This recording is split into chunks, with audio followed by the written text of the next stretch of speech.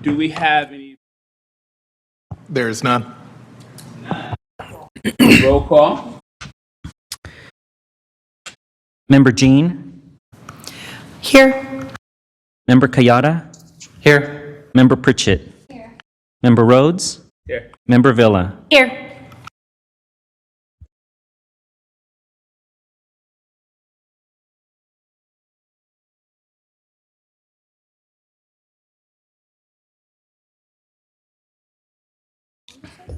Okay. So can we have a roll call of members present? Okay, that's right. I'm sorry. Announcements out of closed session? President Rhodes, do you want to start with the Pledge of Allegiance? I wouldn't mind. Okay. Okay. No. Calling back to order. Pledge of allegiance. Thank you very much. Please stand.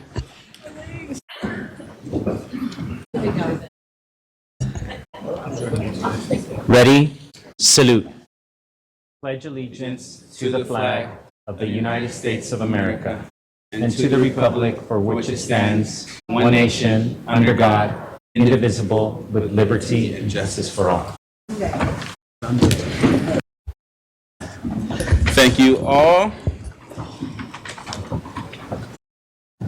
And tell me when. Member McGurk? Member Girk, announcements? No, I would like to. I'm trying to get close out the way, I guess. This meeting of the Sacramento City School Board is being recorded in its entirety and will be cablecast on Metro Cable 14, the local government affairs channel on Comcast, Consolidated Communication, and AT&T Uverse. Today's meeting will air Saturday, February 4th at 1 p.m. and Sunday, February 5th at 1 p.m. It will also webcast at metro14live.saccounty.net and can be viewed on Metro Cable 14 YouTube channel. We welcome members of the audience to address the board. Please complete a speaker form located in the back of the community room and give them to our communications representatives, along with any handouts you may have prior to the conclusion of the item's presentation. Please speak into the microphone when addressing the board and state your name for the record. Please limit comments during public comments that are not to items that are not on the agenda. If you do comment on an item that is on the agenda, we'll ask you to please defer your comments until the item comes up on the agenda. Please also turn off your cell phone or place them on silent or vibrate. Thank you so much. We'll go to item 4.3, Stellar Student by Member Kayada. Okay, is it Anna or Anna? Anna, can you please come up to the podium?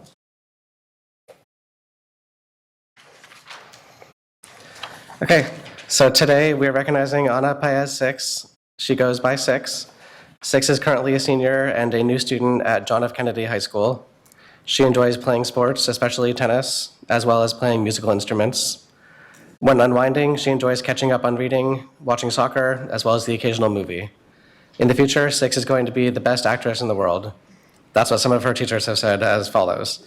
Damian Harmony, Latin and US history teacher at Kennedy, said, "She came to my class late in the semester and immediately adapted to how we do things. She has shown nothing but the best efforts and a willingness to learn from mistakes and successes equally. She approaches the work with maturity that few do and a humility that enables her to squeeze the most out of every lesson." According to school counselor Angela Avalar, all I have to add is, in addition to being a very academically motivated and hardworking, she has been working hard on college applications and plans to study theater acting. She is really well-rounded. She plays tennis, soccer, etc.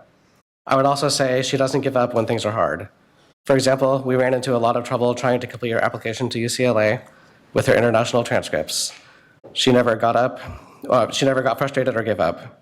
She pushed through and successfully applied. So does that mean you're going to UCLA? As a Bruin, I will encourage you to go there. It's amazing. Vincent Macento, a social science teacher, added, "Anna is in my first period. She is really a good student, always has a good attitude, and works well in groups to complete tasks. She is always willing to help her classmates. She also participated in our World Cup bracket contest, and although she didn't win, she chose Brazil as a proud Braziliana. James Lamb, CSF, Fish, and AAPI advisor said, Anna is in my 6th period. She is an exceptional example of what a student should be. She is so polite and positive.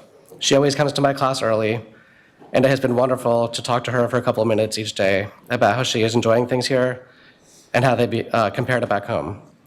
And according to Kelsey Riley, AP Bio teacher, she is truly stellar. Her work ethic in AP Bio has been so outstanding, and I am so inspired every day by her perseverance and the growth she's shown this semester.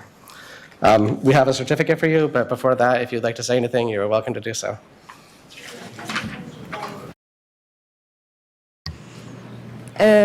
I just wanted to thank my teacher and my counselor for those words and for receiving me really well at Kennedy this year and for all the support I have receiving so far. And I'm really glad to be here today, and that's it.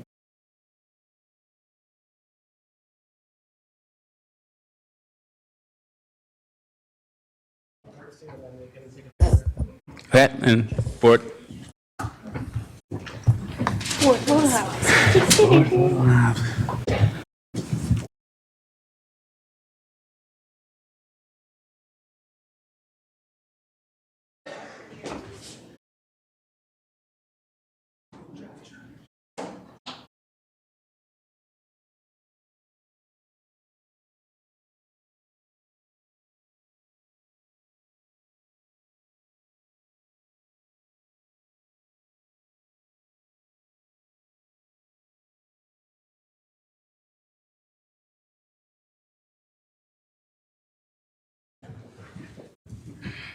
Okay.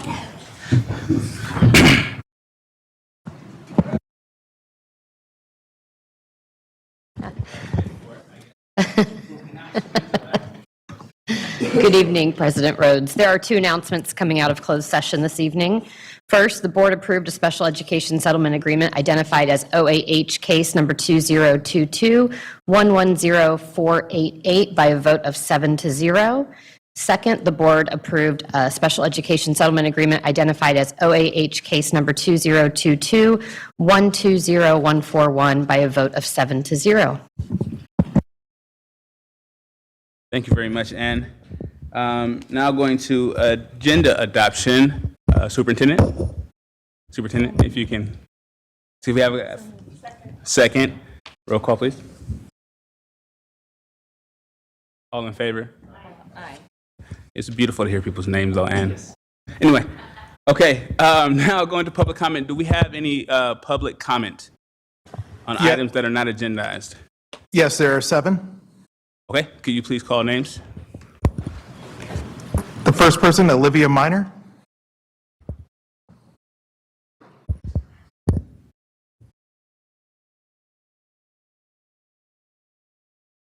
Hello, Ms. Minor.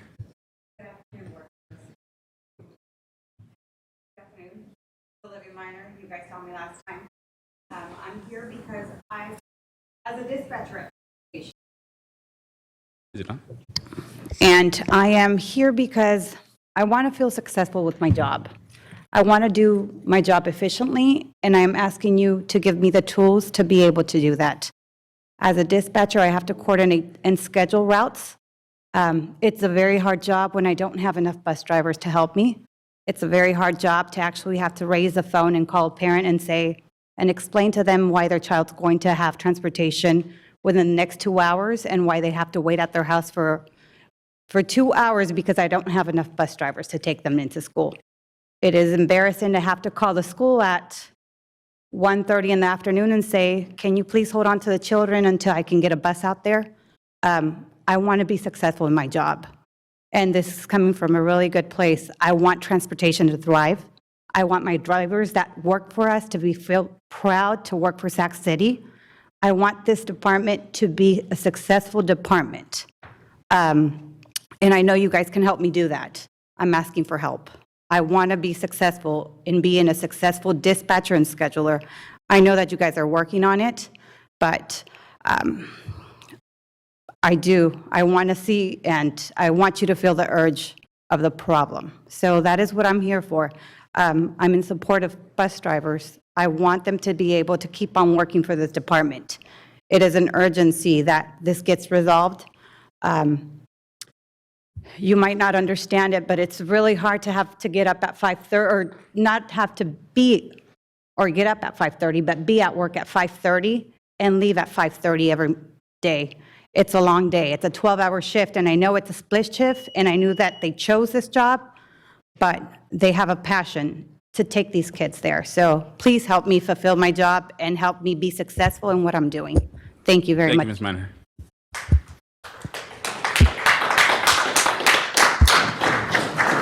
Next person. Next is Shanna Just. Yielding their time to Just is Jerry Cotton, Philip Taylor, and Stacy Willett for a total of 8 minutes. Miss Just, how are you today? I'm doing great, and I'm hoping I do not take 8 minutes. That is not my plan. You're totally fine. Take the time you need. All right. So again, I'm Shanna Just. I'm a teacher at Luther Burbank, but I'm also a community member of Luther Burbank, right? So I live in the neighborhood, have lived in the neighborhood for quite a while, and I've taught at Burbank for this 12 years now, and I taught at Hiram Johnson for 20 years before that, and lived in the Hiram Johnson community. So I'm here today, again, to talk about the Community Schools Grant. I'm advocating for all 6 schools that were awarded Community Schools Implementation Grants. So for those of you that don't know, it is Hiram Johnson and its feeder schools, Wilsey Wood and Fern Bacon, and then Burbank and its feeder schools, which includes also Fern Bacon, plus Rosa Parks and John Still. So they were awarded 5-year implementation grants. And since I was last here, December 15th, a couple of things have happened. And I don't know if it could be just a coincidence, the fact that I was here on December 15th, but since that time, the Student Support Center coordinators at those 6 schools were, how do I put this delicately, were told that they needed to present to their faculty meetings, to their faculties, to kind of give an update on things that have happened in the past and moving forward around the grant. Except when it came time to ask questions, they actually didn't have any answers, which again is not their fault because they're not community schools coordinators. They're student support center coordinators. Their official job title actually, as listed even on the district's community schools grant page, is mental health coordinator / specialist 2. Their specialty is mental health.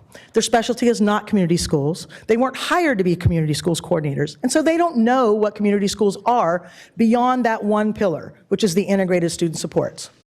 Right? So they don't know anything about it. So they're being asked really to do 2 jobs. The job they were hired to do, which was Student Support Center Coordinator, and then now this second job, both of which are full-time jobs.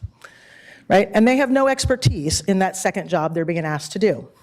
So that's the first thing. The second thing is the district has created a community schools website, which has information and which, if you don't know the details of what the grant requires, looks like the district is meeting the requirements of the grant. But there's a couple of tells. One, it says that at all the community schools, the funding is being used this way. So that's red flag number 1. If it's a community school, the school decides what its needs are and how it's going to spend the funds, which means every school wouldn't look the same. So you wouldn't spend the money the same way at every single school. Beyond each school having a community schools coordinator, which is spelled out in the trailer bill language. Right? 2, where it says 1 FTE community schools coordinator, in parentheses, it clearly says mental health coordinator specialist 2. Again, focus on only one of the 4 pillars of the community schools. And I don't need to tell you that there's a reason that buildings have 4 pillars at least to support. Because if you don't have 4 pillars to stand on, the building collapses. And the same thing is true with community schools. There's a reason 4 pillars exist. Because all 4 pillars have to be in place for a community school to function and to truly be a community school. And it is not where people at central office are determining how the money gets spent, which is exactly what has happened and is what is spelled out in the district's own website. But the other thing besides that is one of the conditions for the grant was the district had to state that these schools had portions of community schools already in place.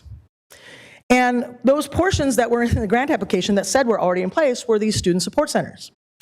Right? So in the grant application, it was asserted they already had those structures in place. And the grant language is very specific in the trailer bill, SB 181. And I'm going to read it to you. And it's spelled out in here. So this is page 65 of the trailer bill, lines 23 to 25. Implementation grants under paragraph 1, and those monies shall supplement, not supplant, existing services and funds. And that is so important that it's spelled out 2 more times in the same bill. Lower on page 65, lines 36 through 39, and again on page 67, lines 1 through 4.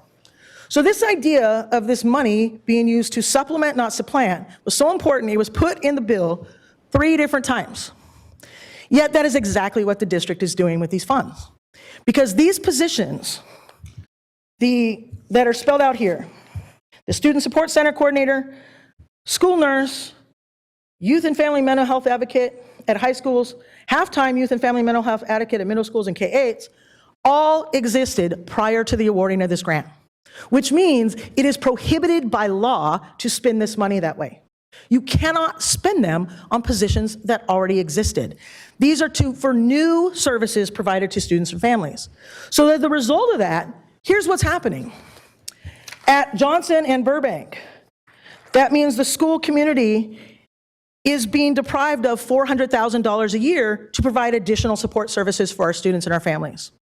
At the middle schools and the K-8 schools, so that's Fern Bacon, Rosa Parks, Wilsey Wood, and John Still, based on their enrollment, that's $300,000 a year that they're being deprived of to provide additional supports for students and families. So again, I encourage the board and the district to implement the law as intended, and the law was intended to provide additional supports for those schools and communities, and to actually do that. Thank you. Thank you, Ms. Jess. Next speaker, Next, we have Audria Johnson. Ms. Johnson.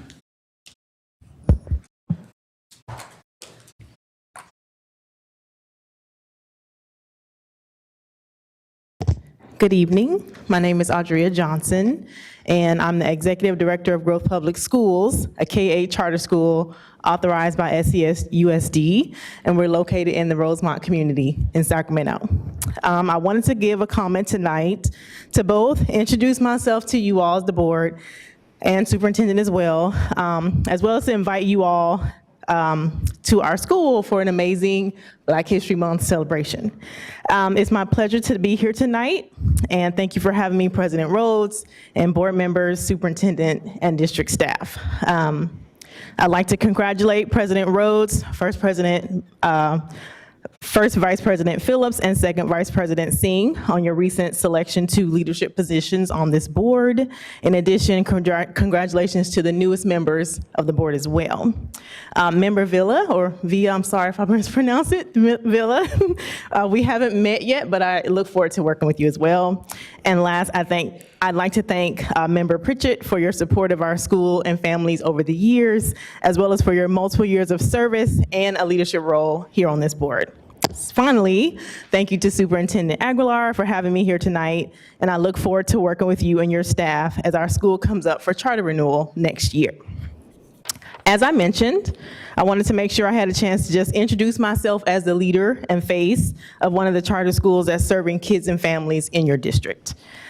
We have an amazing school, incredible students and families, and we would love for you all to join us at our Black History Month celebration later this month at our school. I believe this will be a great opportunity for you to get to know us.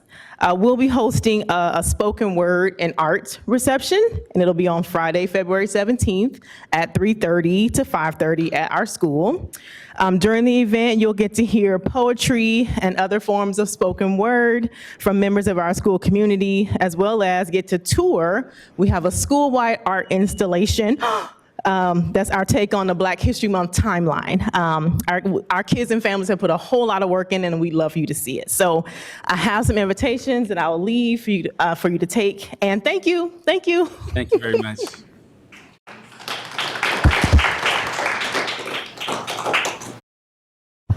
Next, we have Deborah Wilson. Ms. Wilson. Good evening, Ms. Wilson.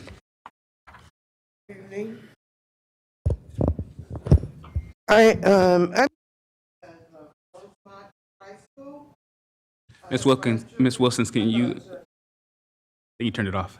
Is that it? Yes, ma'am. Okay, there. I have grandchildren there. And I'm having a real issue. I've been to the school several times. I've come here to the school board, and now I'm here tonight.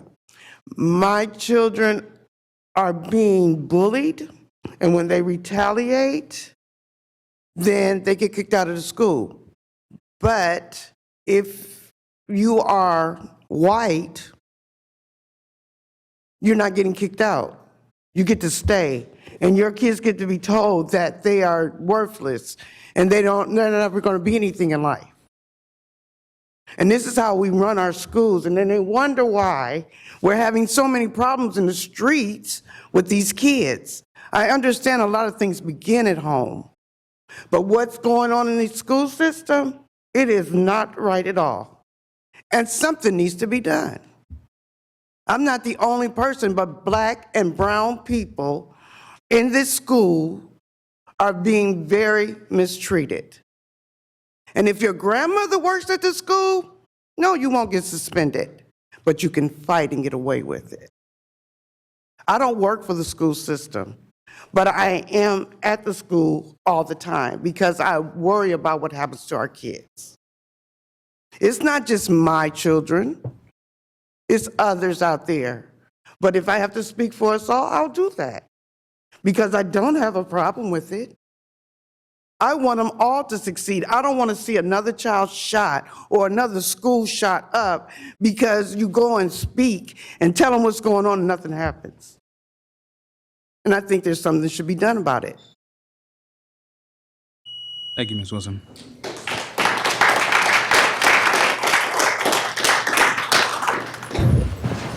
Next speaker is Tasha Dillard.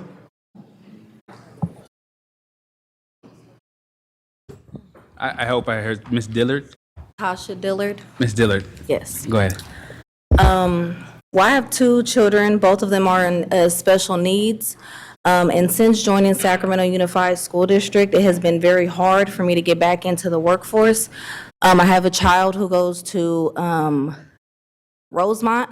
Since going there, she has been suicidal. I feel like Mr. Babby there is very helpful, but as far as the other teachers, she has also had a teacher tell her that she won't amount to anything, and this is after her suicide attempt.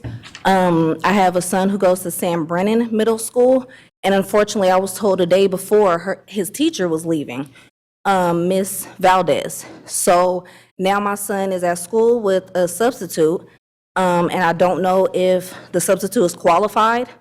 And then also piggybacking on transport, something needs to be done with that. Really special needs as a whole. I don't feel like the special needs department, these kids that really need the help, all of them need help. But these special needs kids need to be nurtured a little bit more because of what they're going through, on top of all these things that the kids are already going through with social media and all of that.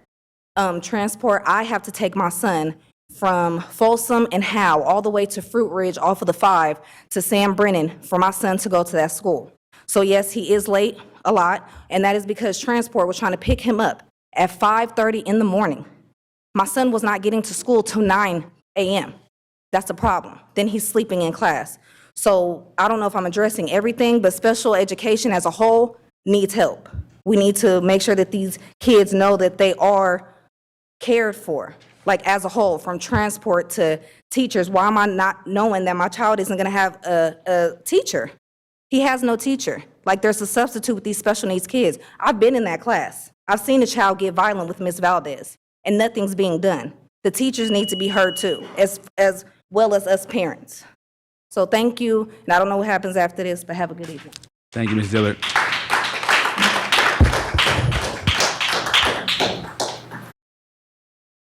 Okay, seeing that we have no more public comment, we're going to move to item 8.0, Employee Organizations Reports. Do we have SCTA in the house? Brother David, how are you this evening?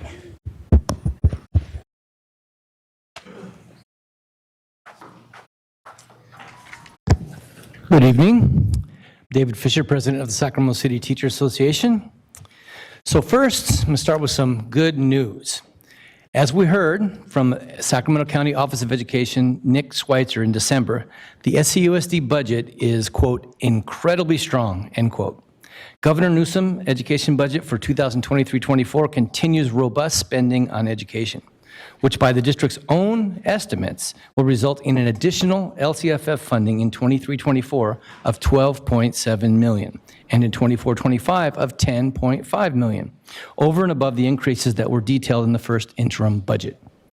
With a proposed COLA of 8.13%, which is an increase of 2.75% from the multi-year projections proposed last year, Newsom is calling for the second largest increase in education in the local control funding formula was introduced in 2012-13. Now, we can predict, as we have heard from Schweitzer, and we anticipate hearing from the superintendent and business office later this evening, the district may describe this as 8.13 increase as flattening or decreasing in the amount of funding, but such claims are on their face ludicrous. The proposed COLA is 8.13% for next year. It will be 8.13% higher than it is today, period. Which brings us to some not so good news. It's no secret that there's been widespread dissatisfaction with the superintendent's leadership in this district. Not long ago, both certificated and classified staff voted by over 97% that they have no confidence in his leadership. The first time votes of no confidence had occurred in Sac City's history. Short time later, the administrators, represented by UP, also voted no confidence in his leadership. The dissatisfaction is also reflected in the alarming turnover of the district's top administrators. We are on our third chief business officer, our third chief academic officer. The chief continuous improvement officer remains unfilled, as does the in-house legal counsel, 2 LCAP coordinators, and there's been almost complete turnover in the area instructional superintendents.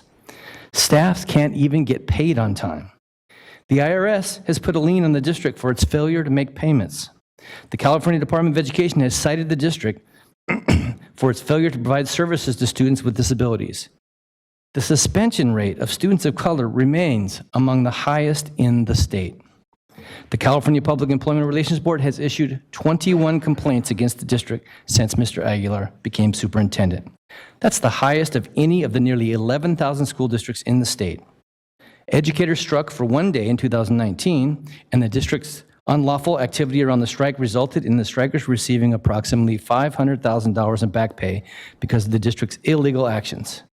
Last spring, together with classified staff in SEIU, we struck for 8 days after the superintendent, with the full support of the Sacramento County Office of Education, for over 48 months, misled our entire community that the district would plunge into insolvency if we didn't agree to his demands for a $10,000 cut in the average teacher's take-home pay through massive concessions in healthcare.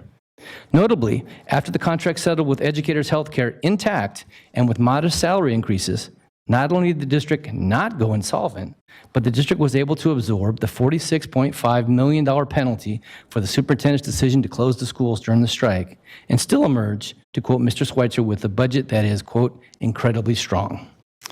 So coming out of the strike, Mr. Aguilar and then School Board President Pritchett promised a new direction and recognized that the labor relations in the district were broken. They committed to improved communications, but like so many commitments, and even signed agreements from the superintendent, those promises to make changes were not followed through. So what does it mean to have a personal commitment from the superintendent or even a signed agreement? Not much. Let me give you some examples. In November 2017, Mr. Aguilar personally negotiated an agreement with us which agreed to a new, revised salary schedule that would help the district recruit and retain staff. When it came time to implement it, however, he backtracked on the agreement and then sued us when we tried to enforce our agreement. The case was laughed out of court, and we won a $14 million arbitration case, forcing the superintendent to implement the agreement that he had refused to honor. As mentioned earlier, in April 2019, Mr. Aguilar's backtracking on other aspects of our agreement led educators to strike for one day in a protest. Mr. Aguilar's to protest his unlawful actions. In 2018, Mr. Aguilar committed to work with us and the Black Pearl School Board to implement restorative practices. To this day, this still has not been implemented. He committed to work with us, Los Rios College and Sacramento State University, beginning with DACA Dreamer students and then possibly other underrepresented communities, to develop a teacher development pipeline that would support the Sac City students who wanted to pursue a degree in education and then return to work in Sac City, thereby enhancing our ability to recruit and retain educators who reflect the diversity of our district. After 2 initial meetings, Mr. Aguilar never followed through, leaving the initiative to languish. In 2018, he signed an MOU with SETA in which the district agreed to the following, quote, "The district agrees that it will not subcontract out SETA bargaining unit work without prior notice to and written agreement of SCTA. In the event of an emergency, an agreement to subcontract will not be unreasonably denied," end quote. Earlier this year, we filed a grievance that is moving to arbitration after learning that the superintendent has subcontracted an estimated $15 million in SCTA bargaining unit work. At the Level 2 grievance meeting, the district's outside labor relations consultant, Pam Manuel, confirmed on the record that the district had violated the MOU. And tonight, the superintendent is attempting to subcontract an additional $300,000 in SCTA bargaining unit by slipping in through a contract on the consent agenda in direct violation of our agreement. Undoubtedly, they'll justify the actions that the failure to do so would result in the district's inability to provide services to students, as required by law. In the past, when we've worked together with Special Education Director Hedegaard, we've met to explain why the district, as a last resort, needed to rely on outside contracts to ensure that students get the services they were entitled to, and we have agreed. But rather than meet and talk about the district's interests, Mr. Aguilar goes full steam ahead, top-down, non-collaborative, adversarial matter that has characterized his leadership since his tenure began. It doesn't end there. This spring, we signed 5 separate MOUs to settle the strike. We have another arbitration scheduled for next month about the district's failure to implement those MOUs. Included among those MOUs is the following, quote, "The parties will agree to resume negotiations on reopeners on or before December 1st, 2022, end quote. Not on or about, but on or before December 1st, 2022. The district currently has 126.75 certificated vacancies, leaving thousands of students without the services they require. And somehow, the superintendent has been allowed to drag his feet to begin these important negotiations, not to mention unlawfully refusing to engage on the community schools, like you've heard earlier from Ms. Just. Unfortunately, while the superintendent has dragged his feet, Dave Gordon and the staff leadership of SCOE have not hesitated to use the SCTA wage reopener as an opportunity to mislead the public about the status of Sac City's finances. In a recent letter, Mr. Gordon returned only a, quote, "conditional approval of the SCUSD budget because, among other things, the agreements with SCTA and SCU, quote, allow for reopeners on salary for the 2022-2023 school year and beyond, and that the, quote, district currently has a policy to maintain reserves no less than 5% of total general fund expenditures, and the purported, quote, flat funding for K-12 education in the coming year, end quote." Now, it's been no secret that the Sacramento County Office of Education has provided abysmal oversight in its role as fiscal advisor since the district budget was first rejected in August 2018. SCOE has been there every step of the way through the grossly inaccurate budget projections that we detailed in our last meeting, and Dave Gordon and his staff continue to repeat the myth that the district has deficits spent when in fact it has run surpluses in each of the last 4 years and 12 out of the last 13. Unfortunately, Gordon's inappropriate efforts to intervene in the negotiations between the district and SCTA and SEIU has not led him to step in a matter where his oversight should occur. That's in the superintendent's contract. Gordon and staff have been supportive of Mr. Aguilar's increasingly lucrative contract over the same period of time that Gordon claimed the district was on the verge of insolvency. Since SCOE rejected the Sac City budget in 2018, Mr. Aguilar's salary alone has increased from $295,000 to $340,154, an increase of $45,000 or over 15%. Doesn't stop there. Let's look at Mr. Aguilar's compensation just since the 8-day strike in March and April. In April 2022, Mr. Aguilar's salary was $314,491. Since then, he received a 4% longevity increase, which raised his salary to $327,071.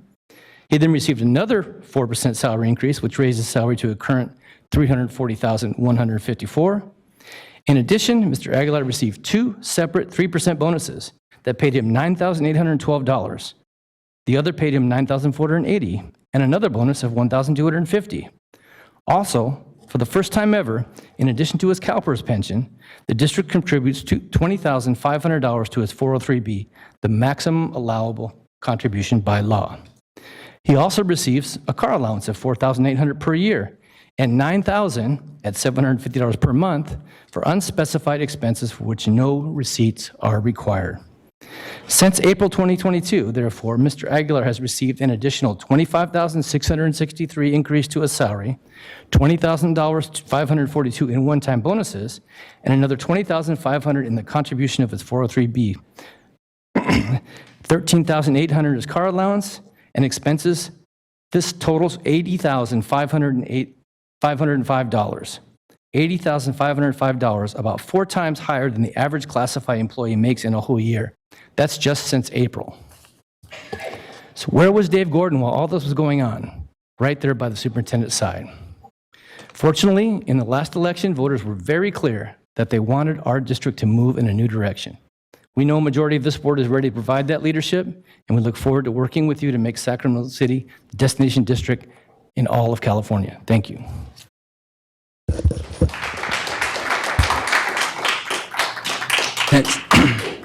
Next we have SEIU. Anyone from SEIU here today? Okay, let's go to TCS. Going once, going twice. All right. Teamsters or UPE. Okay.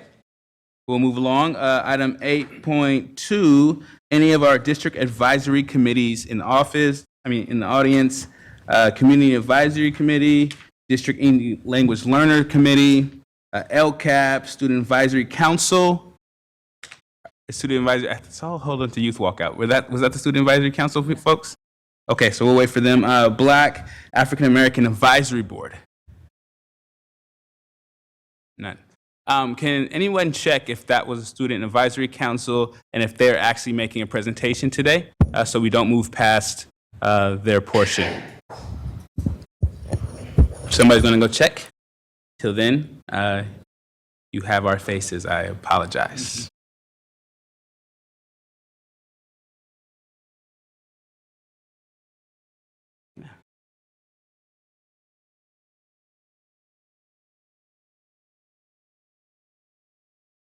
No. Okay.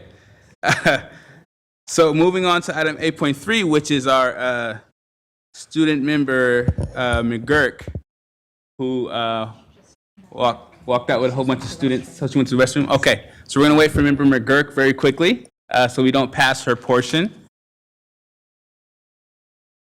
Thank you for allowing us to wait for our student board member to come back.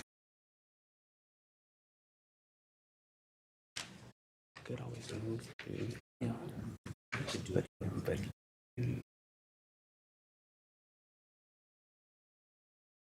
ask her. We're gonna get more.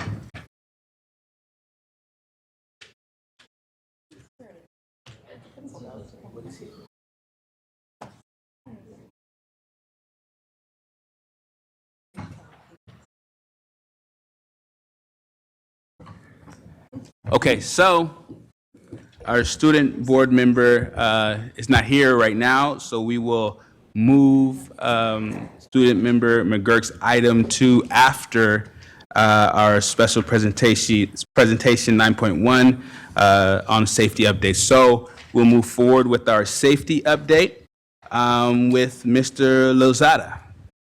Thank you very much. Oh, wow. Wow. Man, that must be the tie and the shirt combo working for me right there. No, my brother, it was the glasses and it's Black History Month. That's hey. I'm glad to be here.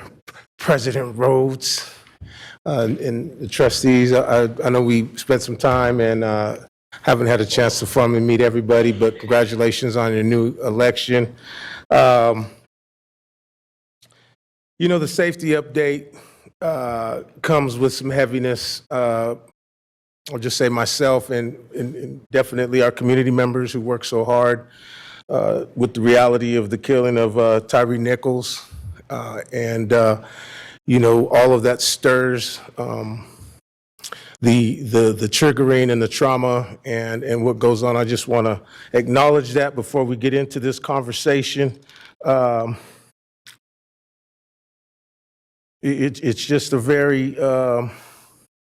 it's a very difficult topic, especially when the conversation of safe schools and police involvement and being on our campuses and the political impact of that. It just all kind of comes together for those of us who have been working on this journey, and many of who have championed the effort to this point. And all highlighted still with the other concern on the other side of this is that, we're seeing our students coming to school with firearms. And so just the ambivalence that creates, the reality of the need for an improved safety, and just to do the right thing as a district. So it's with honor that I'm here, and we have so many of our representatives of what we're going to talk about today with the reimagined school safety. Understanding that our guiding principle, that all students are given the equal opportunity to graduate with the greatest number of post-secondary choices from the widest array of options, but the honor in understanding that we have a system that's inequitable by design and that we vigilantly work to confront and interrupt inequities that exist to level the playing field, to provide opportunities for everyone to learn, grow, and reach their greatness, which has already been highlighted by the public comment from our parent from Rosemont. So it's an honor to have come this far. The work and everything and the collaboration of our Reimagine School Safety Task Force. The resolution back in July 2020, we were directed to convene an ad hoc majority task force, provide the recommendations, evaluate the current school discipline and racist response, and recommend strategies for enhancing school safety.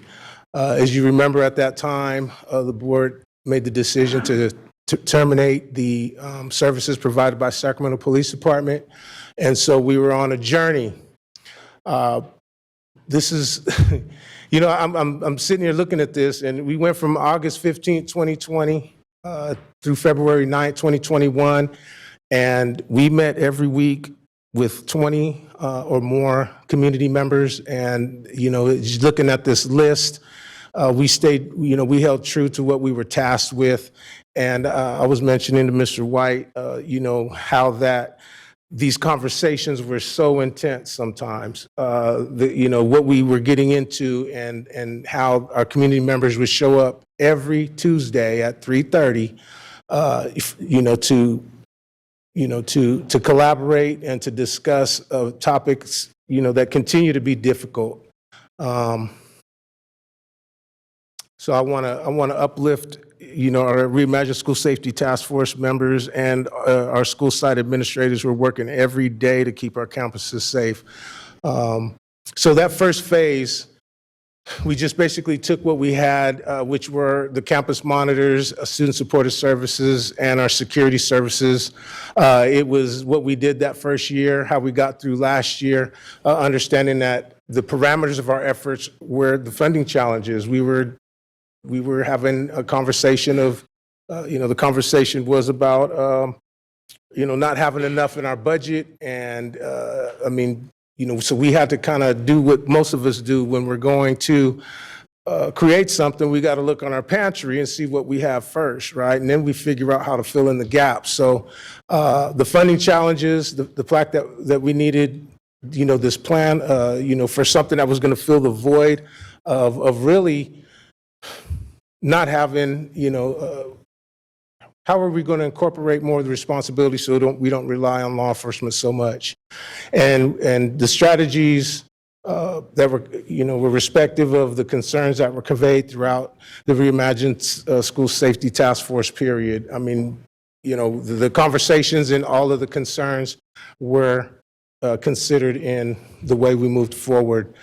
So for that first year, it was Director of Safe Schools, and we were just trying to do our best to manage the intervention and prevention and the operations side of things.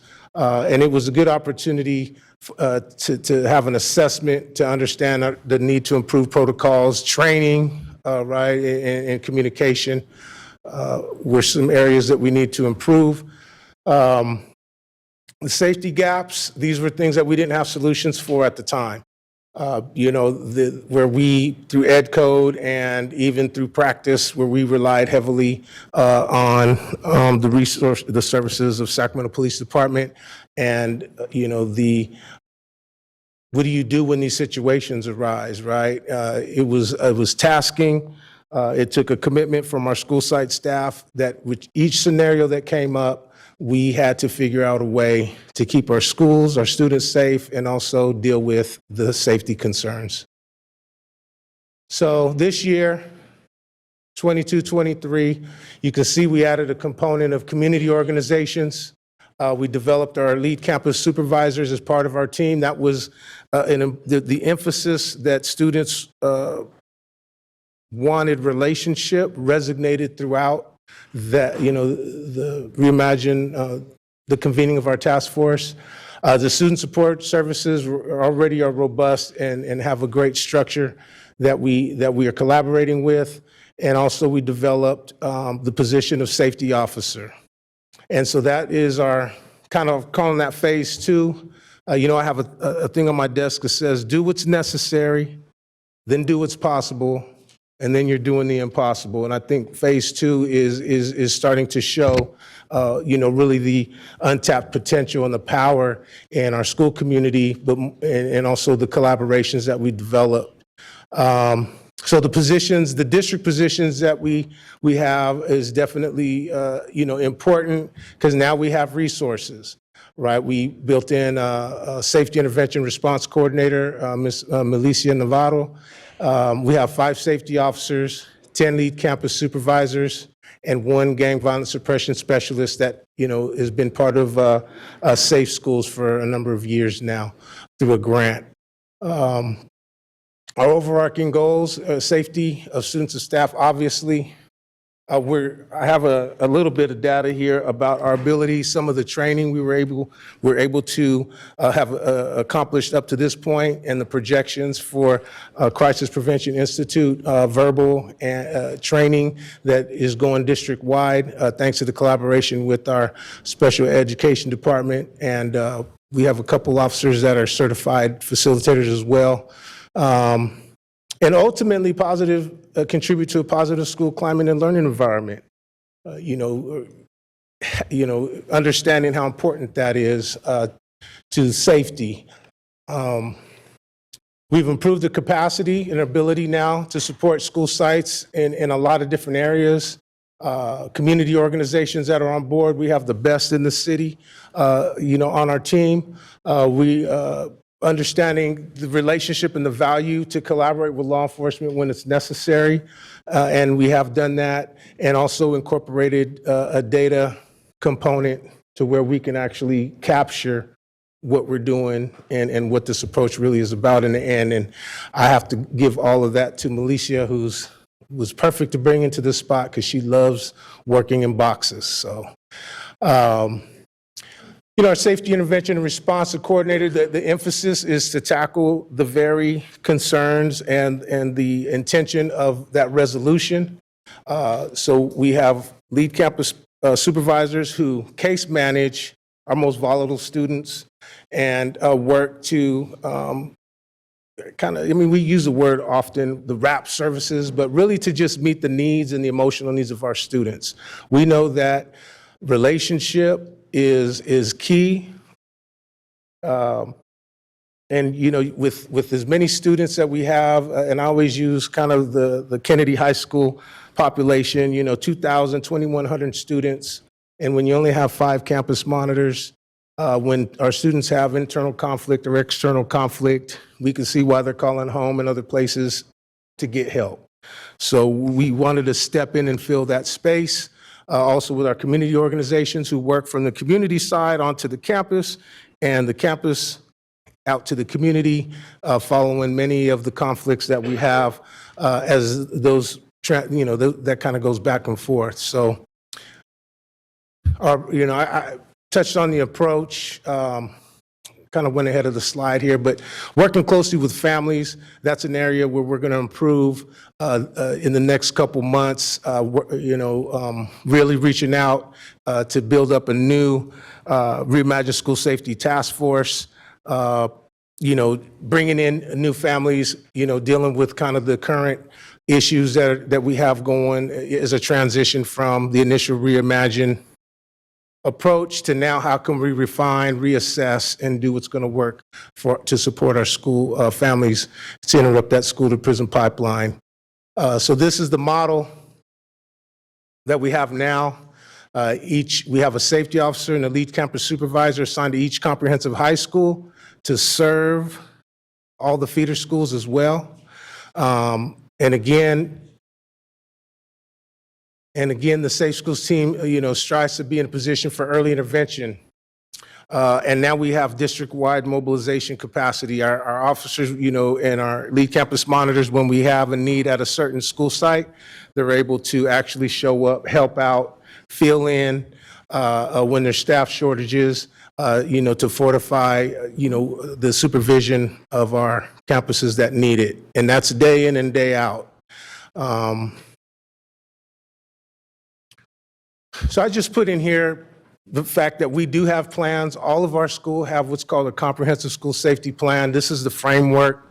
The boxes in gray is kind of what Safe Schools does and provides and is working and striving to accomplish in a thorough way.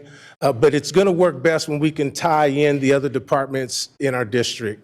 So if we can turn these all, when we have the consistency and we're working diligently to build those collaborations, I think, that's really what the framework and the best practices are, when we're talking about what our plans should look like ultimately.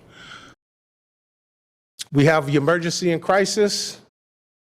Those are situations where we're going to call 911 to mitigate a threat, down to a non-emergency situation where we can deploy our district resources and address whatever the conflict is. This is that guidance.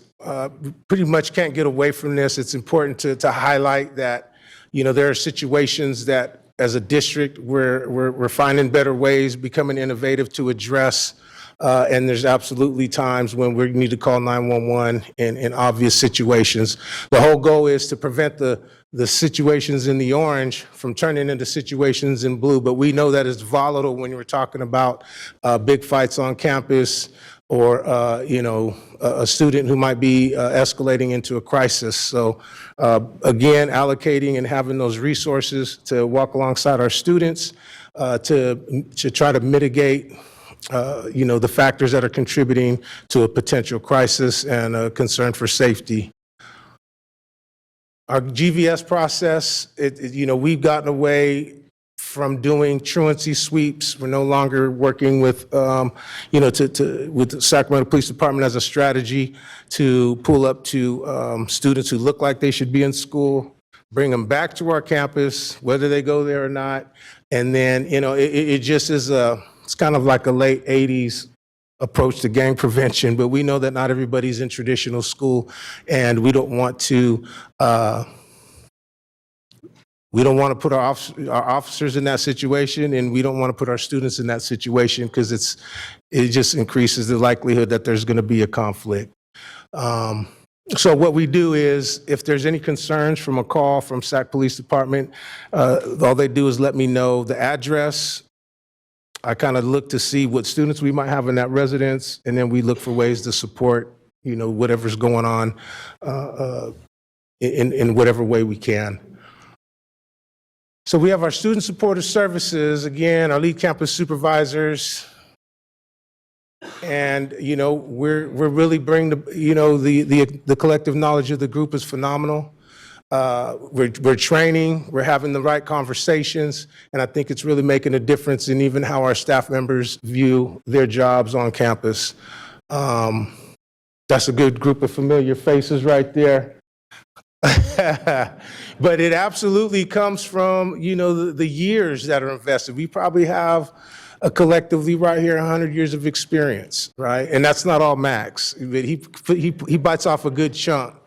But it's great learning, and we empower everybody to bring their experience to the table as to how they interact and they share ideas. I mean, it's really creating a good culture and for something that's new and dynamic here at the school district as far as safety goes.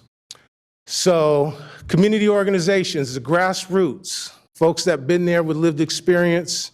And we know that by having adults present that our students will self-regulate. The student advocates and what we have in Sacramento is our youth serving organizations are also, they get active as well. So there's some accountability in how we're working together and, in understanding their perspective and what they have to offer to community safety or reimagine safety from a community collaboration. So we have our large events. We're able to send staff. We're working, this is a meeting we have with Black Child Legacy Campaign to make sure that our staff, we're making the right connections. There's a commonality of preventing third-party homicide, which is community violence for the most part with our young people, black youth in particular. And so we're building those relationships as well. Man, I had a bunch of notes here I was supposed to be looking at. And bringing in other departments, our foster youth services and our youth leadership development with Ms. Nava and Aaliyah Holmes. And this was actually a picture last year. These were folks that showed up, and we were only in phase 1, which didn't include community, but I seen the power in when we got together and showed up to throw the football around during lunchtime, and we were just coming out of COVID, and you'll see some of these faces in the room here today as well, this evening. We had a community threat assessment where we talked about what a threat assessment really is. We want our community partners to understand what our legal obligation is and how we look at situations so that there's no back and forth and everybody understands where they contribute to a threat assessment or how we support our most volatile students to mitigate any issues that would lead to a threat. And so it goes back to relationship and engagement. But having opportunities to train together, we did that. We had 2 of these forums this first semester. So, and these are the organizations. These are folks that we have the written collaborations with. And I have to acknowledge, and I apologize, Mr. White, Mr. Pinkston, Black Parallel School Board, specifically with Ms. Marion Bryson, has been a phenomenal resource in supporting our parents, who are frustrated about what's going on with their special education rights of their students, and a lot of times show up to our schools angry, right? And so here come 911, right? And so in order to circumvent a crisis, to be able to give them a phone number of somebody who I know is going to call back within an hour, it just takes care of so many issues in a way that is responsive and I think respects the dignity, of our parents. But these are the groups that are here today. Many of who showed up today in the audience, kind of deep today. They were like, "Man, Ray, you know how to throw a party." But in addressing the gaps, you can see now the safety gaps that we actually have a coordinated response. The supervision for our large events, we do rely on Sacramento Police Department to help really be present in case something happens when we have 500, 700 people together at a football game or something. Ooh-wee, shut me down, huh? And in our safety officers, so these are the collaborations. A lot of times our officers are able to get to scenarios or situations where we have lockdown. In this picture in particular, we had already located the person that we were concerned about, and when SAC PD arrived, we had already were able to lift the lockdown, and they did their part, to get the person out of the area. Even when it comes down to medical, our safety officers, get involved in these situations to help relieve some of that responsibility from our principals from elementary, junior high, and high school levels. So, the Reimagine is a new and dynamic approach. I mean, I think it's requires some patience from our school community to see this evolve.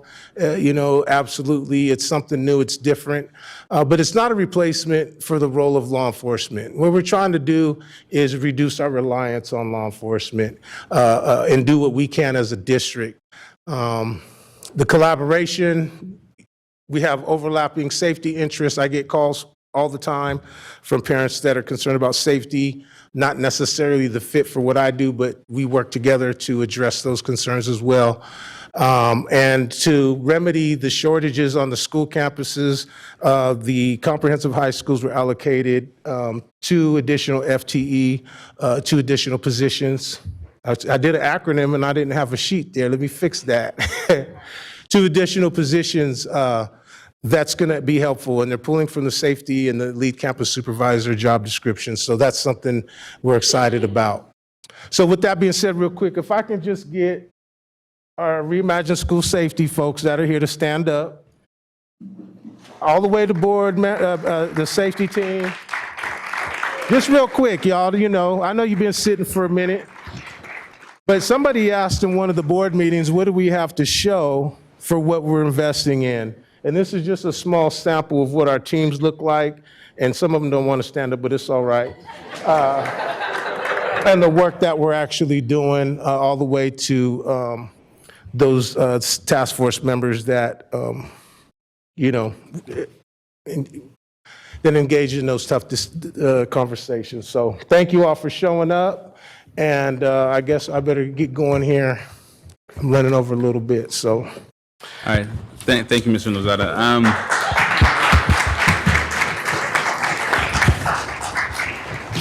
Quickly, do we have any public comment on this item? We have 5. Okay. Please have the first person come up. First speaker is Kenneth Duncan. Mr. Duncan. How are you doing, my guy? Blessed, man. Right. All right. President Rhodes, good to see you, brother. Hey, hey. Going back 10 plus years with this man working in the school district. So just wanted to say, Ray, thank you for trusting myself and my organization to go into schools. Like you said, those relationships that we have been built over like the last 10 plus years. So working with siblings to all the way, the whole family. So I'm Ball Out Academy, I'm the CEO and founder. I use sports to do gang intervention and prevention programs. I'm actually a supplemental provider as well at 13 schools in Sacramento Unified School District. But on the school safety side, I'm at Leotata, Floyd, Cal Middle, and McClatchy, so McClatchy feeder schools. I have a strong presence in CV Circle, New Havisha Public Housing, the project. So a lot of those babies who go to Leotata, go to Cal, go to McClatchy from the public housing tend to get lost during that transition from school to school. So me and my organization took it upon ourselves to support those youth with some wraparound services, whether it's tutoring, helping lead kids from not joining gangs, because that seems to be an easy thing to do. We even deterred kids from bringing BB guns to school. I was up at Cal able to talk with a couple young men who have brought fake guns to school a couple different times, but now they're engaged in my program. They're coming to play basketball. Grades have improved. We use incentives such as going to Kings games or having professional athletes come and talk to the kids. So just with those incentives alone, we've seen attendance improve, behavior improve, and parent support really skyrocket. So we're grateful for the opportunity, and we're going to keep working. Thank you, Mr. Duncan. Jerome Anderson. Mr. Anderson. I thought I was in the Matrix for a second. Mr. Anderson, please come up. Nobody got it. Mr. Anderson, right? You don't remember that? Dating yourself. Dating yourself, right. Go ahead, my brother. Thank you all so much. First and foremost, I want to just thank you all for being here. Mr. Ray Lozado, thank you for this opportunity. My name is Jerome Alvin Anderson, and I represent SAR on behalf of Self-Awareness and Recovery through Daniel Silva. And Project Safe School, it provides these kids a chance to change. You know, Benjamin Franklin said it best. He said, money spent in an education pays the best dividends. But what good is an education going to a school if these kids are not safe? So one of the blessings of SAR and other CBOs, community-based organizations, we're able to not only walk the hallways and canvases of these schools, we're able to foster a relationship and walk into the hearts of these youth. We're able to treat the trauma that they've been through. You know, there's a saying that a successful person lays a solid foundation with the bricks and sticks inside he throws at them. Some of these kids have been thrown the hardest challenges that life can bring.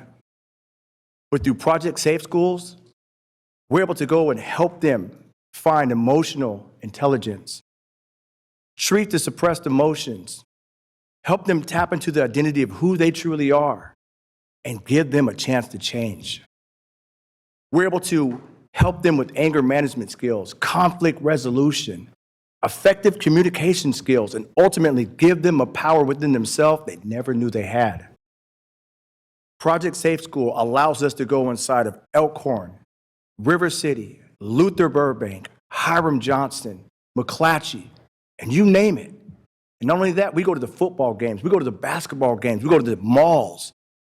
We go where these kids are at, and we foster a relationship with them they never thought was possible. And with that, we teach them that the decisions they make ultimately make them. It makes our community a better environment. Thank you. Thank you, Mr. Anderson. Thank you. Next speaker. Christian Johnson. Welcome, Christian.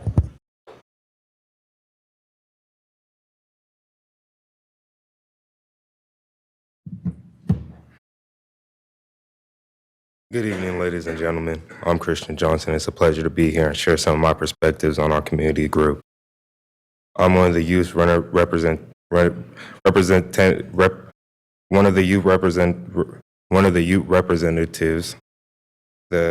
of the SAR program, and I have been attending the program for some time. Programs like the one I'm speaking for today helps the youth, including myself, for giving a place of respectable mentors and a safe environment. SAR staff put their focus on how to better help the youth in our community to give them an outlet to express and articulate themselves. And it gives them a space to discuss mental health and sensitive topics. They work with other community groups as well in community events, vaccination clinics, and additional mental health work. A group like SAR actively helps in our community to thrive to make a change and a difference. Thank you. Thank you.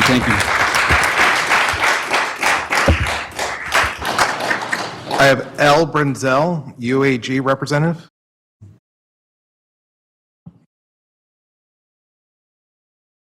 Well, say it ain't so. Hello. Floor is yours. Good evening, President Rose and Superintendent Aguilar and Mr. Singh, Vice President Singh. Good evening. And good evening, Board, President Rhodes. I just want to uplift Ray's update. Mr. Lozada has been working on school safety for well before he actually became an employee of the Sac City Unified School District. And I just want to applaud his dedication to making sure that community was involved in all of this. So, we're part of the collaboration, United and Guided.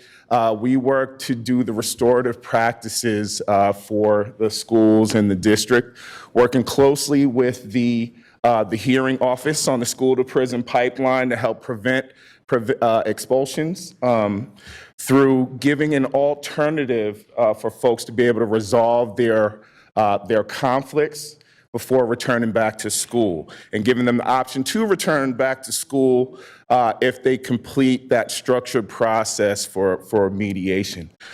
We've been blessed to be able to do some of this work since last summer. And we're able to meet with students that have been suspended for fighting on campus. We're able to help with some of those resolutions. We're also starting to get principals to call out to us to really help resolve those fights in school. So we're here to really uplift that collaboration. Shout out to Ball Out Academy, SAR, HOPE, Black Parallel School Board, all of those people that are really helping and contributing to having that community response that does not involve law enforcement. And so I will read one, I know I don't have much time, but I'll read a thank you from a principal that is in our district. It says, Ray, I want to thank you for connecting me with Imani Lucas, Richard Johnson, and LaShanya Brazil of United and Guided. This organization is a hidden gem in our school community. I am so appreciative of the time they put in the meeting with our two families to positively mediate and help bring a resolution with such care. Not only that, but they did so in a way that they were neutral, inclusive, and empowering to our families. Please count on me to help spread the word of this great organization in our community. So Thank you just guys so you know. much. Thank you. Appreciate you.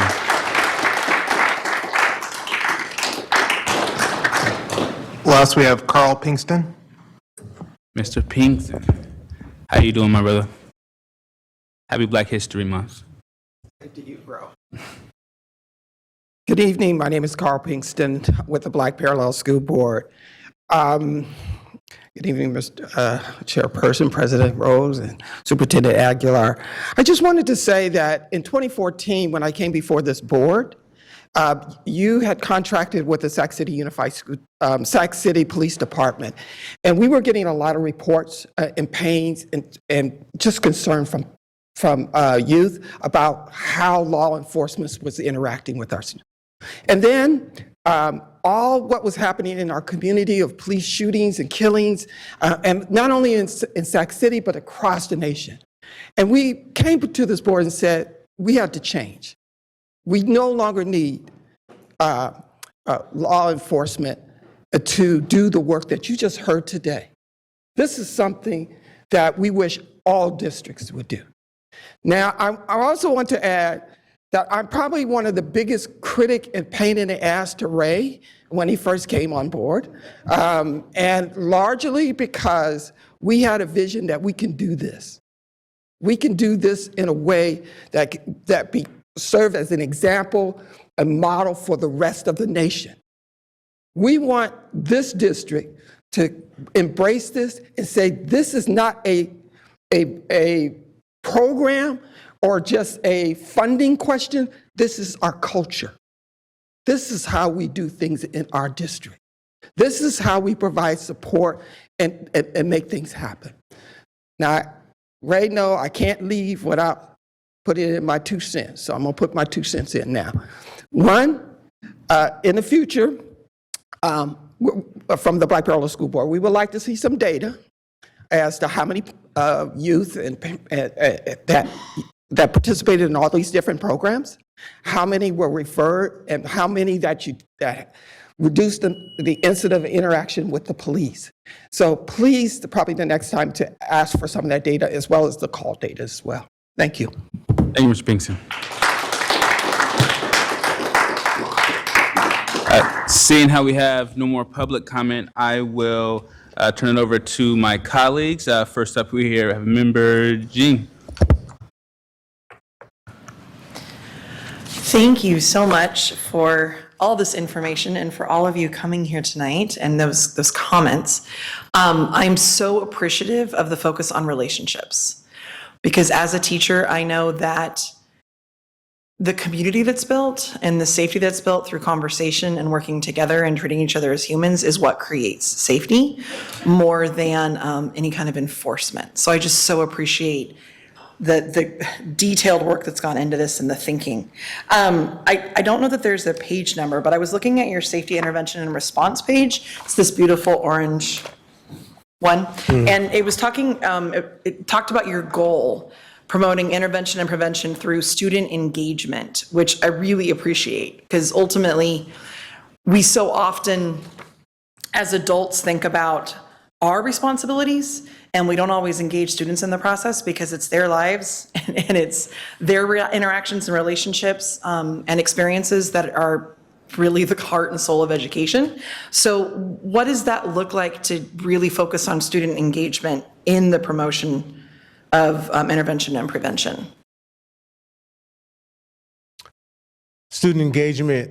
So as, at least from our team's perspective, it goes back to the work, and this page basically represents the work of our lead campus supervisors to be visiting with our students, to build relationship and engaging with them in that way, as well as the referrals that go out to our other community collaborators, just to try to fill some of those voids and meet some of those emotional needs. We feel like, and it's the best practice when you're dealing with, in any threat assessment structure, it emphasizes the need to build relationships and have existing relationships with our students prior to something happening. So that's what we're doing is basically case managing. If it comes from fighting or conflict that's going on, we assign them to a lead campus monitor who deals with that comprehensive school and the feeder schools to check in.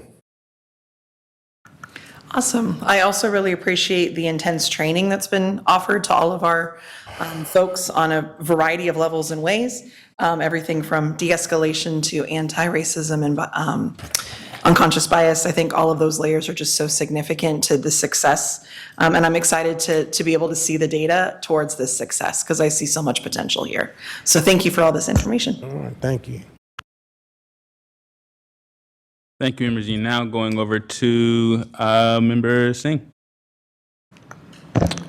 Thank you. So I have a multitude of thoughts, many of which I'll share later on today. And hopefully folks are able to watch that recording later on.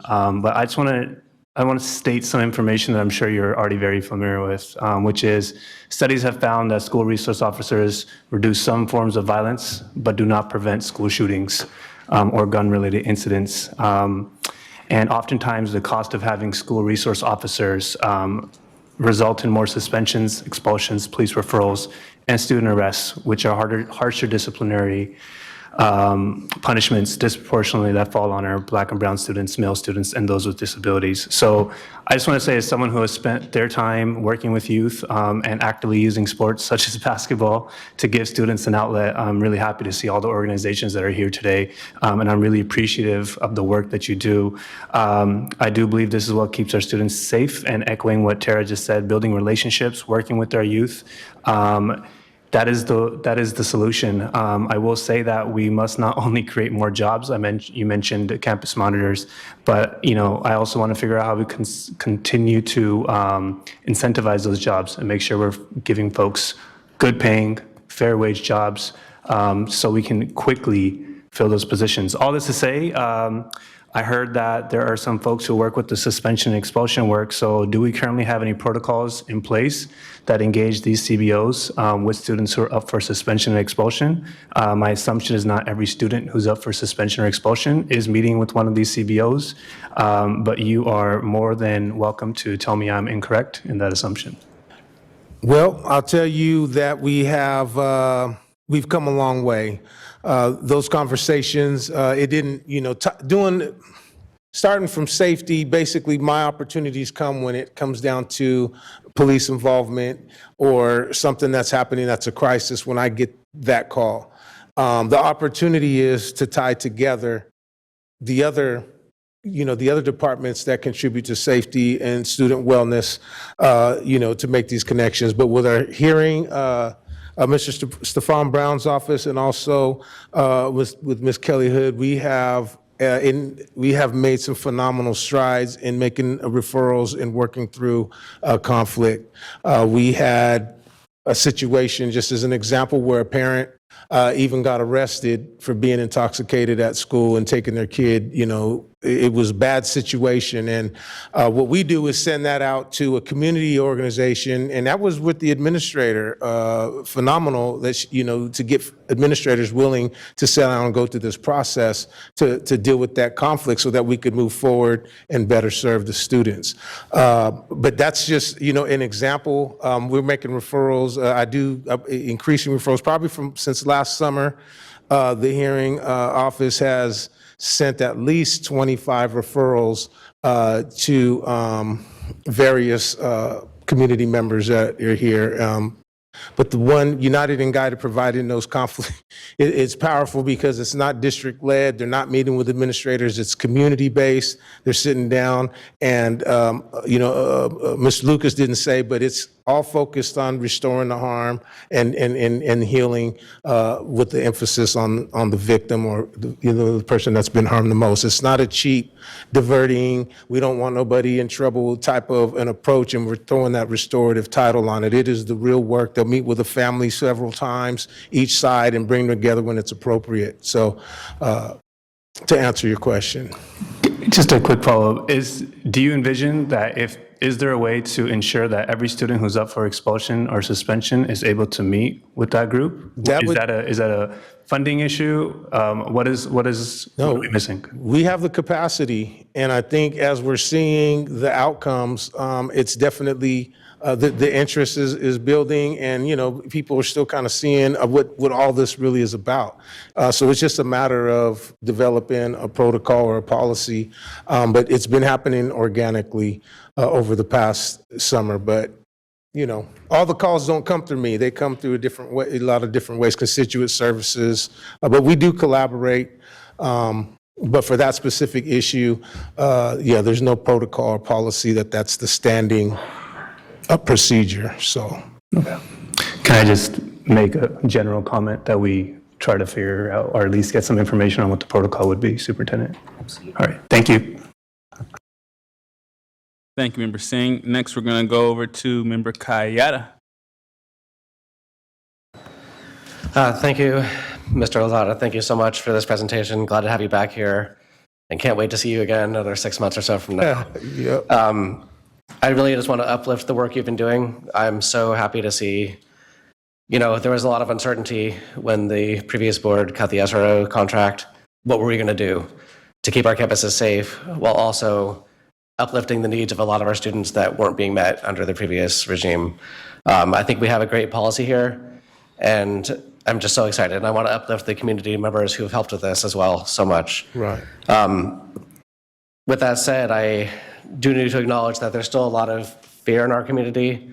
There's been incidents like at Kennedy. Some people feel unsafe. They're not seeing this work. So I'm excited for, phase 2, because a lot of that will be addressed. A lot of the concerns I've been hearing in the community, I think, are in the works. There's a lot of people who, they want to see something of a uniform. And I think that we can make people feel safe, but we can also protect the kids who might, not be in the best path and they need help. Ultimately, that's why I fully in favor of us cutting the SROs in the past, was because we might make a couple of people feel good. We're not going to actually probably make things much safer, as Member Singh just mentioned, but we're going to ruin some kids' lives, and we're going to hurt the community in the long run a lot worse. Because you have these kids who you've criminalized, they go to jail for 6 months, they come out, now they're criminals on the street. We have a chance in our schools to help people be productive members of society, and I'm really glad this program that we heard about today is going in that direction. And I, again, can't say enough how glad I am to see that we're taking a really great approach here and perfectly balancing safety and the needs of all of our communities. Thank you. All right. Thank you, Member Kayada. Next, we have MVP herself, Member Phillips, our first Vice President Phillips, I'm sorry. Good evening. I am pleased. But I just have a little question. I know that we're working in the comprehensive high schools and the feeder schools. So what's the story on, one specific area where we only have American Legion? Is there any reach out into at least the elementary schools? Can you kind of run a little back on that? Yes, actually, we spend a lot of time at the feeder schools, all the way to the elementary, American Legion included. So though the model is the comprehensive, we also do whatever schools, district schools are in that area, any sites, that's within the range of that same, Johnson is down the street from American Legion, so our safety officer from Johnson frequents, and a lot of the students, go back and forth. So, no, we're mindful of the Met. We can say that we have a lead campus supervisor, Mr. Preston, spends a lot of time over there. But and George Washington Carver now gets some support, which they didn't even have a campus monitor. So we've got Max and John, frequenting those campuses as well. So we're trying to, get to everybody. Bringing in the 2 additional positions at the comprehensive high schools will free our people up to spend more time at Rosa Parks and Success in different places. And I'll just add, it's not always student conflict. We've got administration issues and domestic violence, and our guys are stepping into all those spaces when those issues come up. So, it's growing in a lot of different ways that I didn't even anticipate. Thank you. Thank you. Going next to Member Pritchett. Hi, Ray. How you doing? Good. All right. This presentation, excellent. Good job on the work that you've done. I mean, I really, truly mean that. And the task force members, thank you for all of your hard work. Like, I know that was hard, going to all those meetings, talking about tough situations. So just thank every single one of you for the work that you've done on this. And our community partners that are working with our kids, thank you for the work that you're doing. Amazing, amazing work. And I don't want to leave out our new safety gang back there. Yeah. They are, wow. Like, I even see one of my Rosemont dads out there. I'm like, yes. Like, that's what we needed, right? And so I just first want to say thank you for that work. Obviously, I always got a lot of questions, right? A lot of comments. So I'll just kind of dive right into it.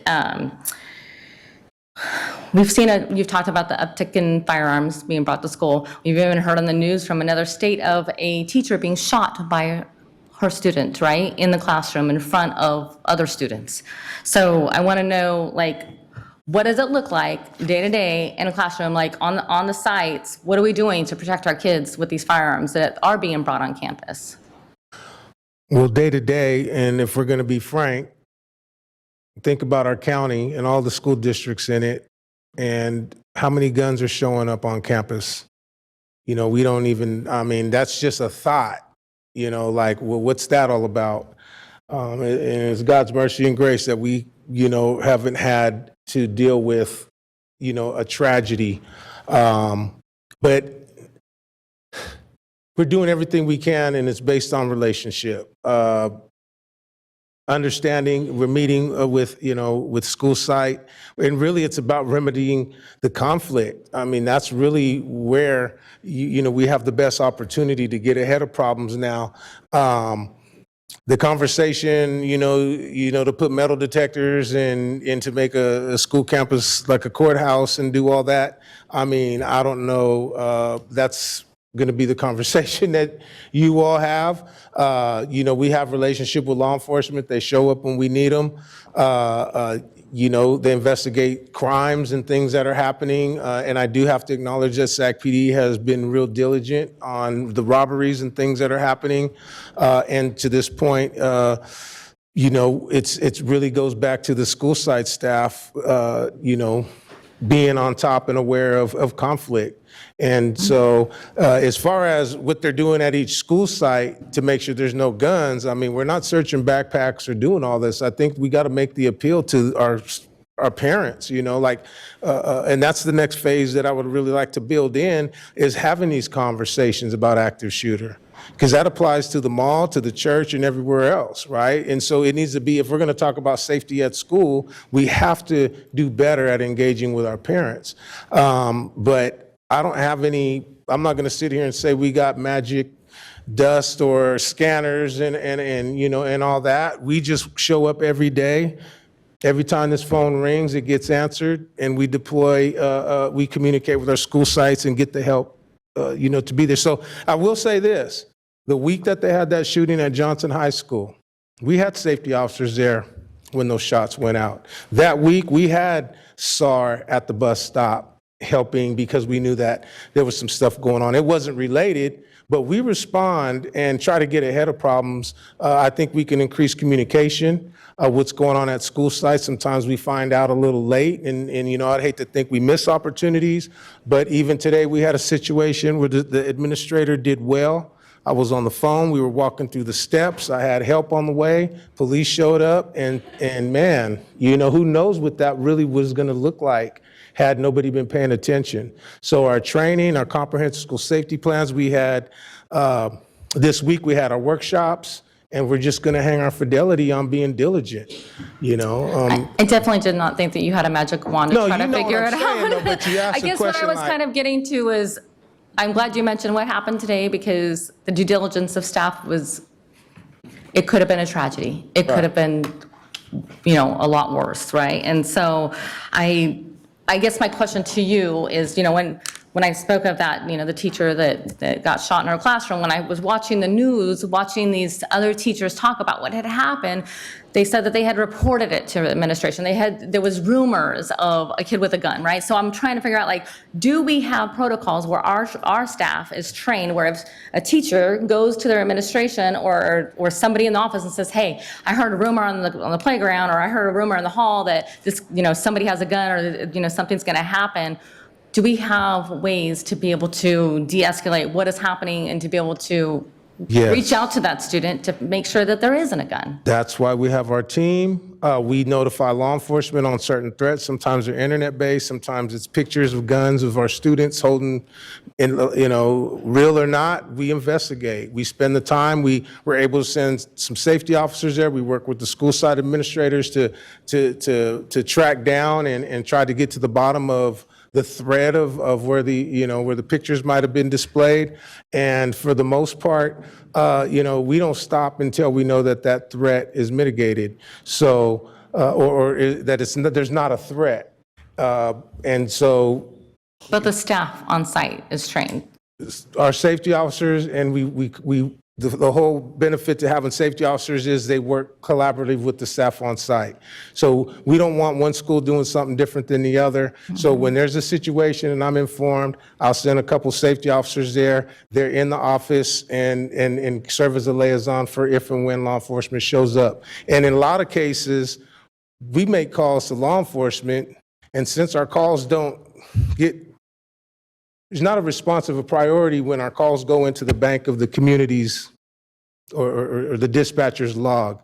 So we're working on these a lot of times, and sometimes they'll call back and I'll tell them what we found out and what we know, and they'll clear the call, right? So that's and that's not something we intended to do, but it's working out that way to where we don't rely on them, and they're like, well, if you've already got, you know, traveled down the path and got parents involved and know that the threat's not, you know, then it turns into an informational report at best. So there's a lot of things that are coming out of it. I think, you know, definitely getting these, the high schools the help they need so we can continue to evolve, you know, accordingly. But Yeah. that's the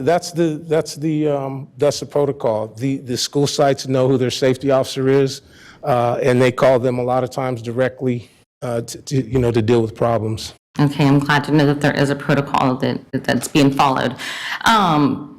I know Member Singh had mentioned, and Member Kayada had mentioned about school resource officers, and I know I've always I've been the unpopular one in the room, you know, supporting school resource officers. That's not what I'm doing tonight. Just take a breath. No, really. But I do want to say that when we disengaged with SAC PD, before that happened, I had several meetings at our school sites with students and teachers and community members in my area. And I don't know if you know, well, Ray knows this, I'm a football mom at the time. We were at the football field a lot, right? And from what I saw, the interaction with school resource officers to our students was phenomenal and prevented our students from going to jail. That's what I saw. So but that's another thing for another day, okay? But to that point, as you know, Rosemont is a very unique area, being in the unincorporated part of the county, right?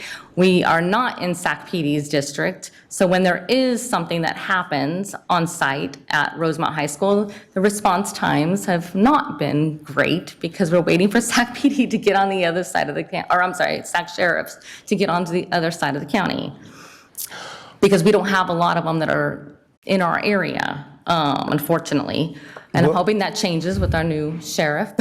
Yeah, well, Rancho Cordova Police Department They responds. service our area, Yeah. absolutely, yes, but it's still not great. So I'm just wondering where we are on the talks with the Sac Sheriff's Department, because I know that you have a relationship with Sac PD, that you talk to them quite often. I'm wondering where we are at on the talks with Sac Sheriffs in terms of response times, when there are emergencies, when there are things that we're gonna need law enforcement for. Right.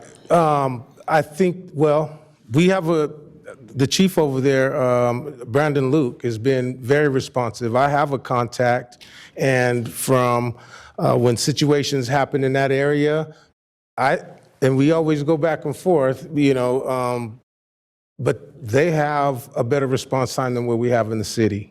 The folks, what happens, the Albert Einstein calls and all that's going on over there, comparatively speaking, I haven't seen where it's been just a long, hours before they show up.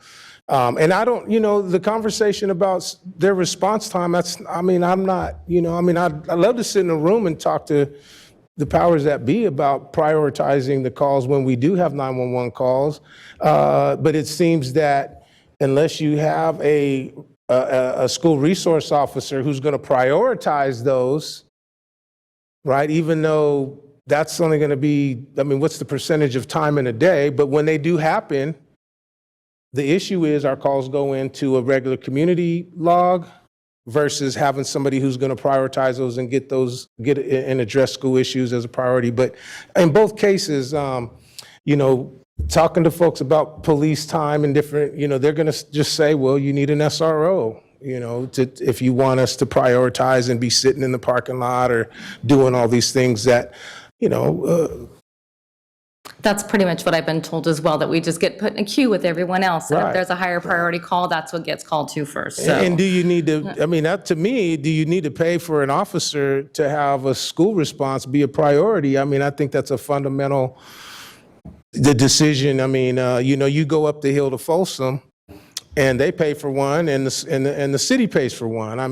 But here, I think the amount of money that we were investing in 8 SROs just was so glaring that it spawned the reaction from the community. Not to mention the statistics and the data, and y'all can talk about how police make folks feel at football games, but I know that having them in the parking lot and being present when you have adults and people that we don't know that aren't part of our school community, it makes a little more sense. But nobody asked me when they terminated the contracted services with Sac PD. It just was done. And so we worked with them when we had them, and we don't have them and we're working without, we're still collaborating and having a relationship, but, some of these decisions I think have to be a conversation, a community conversation. I know Mr. Cayetta has mentioned in the past. We're going to get there, but it's still about doing what we need to do as a district to reduce the reliance on police services, and that's where we're focused and what we're. Well, that's heavy on my heart all the time. You know that. Yeah, So, I know.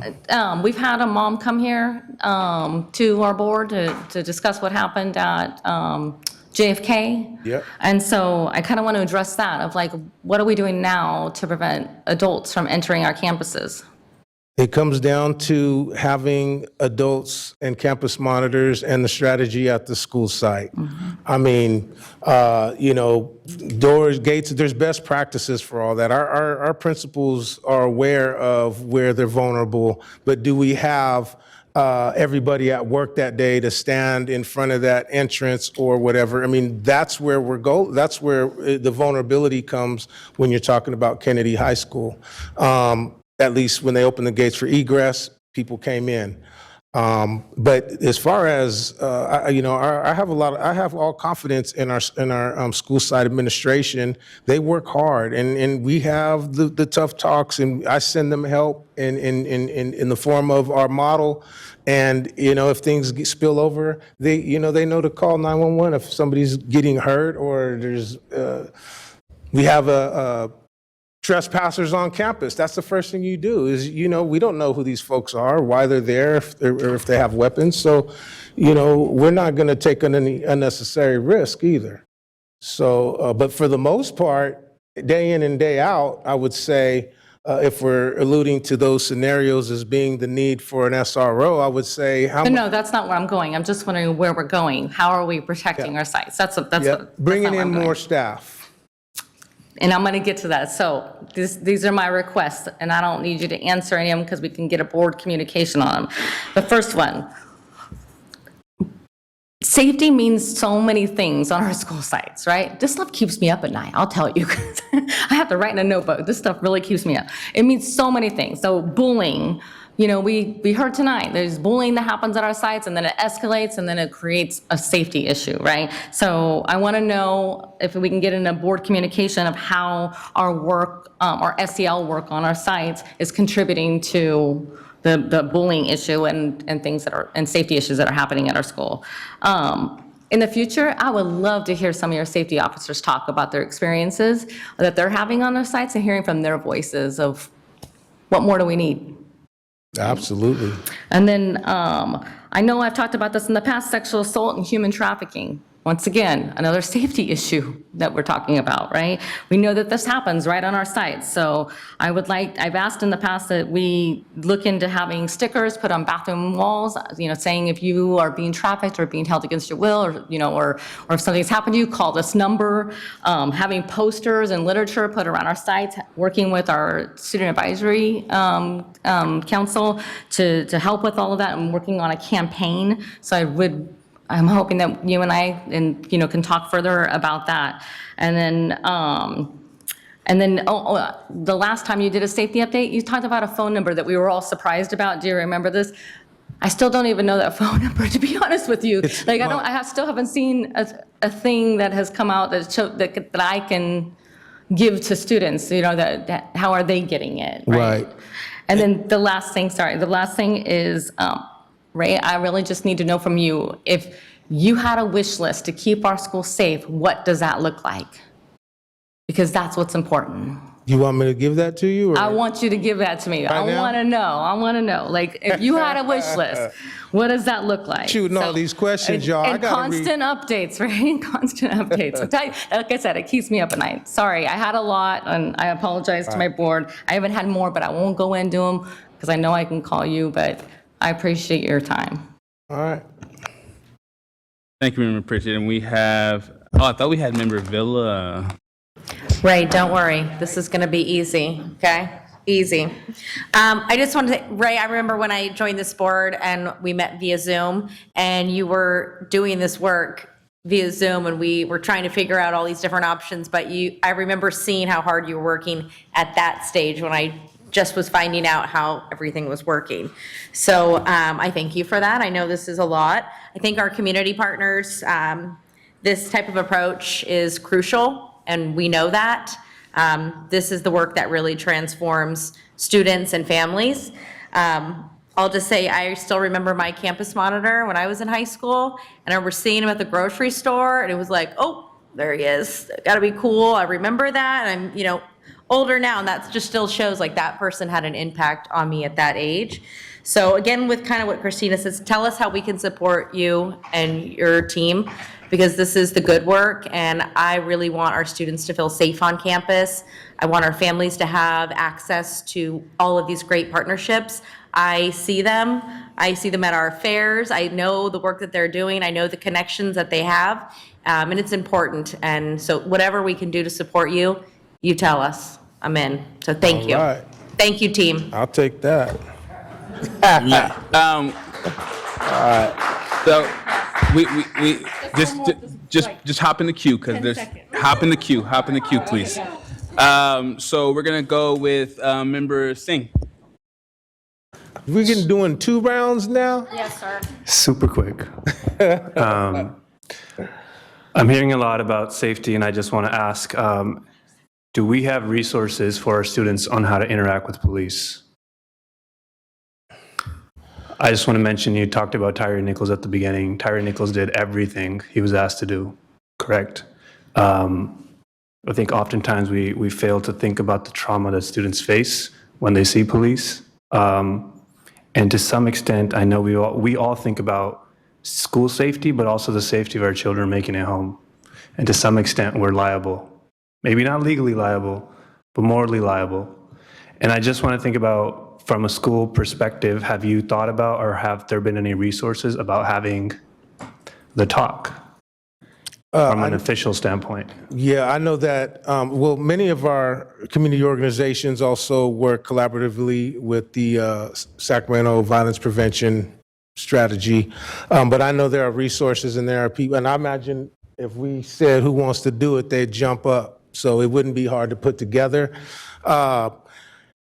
There are some things that I believe that are going to be the best conversations going to come from community. Not that I couldn't have the talk, but some of these things just need to be done, from somebody who's maybe been involved in the system or has been arrested, but we can put something together. I can't, that's not something that we've done, if that's the question, but I know that those are the innovative strategies that our community partners see value in, absolutely. Mm-hmm. Thank you, Member Singh. And next, Member Phillips. I want to say again that I'm impressed. I want to somewhat apologize to our community for a certain level of tone deafness when it comes to certain people who interact with law enforcement, even if they are SROs, and how that can harm our children, my children, Black children, brown children.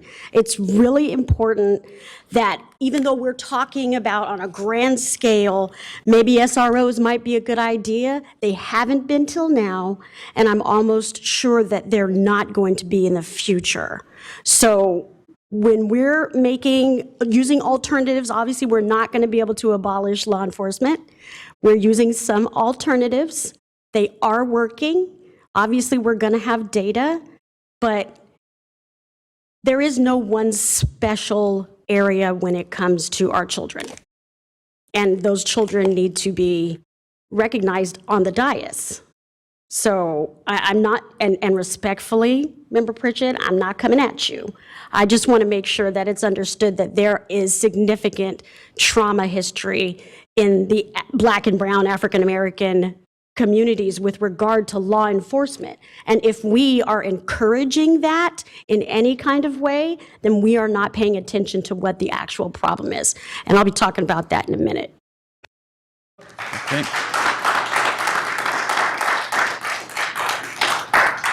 Okay, so we have Member Pritchett. Kind of felt like you were coming after me on that one, but I don't know if you heard what I said, but I actually was not promoting having SROs. That's what I said. Just real quick request, Ray. The Black Parallel School Board has talked about getting the data from the programs that we have at our sites. I'd love to have that in a board communication of just like what school sites have, what they're offering and who's participating, and then be able to share that with our community. Just clarify that one time for me. What school sites? Which school sites and like how many kids are participating? So all the students that we case manage are cross-referenced with our early identification and intervention system, as well as the Illuminate, which keeps track of behavior, attendance, and academics. So all of our work is we're putting all that effort and all this relationship into action, and that's what's going to determine in the end where we move the dial on any individual student. So that's just part of what we're doing to substantiate and to kind of see what kind of impact we can have outside of not having so many calls. I mean, dealing with more stuff internally, so yeah. Yeah, and if you can, within that list though of like what school sites that they are all participating, I think that's important for me as well. I know like tonight, I didn't hear Rosemont mentioned. I'm sure that there's probably some of these programs that are in Rosemont. Rosemont has the biggest list. I would like to know, I would like to help promote your program. So that's all. Thank you. All right. Thank you, Member Pritchett. Okay, I think the firing round is over. I would like to say very quickly, Ray, the work is beautiful that you're doing. You had community that pushed, and you've been able to deliver. And there's high expectations of the work you do as well, as it should be. High expectation of us, of the work, that how we support that work to make sure that our students are supported and our families and teachers and staff members. I would like to say one thing that I want to continue to push, at least my time here as president on the board, is engaging community around these great things. We hear about it at our meetings here, and we've done some small things. But one of the things that we're going to be doing in March, definitely, me and Member Kayada is holding a safety meeting at Kennedy, right? But also making sure we're inviting our city partners to also come to that meeting, the council member, the police chiefs, to also have a conversation, because we can't actually talk about community safety of our schools with also with living only in the silo and not bringing those partners in. So while I'm president on this board, I will continue to push that our community has conversations around these topics, and for us to share the good work. We've done it at, we were at Cesar Chavez. Yeah. Cesar Chavez, we did that in reaction to something happening, but we can be proactive. Right. And that is the goal, and you already have everything in place. Bring out all these beautiful faces with you, and let's really reach out and share the gospel, the good news of what we're here doing at our district. I thank you for your time, and we're going to move on to our next item, my brother. All right. Woo. That was not an action item, guys. It was just informational, so there's no vote. But I'm sure we're going to have some really good conversation when it becomes an action item at any point in time. Okay, we're going to kind of switch it up. We're going to go back to our student member report. Member McGurk. I'm so sorry. I had to use the bathroom by the time they called me up. I only have one thing to report. We sent out a Quizlet, I think, out in November, and we now have gathered all the information and have put it up in a slide, and we are excited to share that information to you guys probably next board meeting. And yeah, that's about it. Thank you so much. Going over to item 9.2. Resolution 3305, recognition of National Black History Month. Dr. Tiffany Smith Simmons. Oh, there you are. Hello. So, yeah, come on up. So before we start today with National Black History Month resolution, first off, happy Black History Month. And, you know, this year, we made this in collaboration with the Black Parallel School Board and the work that they have been doing throughout the years to advocate for students of color. And I'm very appreciative of their collaboration in this work and them being in the audience today. So I'll let you kind of get into it, but I want to also give my colleague, my MVP here, Madam Vice President, an opportunity to say anything as well before we kind of start off this presentation. Thank you, Mr. President. I just want to set the tone. There is, I I guess we have a number of elephants in the room that I talk about a lot, so none of this should come as a surprise. But it's Black History Month again. Again. Another month of being Black where you get 28 days that are supposed to mean something. So, tonight we're coming together. We're going to honor the creator and the inception of Black History Month, which is extremely important. We're going to honor the greatness that is Black folks.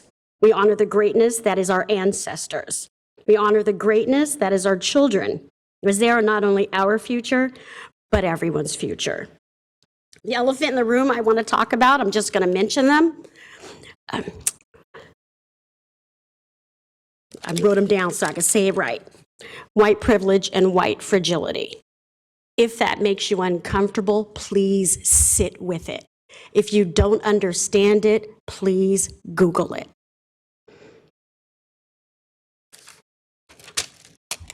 So I want to bring to the fore tonight and throughout the month of February, not only recognition of the greatness of Black folks, but the very important fact that we built this nation through the blood, sweat, and tears from our bodies and what we still carry on our backs. Our suffering continues as our nation, designed for some and not for all, perpetrates a system of racism. This is, of course, intentional. This is what holds us back, because knowledge is power. It's our duty to break the chains that bind us. It is, should be, and must continue to be the commitment of the Sacramento City Unified School District to share that which helps our students grow. That means as a district, we will need to be unapologetic about how we manage our Black and brown students in this district.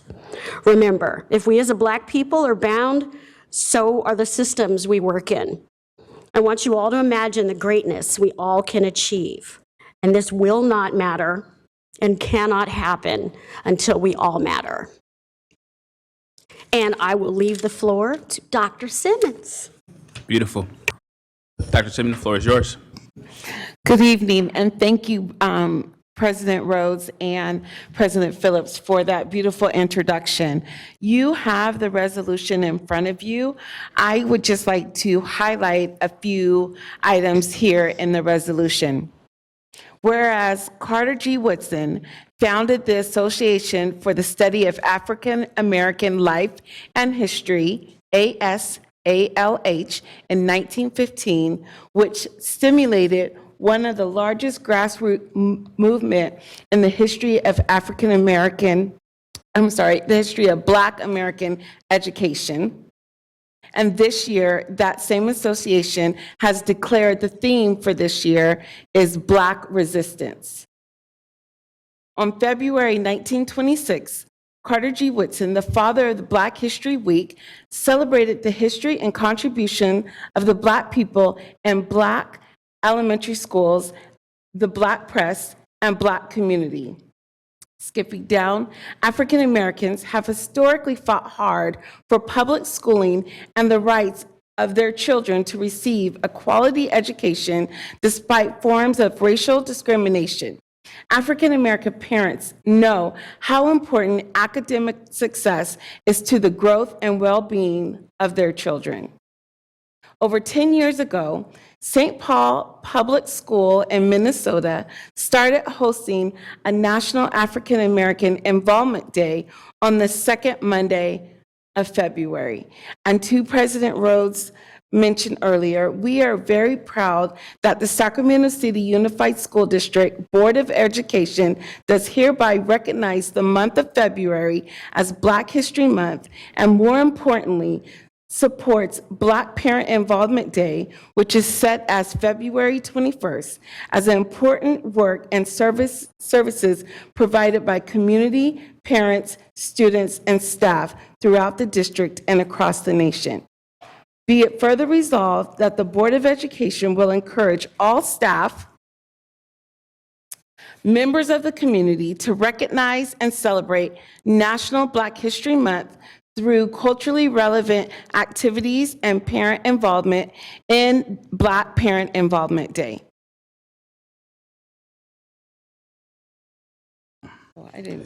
Thank you so much. And before, do we have any public comment before we have any of our, no public comment? Can we have actually members of the Black Parallel School Board to come up, please? Standing at the podium, whoever is willing. But I see a couple of y'all out there, and I'd love to have you guys up here through this process. We're going to open it up to my colleagues if they have any comment around the resolution.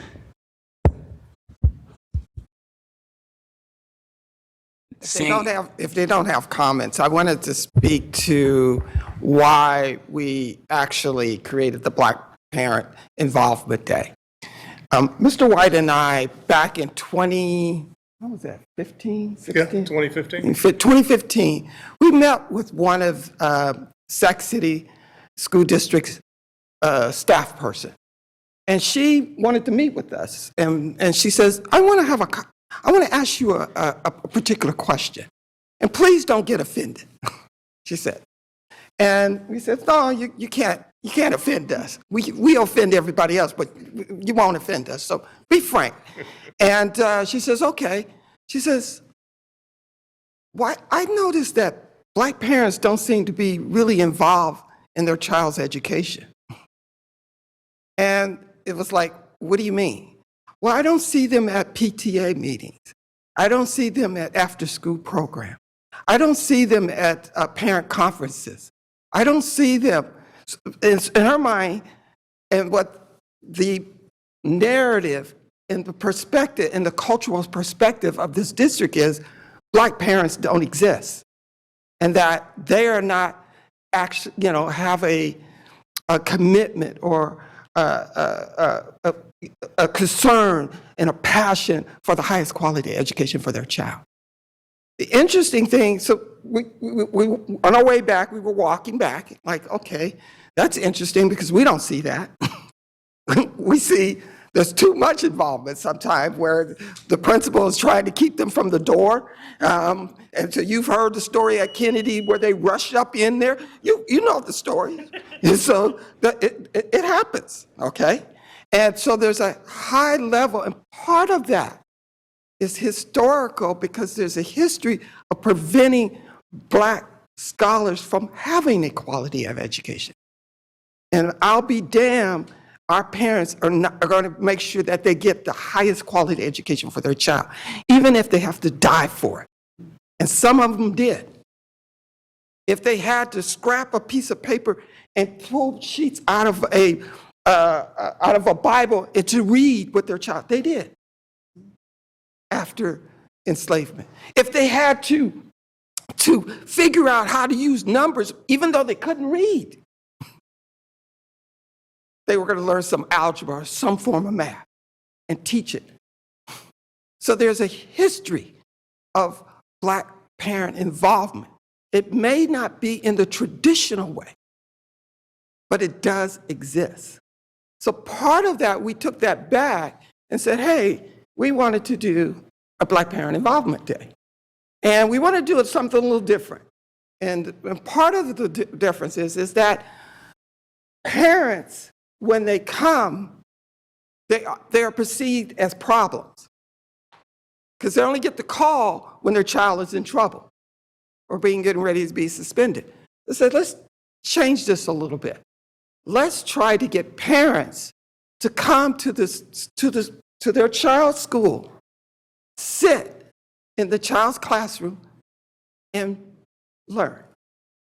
Because we believe in lifelong learning.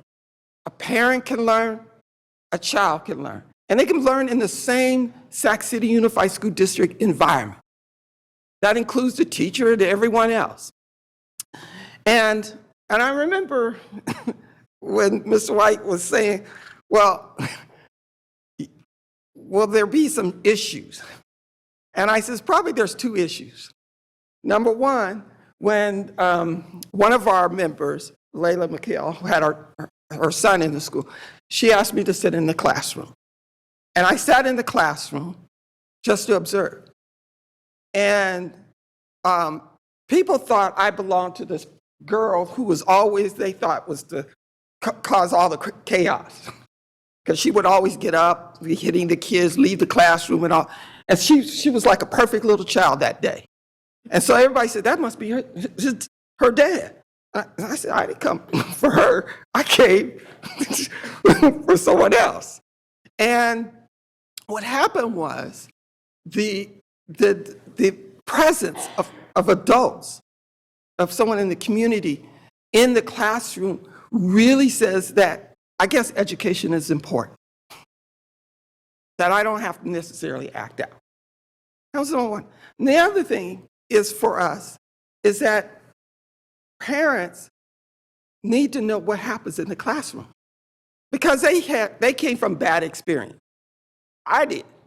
I came from bad experience. I went to Peter Lassen, which was West Campus now. I was told at Peter Lassen, all you little boys here, y'all are going to be basically going to prison or going into the military. You're not going to amount to much. These old kids over here, the few, you will do well. I was told that straight in my face. And so our experience has never been, most of us, has not necessarily been positive. So we have a preconceived notion about what we think takes place in the classroom. And part of the dialogue that we wanted to have and learning for parents is that parents can see whether there's collaborative learning taking place, whether there's social emotional learning taking place, whether there's pictures of themselves for the kids up on the wall. Is there learning about world events and not just from a Eurocentric model? All of those things we felt that will be a positive learning experience for parents, as well as a positive learning experience to break the myth of teachers and principals, because it is not only in the classroom, but how parents interact when they come onto the campus and the front desk. Is it positive or is it negative? Is it welcoming? Is it not? All of that is part of how people view what we call worldview. And what we wanted to do is to be able to hopefully have that positive experience. One of the reasons why we collaborate with the school district and with the teachers union and everyone is to be able to say, we're going to do this collaboratively, but we want the parents to be involved. This is history. When you engage in the moment, that's history. When you learn something, that's history. What happens, what you do, what you learn, can make a huge contribution. You can either create an environment, an experience for both the parent and the child, because you cannot separate the child from the parent. There's this perception that those are two separate entities. The parent birthed that child. The child goes home, and the child's continuously learning at home. So you can't separate the two. And so when you bridge those two together, and they all constantly learning, we feel that this is an important moment for parents as part of Black History Moment. And not only to learn the great contributions, the struggles, the aspiration, the experience, and not only for Black parents, but for all parents. We call it Black Parent Involvement Day. Well, we welcome all parents to participate and acquire some of the training of what we say, how you're supposed to act. So I'm sorry I took too long, but I just wanted to give you that background. Hey, my brother, it's Black History Month. I gave you the time. Hey. So with that being said, we're going to take a vote, starting with student preferential vote.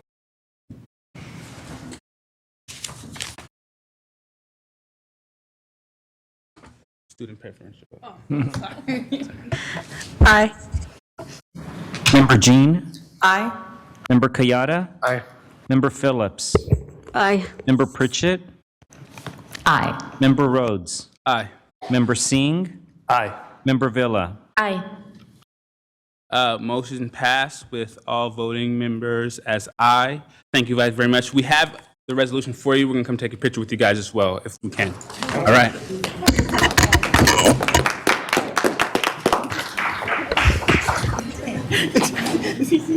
I snuck up in here. I think they're going to want us to turn around.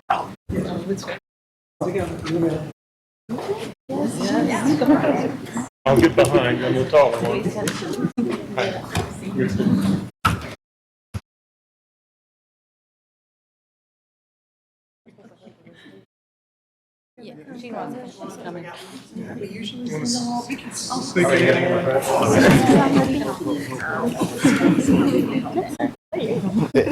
That's good. I'm standing back. You're the tallest. Yes, we know where to look.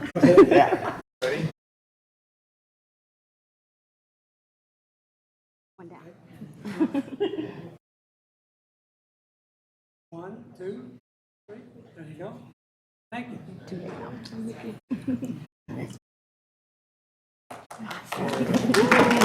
Enjoy that. Yeah, y'all need volunteers. I'll come sit with you.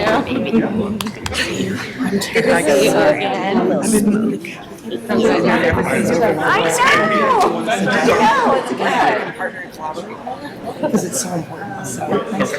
That sounds good. Sounds good. All right. Beautiful, brother.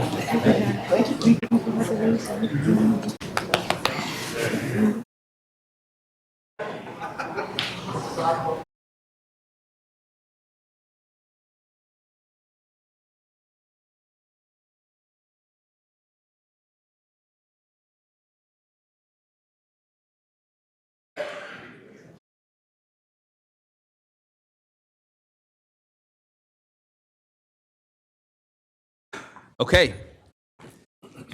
Now we're going to go to item 9.3. Item 9.3. Go on down. President Rhodes, if I can just comment very quickly as we have our new Chief Academic Officer, Ms. Yvonne Wright, just really take a moment to introduce her to our community. Very excited to have her joining Sac City Unified.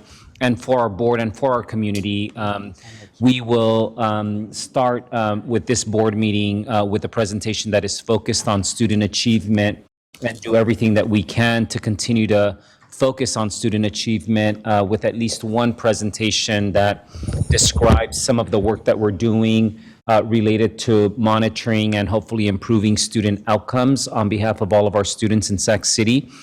So treat this sort of as the beginning of that journey that we want to have with you and with our community. Yeah, beautiful, beautiful. Before you start, I'd just like to let all my colleagues know, big Southside pride going on right now. She is from the south side of Sacramento, Area 5 to be specific, and she was a Luther Burbank alum. And now she's coming back in this function, so it's a beautiful thing. Thank you for stepping up and taking the position on, especially showing people from the south side of the city that you can be anything and do great things. So thank you so much. It's a great privilege and an honor to stand here before you as a former graduate of Luther Burbank Senior High School. Go Mighty Titans. I also was a cheerleader. So good evening, Board President Rhodes, trustees, superintendent. Tonight, I will be presenting an overview of student achievement, supports, and strategic priorities. I want to say this is a pleasure in my 6th week in Sac City Unified School District. So we'll work through this presentation. We will probably be using some acronyms. I will try and be really specific about the acronym and what it means, but you also will have this as a reference in your packet. So with every presentation and all the work that we do, we know that it is grounded in our core values and our guiding principles. You have seen this slide before and probably are very familiar with it, but you probably haven't seen the statement on the bottom, the phrase on the bottom, and that is, you can't improve what you can't measure. I think that this phrase is extremely important, and I want you to consider tonight, how as a system can we monitor and measure our students' progress in a way that allows us to take immediate action to impact student achievement in a timely way and change the trajectory of the outcomes. As stated earlier, I will be providing an overview of SUSD's data on student achievement. We'll be presenting to you some of the supports that we receive through technical assistance and the providers, as well as an overview of our strategic priorities. And I just want to emphasize, it's not an overview for information purposes only, but I want to show the interrelatedness of the data and the comprehensive support system and technical assistance that we are receiving as it relates to our strategic priority. And lastly, I'll go into some next steps. So we're going to begin this presentation with data, and we're going to take a look at our ELA SBAC achievement data. This slide probably is a different view of what you normally see on data presentations. This report, we usually report that data in the percentage of students who have met or exceeded standards. The data that you see here is a report of how far away from, on average, students are from meeting the standards. It is representing the last 4 years of data, as well as organized by our student participation groups. The green line that you see there represents the average distance from MET for all students. What is significant here for you to see is that our student groups on average who are farthest away from meeting the standards are our English learners, American Indian, Pacific Islander, African American, foster, student with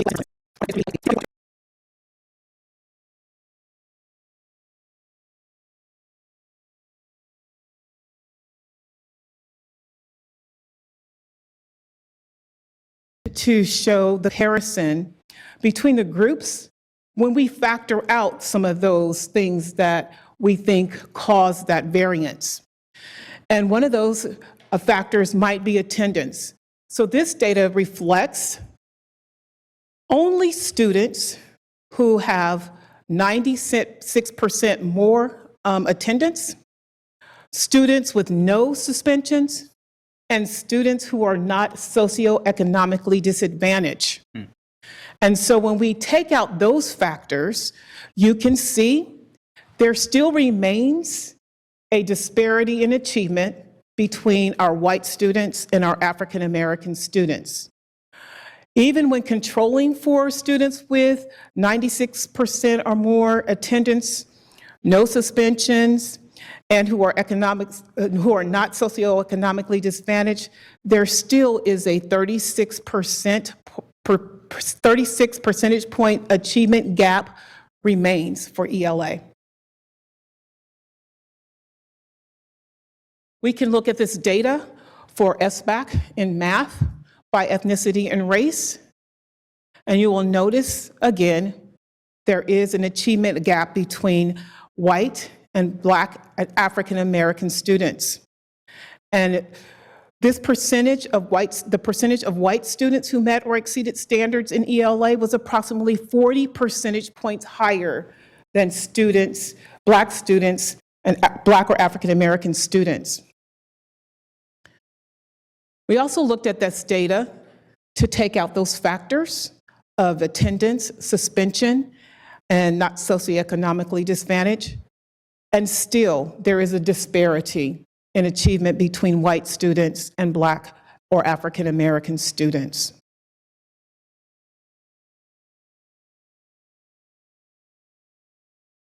Another indicator of health is our cohort A through G rates.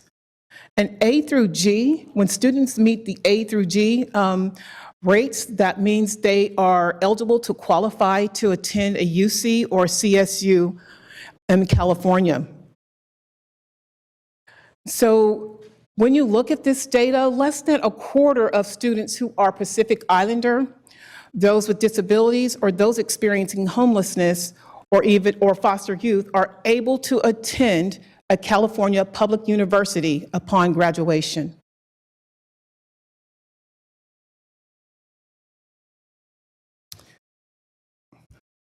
In summary, I want to just point out a few points about this data.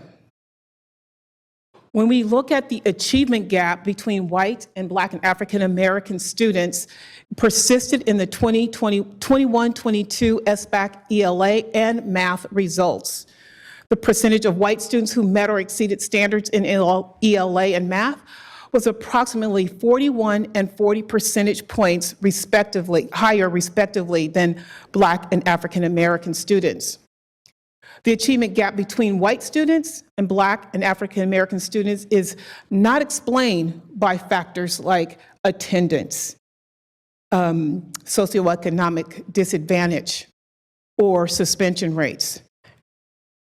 36 and 43 percentage points achievement gaps remains in ELA and math respectively.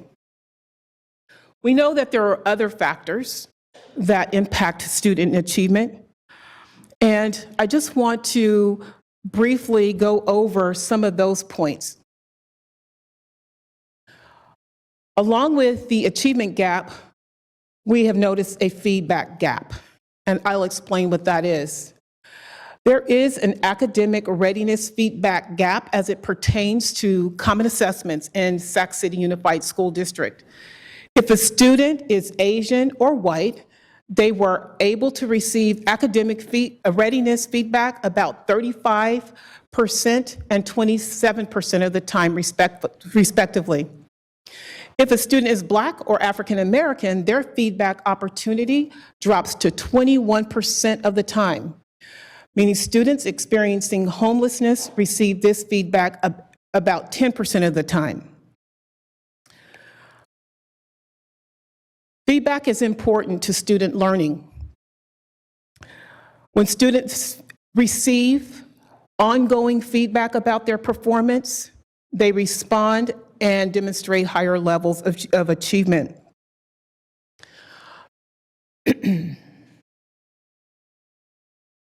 Digging down into our English grades, which are another indicator of our health, on one hand, about 77% of secondary English grades earned were in A, B, and C range.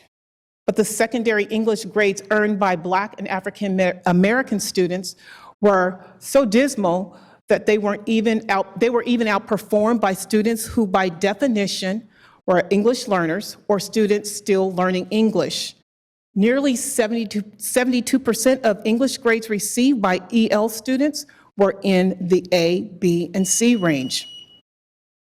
For Black African American students, only about 68%. This means that EL students in Sac City Unified School District have a better chance of performing better in English in our district than Black and African American students by the time they graduate.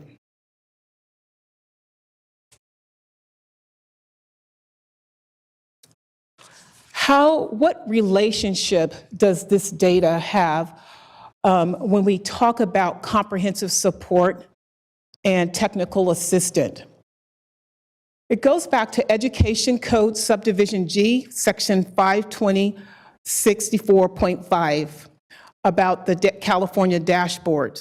And it is enacted when 3 or more pupil subgroups identified, or if the district has less than 3 or more pupil subgroups, or if all of the school district's pupil subgroups fail to meet priority outcomes in 3 consecutive school years. The district is eligible for support from comprehensive support. And when I say eligible, that doesn't mean you can request it and get it if you want it. Eligible means that it's a mandate that you will participate in comprehensive support. There are 3 levels of assistance identified by CDE. And the department's accountability system is based on student achievement towards the priority outcomes. In level 1 assistance, all schools can receive support, resources, tools, and technical assistance to improve student performance. In level 2, differentiated assistance, You're eligible if any student group meets the criteria for 2 or more LCFF priorities. Sac City has been identified and receives differentiated assistance from CDE. And then level 3 is intensive intervention. And this intervention is for LEAs who are demonstrating persistent performance issues over a period of time. And I think it's important to note that because if you remember those slides that I showed you before, we're showing trends over 4 years, and some of our student groups were not meeting those priority outcomes.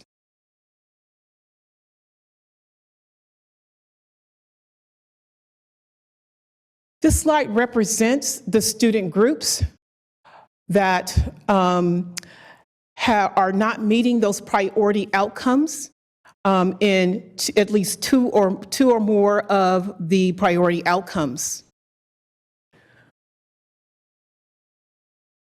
And again, as we saw the data that was broken out on the data slides, you saw those indicators for ELA, for mathematics, for chronic absenteeism, and for attendance.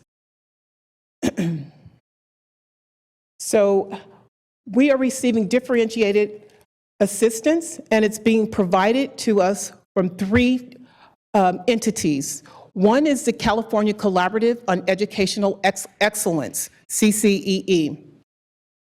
The other is Sacramento County Office of Education and the California Department of Education.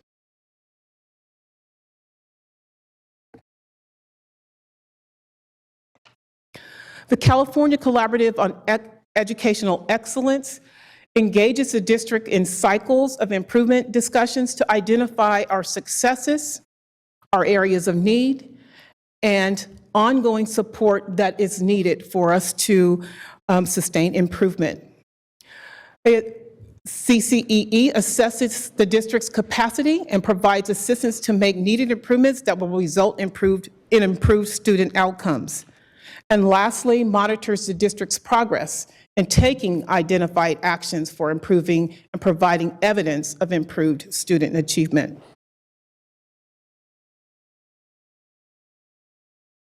As we continue our partnership with California Collaborative on Educational Excellence, they have expressed some concerns with Sacramento City Unified School District, and these concerns were outlined in a letter to the district. Specifically, the California Collaborative on Educational Excellence is concerned with the amount of evidence that demonstrates the district's inability to identify learning needs of students at the district and the site level. They also raised concern both throughout focused conversations for the SIR-related progress and through a third-party analysis that determined 42% of the SIR actions are contingent upon robust agreements prioritizing the use of cognitive formative assessments for informed improvement. Going back to how do we measure ongoing and in a timely way student learning? And lastly, CCE urges the district through the superintendent's leadership to urgently prioritize a model that promotes deep professional collaboration structures, that prioritizes student data for the purpose of improving student achievement. The letter is in the packet, then you can see a reference to the letter.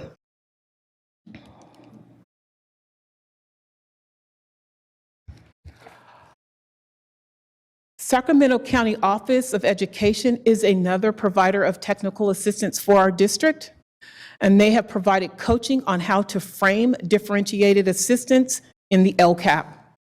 They also have hosted quarterly work sessions focused on specific California dashboard indicators like chronic absenteeism or a process like the SPSA development, the Single Plan for Student Achievement.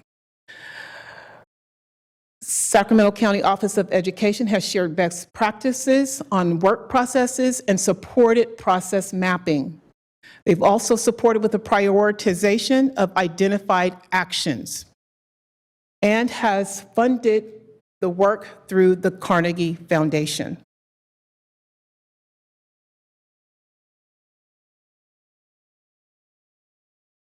Lastly, we are in partnership with the Department of Education. They're providing technical assistance by monitoring our compliance with IDEA, which is Individuals with Disabilities. Also providing support for action planning related to our significant disproportionality status.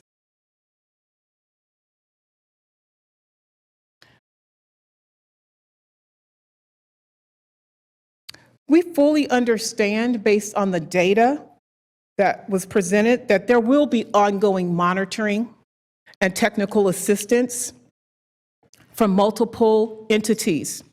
It was really important for us as a district to ground and center that work around our strategic priorities. It gives us a way to not be pulled in different directions from these entities, but helps us to focus our work around what we see as to be very important. The strategic priorities of Sac City Unified is grounded in improving the experiences and achievement of students that are least well served. We have developed 5 strategic priorities, and the first 3 priorities is what I'm going to focus on today. Number 1 being high quality instruction to meet the needs of all students with a focus on students least well served. The second is around multi-tiered system of supports, MTSS. And the third is culturally responsive professional learning.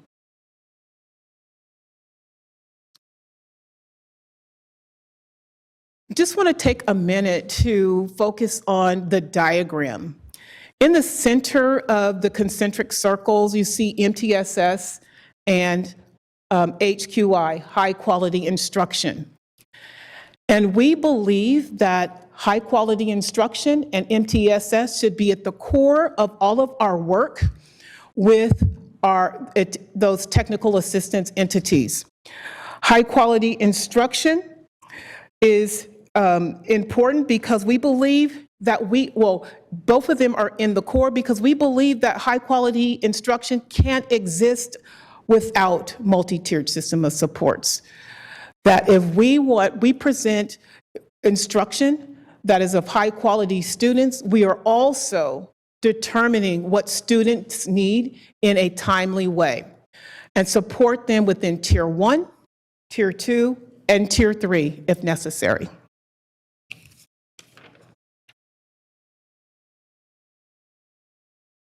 So just to highlight high quality instruction, it is a focus on our academic instruction in the classroom. The culture and the climate of the learning environment is also a part of high quality instruction. We also wanted to surface and illuminate trauma-informed and culturally responsive practices. And lastly, that the work and is grounded in the California standards for the teaching profession.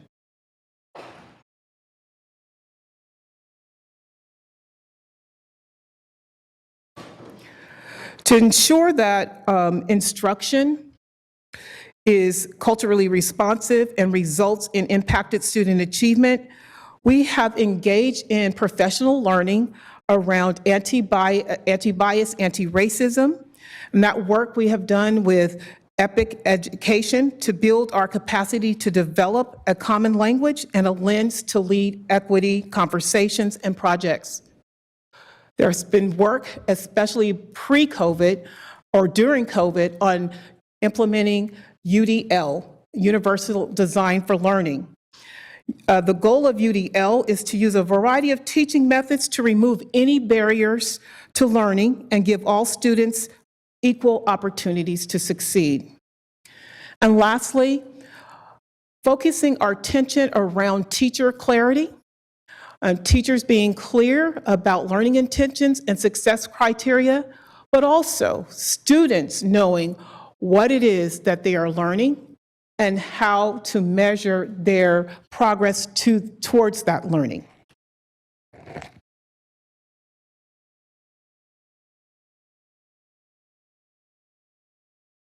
Cool. I want to go back to this. In summary, I want to say that our curriculum instructional team is working with site leaders to define our definition of high quality instruction and to develop a comprehensive professional learning system. Our next steps. As the superintendent pointed out, this presentation was to provide an overview of the data, the supports, as well as our priorities and how they are interrelated. February 16th, we plan to provide an in-depth data board presentation outlining the current state of student achievement, including disaggregated data for each priority outcome on the California dashboard. And then March 2nd, a more detailed presentation from our partners who are providing differentiated assistance, and that's COE, CCEE, or CDE. And then in March through June, a series of more in-depth student achievement focused board presentations from our departments focused on each priority strategy.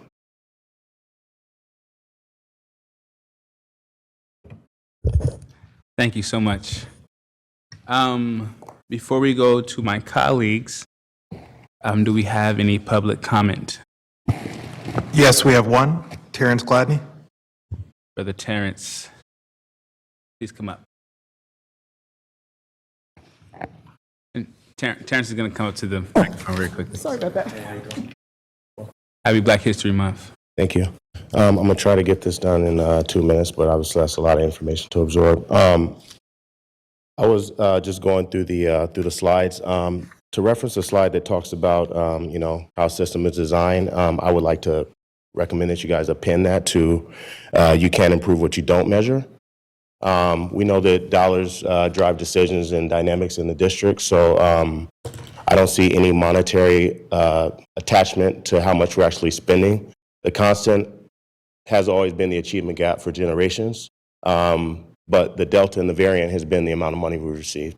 So we're getting more and more money when we talk about needing dollars, but yet this is a static line that just goes across the board. So, are we really talking about improving things, or we're just talking about looking at the same data? Dr. Eldridge, when board member Morawski was here, he's talking about what the data looked like for a subset of students that took assessments. And he said, I don't need to see the other 85% if only 15% took them, because it will carry on that this is consistent. So we can look at this data again and again and again, but the outcomes remain the same. Let's talk about how much we're spending and where we're spending it. On the slide about student outcomes, I think it's page maybe 15, we talk about high quality instruction, which is how we teach, but we don't talk about what we teach, which I feel is far more important. If I have no interest in martial arts, you could reincarnate Bruce Lee himself. I'm not going to be an engaged learner. You guys know that I graduated from Berkeley High School in 1996. I feel like this district celebrates mediocrity. I graduated not only having taken ethnic studies, which we celebrated the last 5 years as being something that we're uplifting and celebrating that we achieved. I had a comprehensive African American studies across the board program, literature, history, Swahili, Afro-Haitian dance. So we touched on all the core subjects, focusing on Black people. So in this moment of Black History Month and African Americans continually being even worse than English learners performing in these outcomes, why do we have schools that are focused on Waldorf instruction? We have George Washington Carver. We have all these schools that are focused on students' needs so that they feel comfortable in this district, but the ones that continually underperform or are underserved or continually ignored don't have a space. I challenge you guys to look at how we provide African-American presence and upliftment in all curriculum. We have right upstairs curriculum review, and I reviewed it, and African-Americans are still a footnote. So the resolution sounds nice on paper, on video, on a recording, but how are we actually enacting policies that back up words that we continue to put forward? Because it's trash. Lastly, we talk about graduation rates, and those continue to be, improving, at least on paper. I would like to see in the data that comes forward, what percentage of four-year students actually attend their high school 4 years through. I'm not talking about the mechanisms we have in place like Accelerated Academy, American Legion, where we divert students as part of their 4 years and keep their AD at their home school and then allow them to walk with their classmates in their school colors. I'm talking about they have access to the entire curriculum from day one to the end of year 4. In Black History Month, let's be real. Black is real. This data is real. This failure is real. Stop throwing words and acronyms around.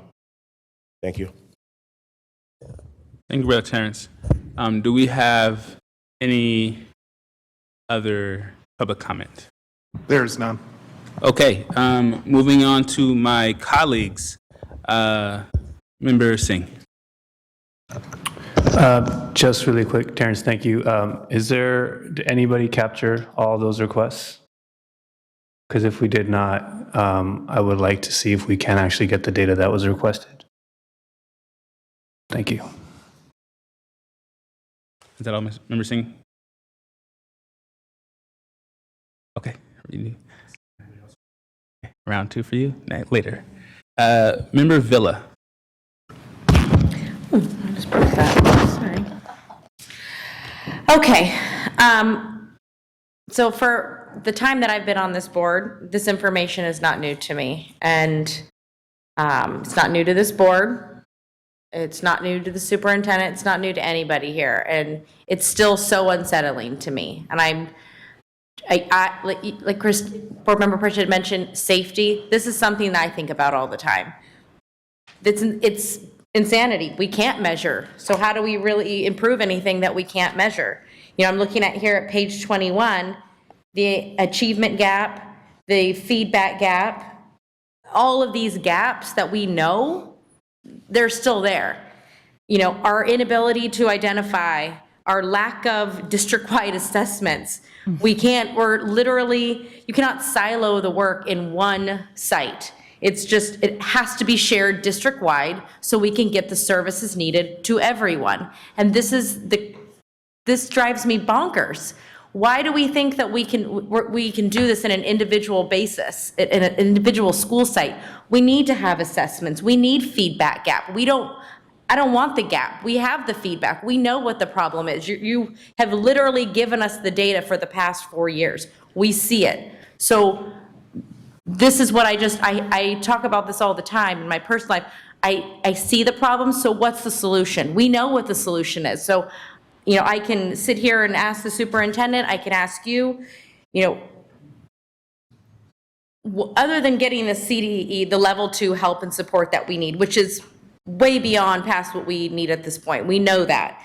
You know, other than MTSS, which we know is doing the work. Superintendent, maybe you can answer this, because honestly, looking at these numbers, it's so unsettling to me, and it makes me extremely angry that we're year after year, same demographics, same numbers, same high inability to assess and measure and get our students help. You know, I don't want our public comments are here telling us we already know the problem. So superintendent, what are some things other than, assessments? How do we get our students to where we need to be? Because I don't want to sit here for another 2 years and see the same data.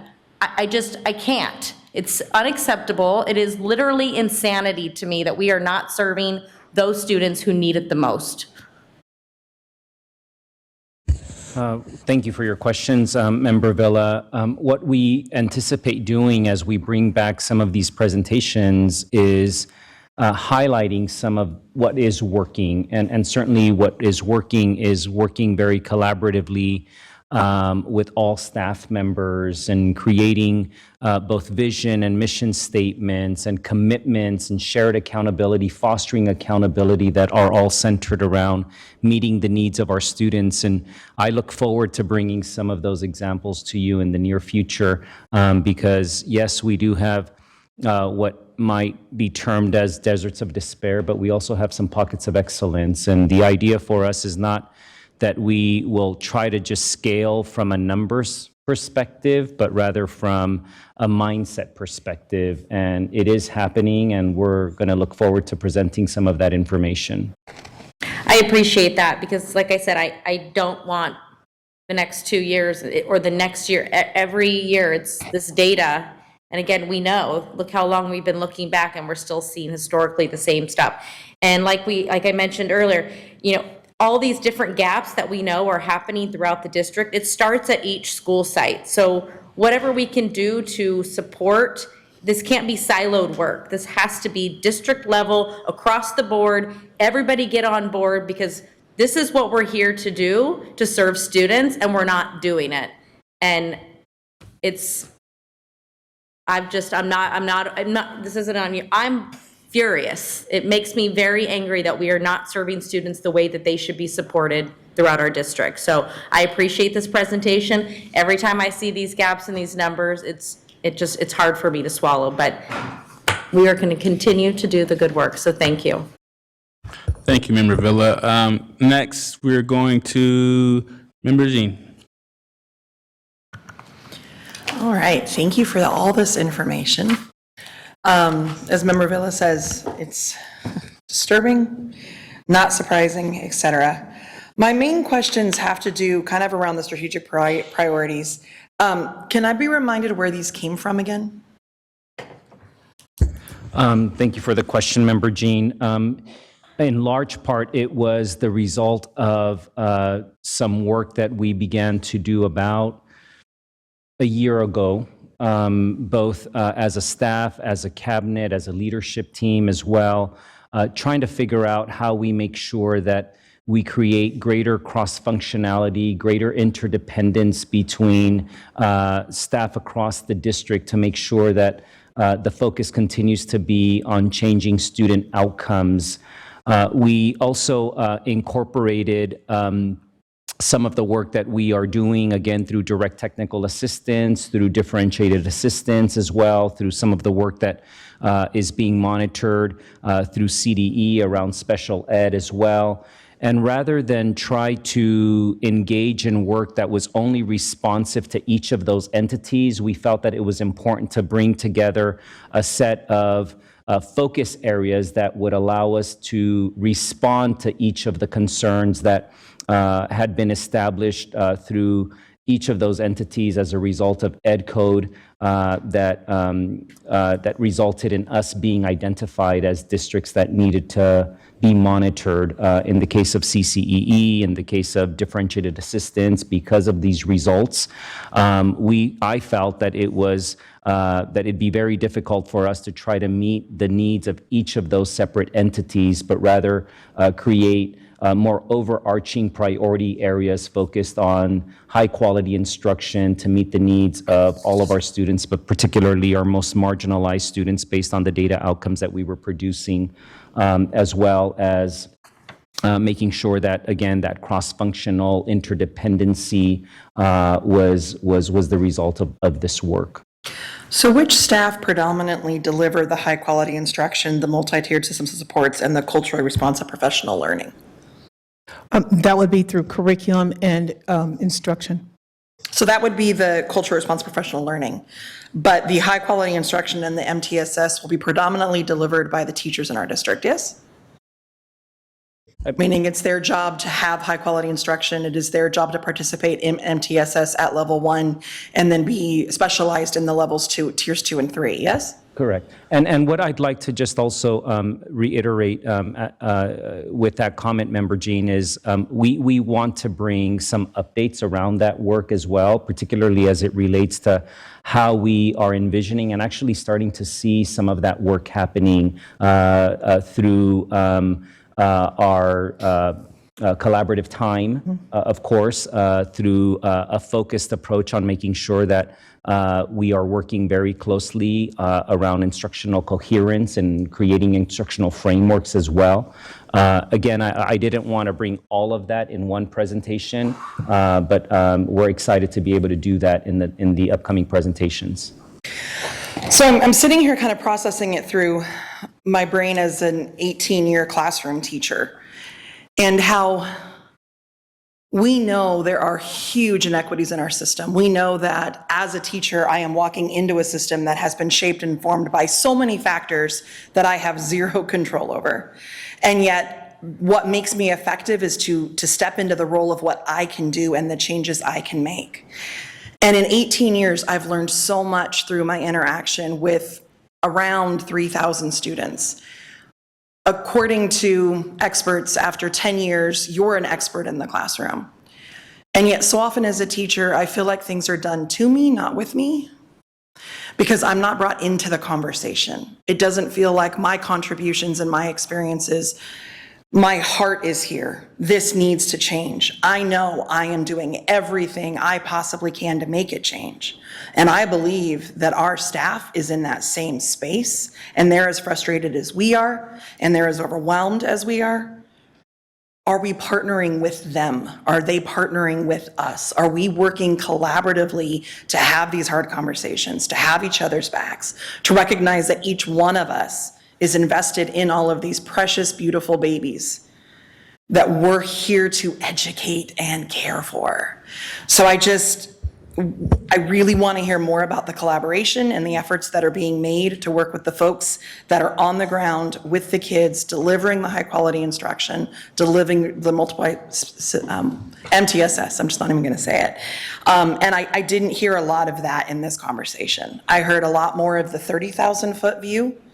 And I know that the disconnect between that 30,000 foot view and that in the classroom every day with the kiddos view, we need to bridge that gap. That has to be a priority of this work, or the next 2 years we'll have the exact same data.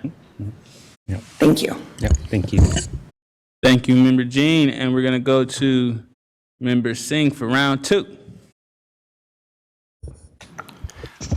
Thank you, Tara. I think Tara did echo most of what I was going to say, but since I had my light on, I thought I'd just go with it.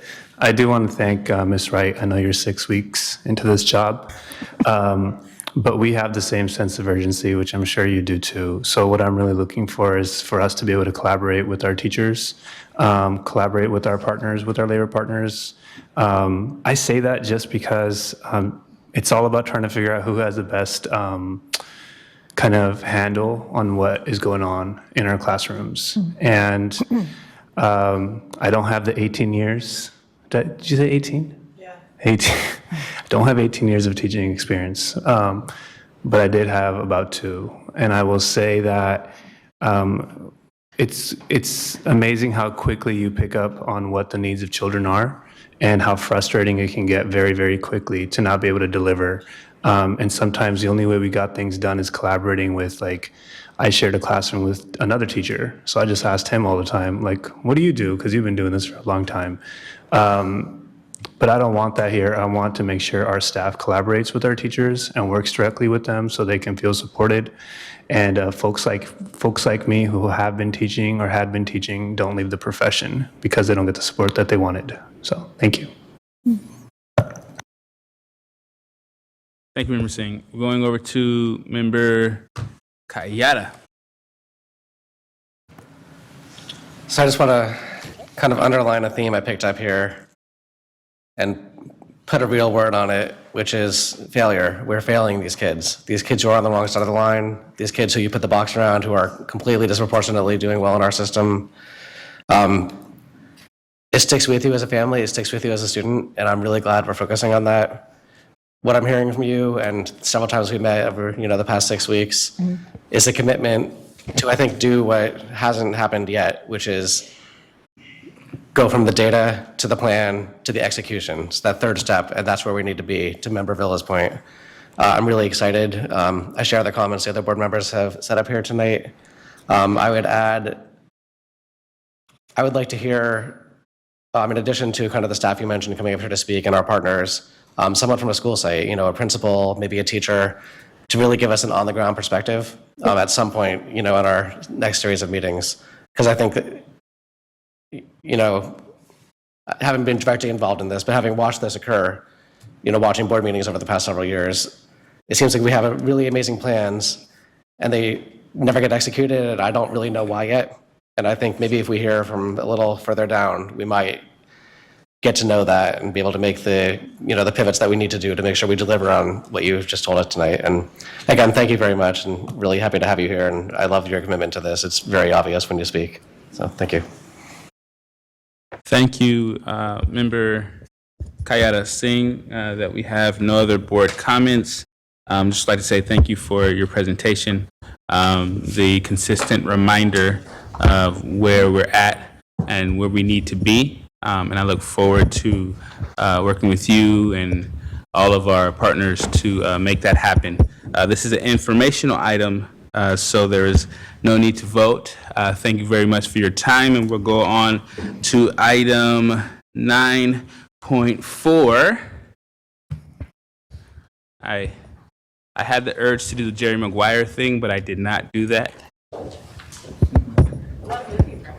Okay. Yeah, show me the money, right? Yeah. Okay. I know. Oh, I should have. That's a loss on me. Sorry, too many dad jokes today.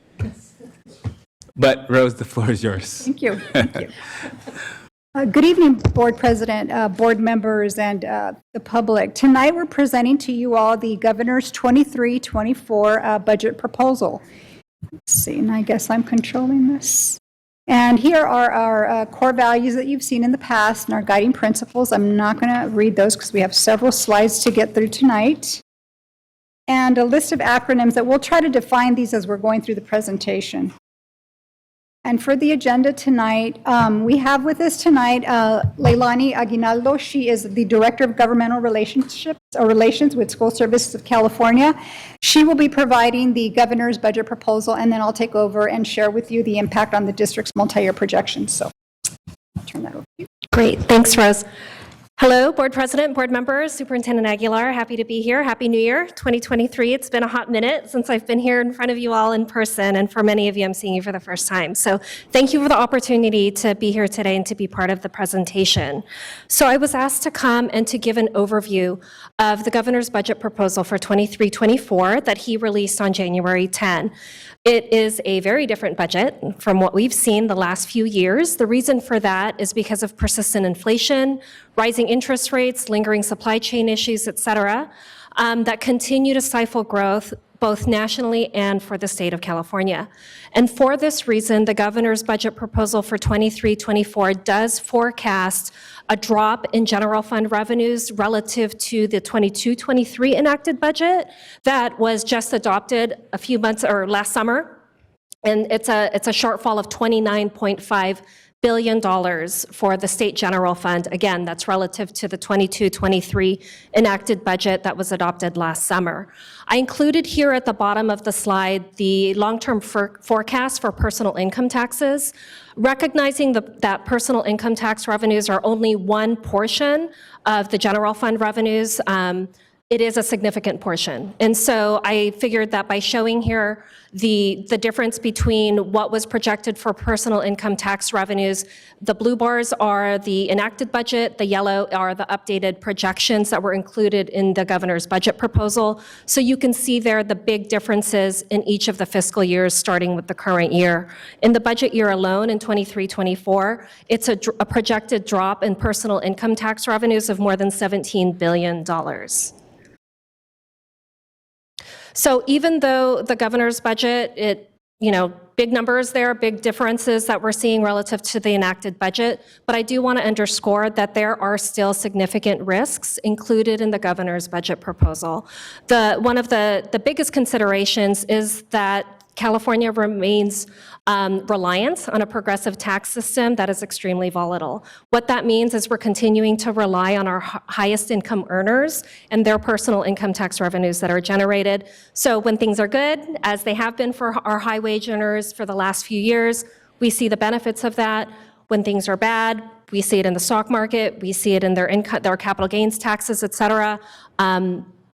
That's why it becomes very volatile. And then, of course, just listing out a few other things. The other thing that I do think is worth noting from this slide is that the governor's budget forecast, even though, again, there's that downturn or that shortfall of $29.5 billion relative to the enacted budget, he is not assuming a recession in his budget proposal. Okay, so relative to other economists that are projecting a recession, his is more on the optimistic side, I would say, right? But even with that, showed you what the numbers mean or what that means for the state general fund.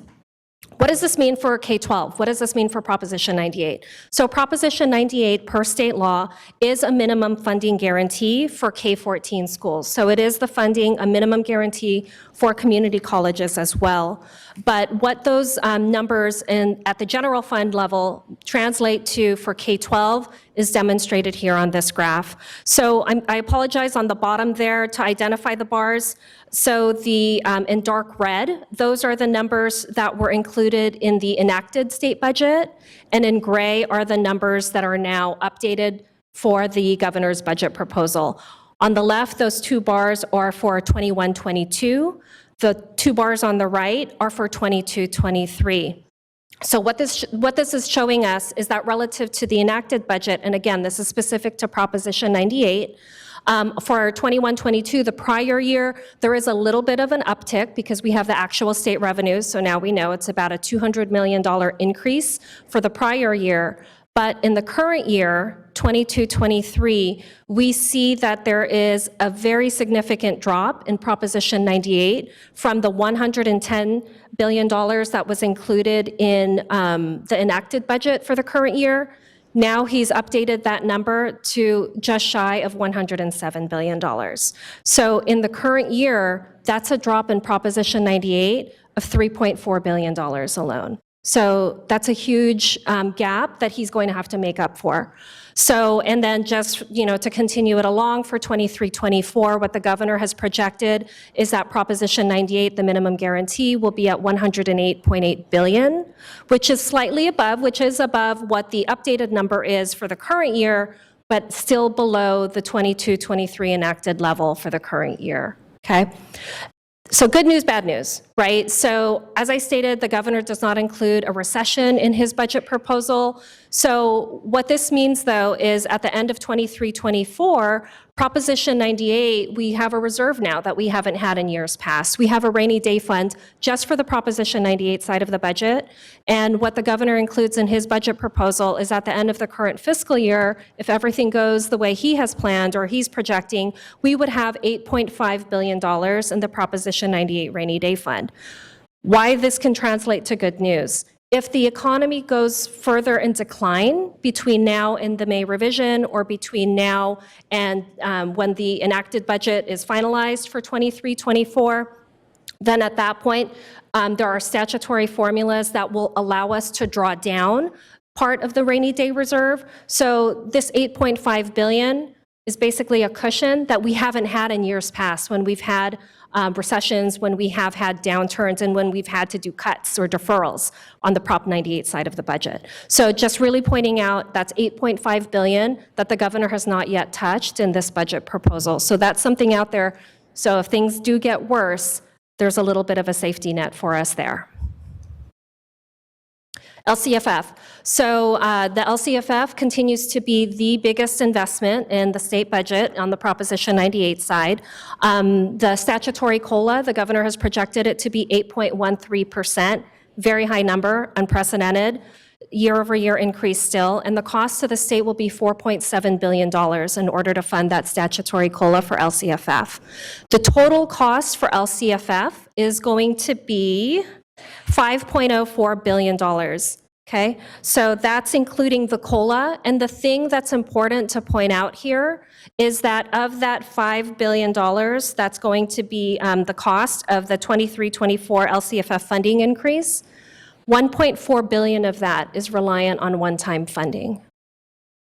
So that's a very precarious position to be in. So one of the big questions we have to ask is, okay, if LCFF, the increase to LCFF is going to cost more than $5 billion ongoing, and that $1.4 billion of it is coming from one-time funds, we have to ask ourselves, okay, what's going to happen in the out years, right? How are we going to be able to continue to afford not just the COLA that's projected for 23-24, but all of the other increases that are built into that?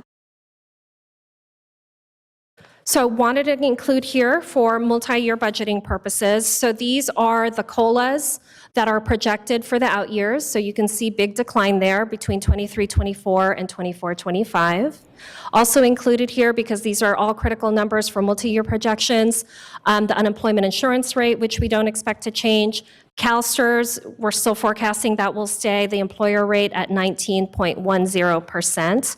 However, wanted to pull out the CalPERS rates for you because what was likely included in your multi-year projections at first interim, these are updated numbers for the PERS employer contribution rates that we only discovered in December, right? So most school districts did not include these updated PERS employer contribution rates in their first interim budgets because these numbers were not public or widely available at that time. So you can see that for 23-24, there is an increase in the PERS employer contribution rates from 25.20 to 27%.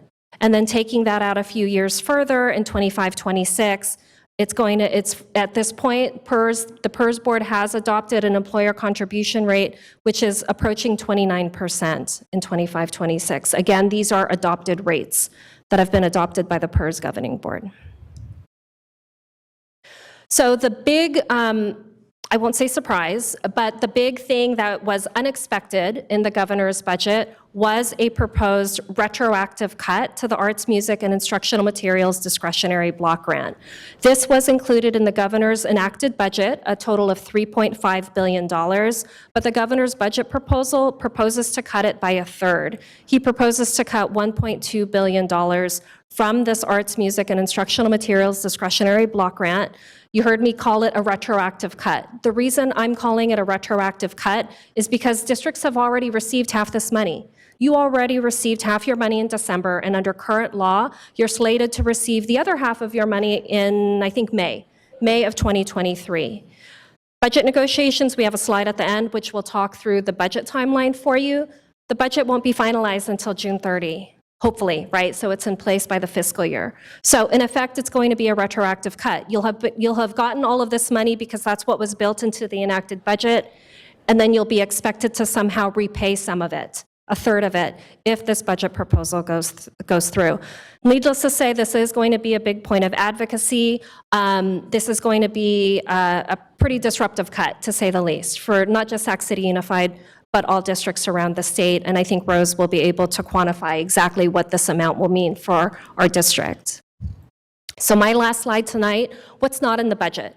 So in years past, just in the last few years alone, actually, we've gotten used to a number of different one-time categorical programs. We just talked about the Arts, Music, Instructional Materials Discretionary Block Grant, the Learning Recovery Emergency Fund. That was another big one-time grant that was included in the 22-23 budget. A lot of different one-time pots of money that districts like Sac City have received the last few years. There's nothing like that in this governor's budget proposal. I mentioned already that he is not including any sort of withdrawal from the Proposition 98 Rainy Day Fund. There's no pension relief. In years past, districts have benefited from some form of one-time funds from the state in order to help offset those regular increases to PERS and STRS employer contribution rates, so that is missing in this budget as well. And then finally, for the first time since the last few years, again, there's nothing in the budget that's tied specifically to COVID relief. And with that, I will turn it back to Rose. And I'm happy to stay for any questions as well. Thank you, Leilani. Okay, so what does this mean for the district and its multi-year projections, and specifically our budget for this year? So as Leilani explained, that 8.13% COLA was proposed for the coming year. So for this year, the only thing that we're looking at, I will be sharing on the subsequent slide, but it's related to that potential art block grant reduction. So for this year, our LCFF does stay the same. What you're seeing here on this slide is the impact of the COLA on our LCFF. So this year stays the same. You'll see all the columns pretty much identical. In year 2, which is 23-24, the impact of that 8.13% is about a $12.7 million increase compared to what we were estimating at first interim. Now, that increase is made up of two buckets of money. It's made up of our base grant, which is applied for all of our student population, and then our supplemental concentration grant, which is a calculation that's based on our unduplicated pupil count, those students that are our targeted populations. And so there's two calculations for that. And then in the out years, you're also seeing in 24-25 an increase in our LCFF as well. But as Leilani explained, in that 24-25 year, that COLA that was applied is slightly lower than what we were estimating at first interim. And so she shared with you that the governor's proposal does reduce the COLA in the out years. It increases it significantly, the proposal for next year, but the out years, it is lower than when we were estimating at first interim. So next slide here. So here's the overall impact to the district's multi-year projections. And the top slide, what we did was we imposed the major categories of the governor's budget proposal on our multi-year projection as a first interim. And then the table beneath that is our first interim that we presented to you all in December. So in the top slide, that top chart, what we're including there is that 8.13% COLA, the reduction in the arts music block grant, which for us, that 1/3 represents about $7 million, a little over $7 million, and then $6.3 million increase out of the Prop 28 art grant that was approved by voters last November. So yeah, overall, the budget does look much better compared to first interim based on this governor's budget proposal. But of course, you know, this is just a proposal, and I'll go into that shortly. And then, of course, we're going to have time for questions, so I'm just about at the tail end here. So as Leilani explained, we do have some budget concerns that, you know, we just have to put them out there just for your information. Not sure if these will materialize, but one of the big ones here for us is that the revenue forecasts do not include additional funding for COVID-19 mitigation. It is true that we've gotten it pretty manageable, but it has not completely gone away. And just to put it in perspective for you, our district received federal and state funding to mitigate COVID learning loss and to disinfect and all the other prevention measures in excess of about $300 million. And we pretty much spent those categories of monies. We have some left that's going to last us through one more year.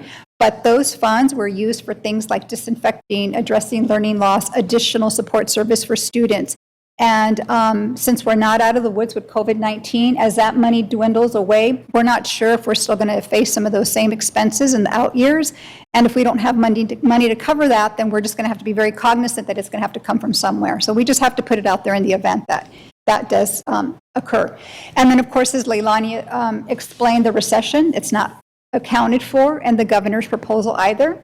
And then our district, like many, are still wrestling with declining enrollment. It's kind of calmed down a little bit this year, but we saw some significant declines during our COVID period. And so we're hoping that we'll recapture some of those losses. And then the PERS and STIRS, those are the pension cost increases. And then, of course, as we work with our providers, we know that our health and welfare benefit cost increases. We've not seen the end of those double-digit increases, as we keep hearing that the impact of COVID has not fully materialized through those increased rates.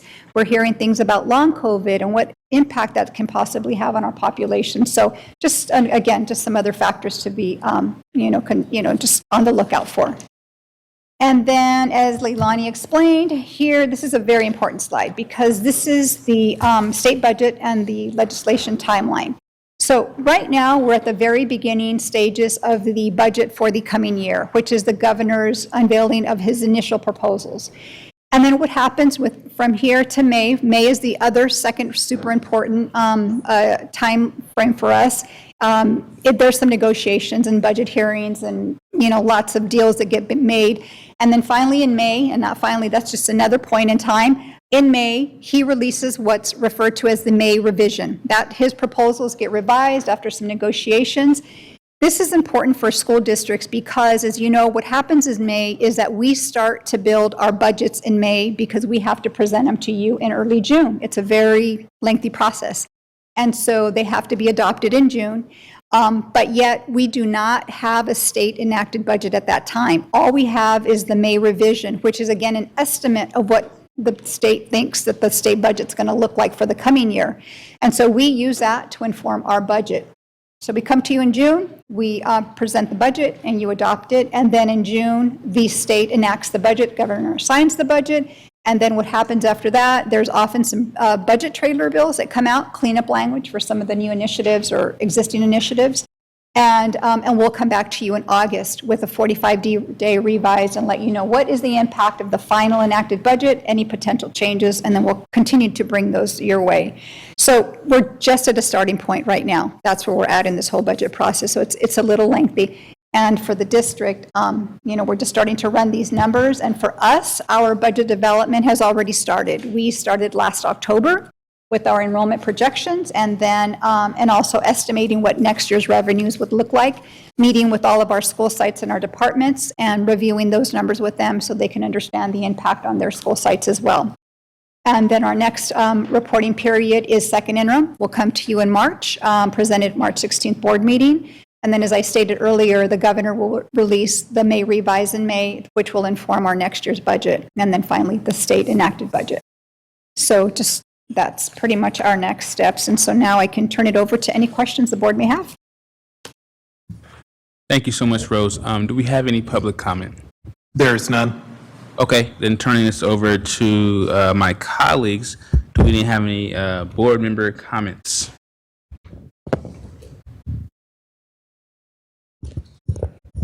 Member Kayada. Still kind of formulating it, so. First draft. Yes, first draft, thank you. I guess the sense I'm getting here is, the two people we just heard from, it's your job to make sure we're safe, that we have a budget we can support for 3 years.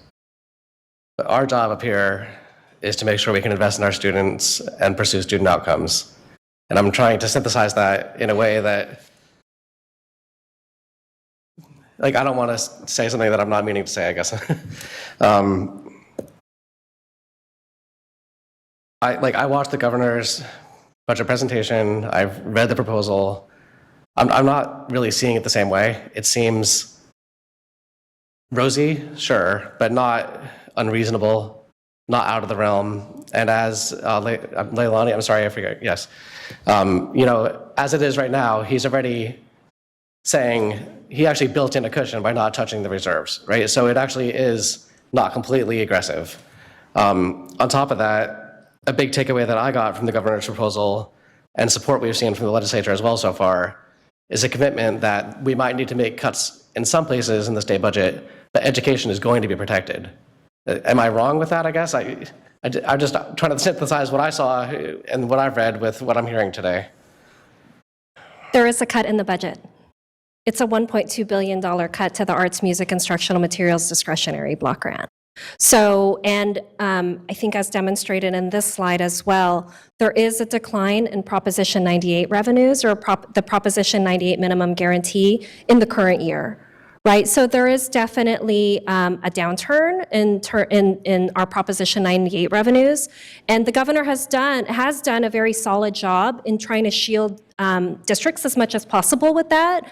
But there definitely is a cut because, and if the proposal goes forward, you would see it as a 1/3 reduction in the district's share of the arts, music, instructional materials discretionary block grant. What I failed to point out is just as a reminder.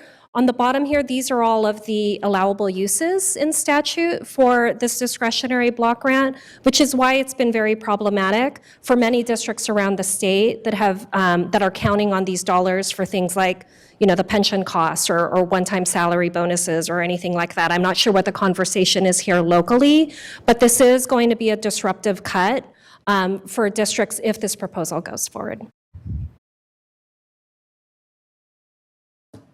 I think I'm going to need to pass it if anyone else is in the queue because I'm still thinking. So. No problem. We're going to go to Member Singh.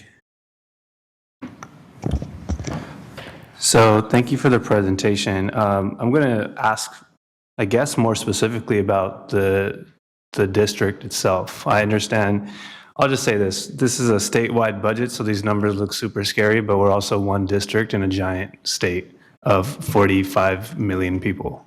So when I hear that we have cuts to the arts and music funding, we have cuts to Prop 98, you can go to that slide, actually, the Prop 98 slide. I don't know if it's just me, but I'm like, oh, that looks drastic. And then when I look at the numbers, I'm like, well, it's really not that drastic, in my opinion, when you look at the greater picture of things. So I think what I want to know more is how do we actually have a better understanding of how this is affecting us locally, right? So I get it, these are cuts.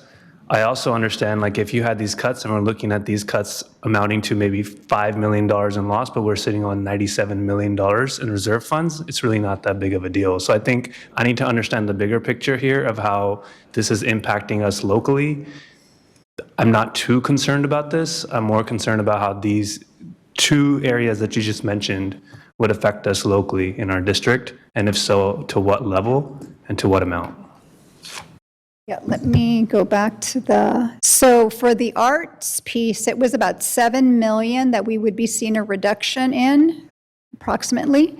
And so for us, that was going to fund some additional services that we were being provided with some of our other one-time sources. It was going to buy us another year of time. We have a lot of our COVID dollars that are expiring next year. Our last chunk of COVID dollars expires next year, September of 24. That's our ESSER 3 funds. And currently in that pot of money, we have about $36 million in positions that are funding a variety of positions across the district, additional teachers, additional support staff, et cetera. So this art music block grant, it's kind of an odd title because it implies that it's specifically for arts, but it's not. It's a discretionary block grant. Lonnie can tell you the background at the state why it was titled that way, but the idea was to give districts flexibility and to allow them to use that for the increasing pension cost or some other costs. And long story short, we were going to use that money. We were banking on that to use it to buy us more time to continue to fund some of these positions that were very much needed in our district. And then, hoping that our COLA would materialize, our enrollment would stabilize, and we would be able to roll those positions in to more permanent funding sources. So specific to that, wow, this is really loud. Specific to that, you just mentioned that we have $36 million left in COVID money that's set to expire. So would that be COVID money we can use to offset the specific $7 million in anticipated funding loss? Yeah, let me clarify, I'm sorry. The $36 million that I was referring to, it's currently being spent right now. Okay. It's earmarked for positions. There's people hired in those roles, and they cost about $36 million per year. Okay, so then my follow-up is, how much COVID dollars do we actually have left in total? Or are you saying that we have 36 million and we're going to spend it all? I'd have to kind of go back and look at that, our ESSER 3 funds, how much we have specifically left, because the way those are designed, there was a plan that was approved by the board when we first got those funds for different initiatives, and so each category is spending according to their plan, and so some may have a little more. I'm not exactly sure overall how much we have left, but it's not that we have money that's not earmarked for anything. All those funds were earmarked for specific purposes and specific uses. And I can give you some examples. Some of them are paying for things like our shade structures. At that time, our students were encouraged to eat outdoors for safety reasons. And so we did not have shade structures at all of our elementary schools, but we had places for our middle and high schools to, properly space out and eat meals. It paid for testing. It paid for additional counselors, additional social workers, additional contact tracers. I mean, it's a pretty lengthy list. And so all of those funds with ESSER 3 were for, I believe we have maybe about 25 different items that it paid for to address COVID, whether it's learning loss or mitigating. And that's the last budget, correct? That's the last funding, yes, that we got. All right, thank you. Okay. Do we have any other members? Member Jean. So I'm kind of with Member Kayada and trying to figure out what it is I want to say, because when you start thinking perspectives and how you choose to look at something, there's lots of ways to look at stuff. I'm looking at the what's not in the proposed budget slide. And I'm really, I'm looking at the pension relief, and it's true that CalPERS is going up, and it's true that CalSTRS remain stagnant. And then I went back a couple pages, and it said that these are subject to change based on the respective governing boards. And I know that a few years back, there was a huge partnership to be able to stabilize these funds that we know are so important for our public employees. And I'm a little frustrated that we're creating this sense of uncertainty there when CalSTRS is not going up anytime soon. It's supposed to stay at 19.1. And the CalPERS is going up. We do need to plan for that. It feels like we're painting a picture a certain direction, and that's just one example of about 4 or 5 I saw. And I want to celebrate that we've got 8.13 coming in. Now, I know in May that can change, and I know in June they're going to officially approve it. But that's huge for us. That's exciting for us. And we went through that so fast. It's also true that in the upcoming years, those amounts went down a little bit. That the governor changed that. More's coming in this year and less is coming in the future years. It's also frustrating when we're saying that things went down. Well, it went down because a year ago we were hoping it was going to be up, and now we've realized it's not, so we changed our predictions. These are all predictions. So the way it's getting phrased is, I don't mind being cautious. That is our responsibility. These are public funds paid by tax dollars, and they deserve to know where it's going.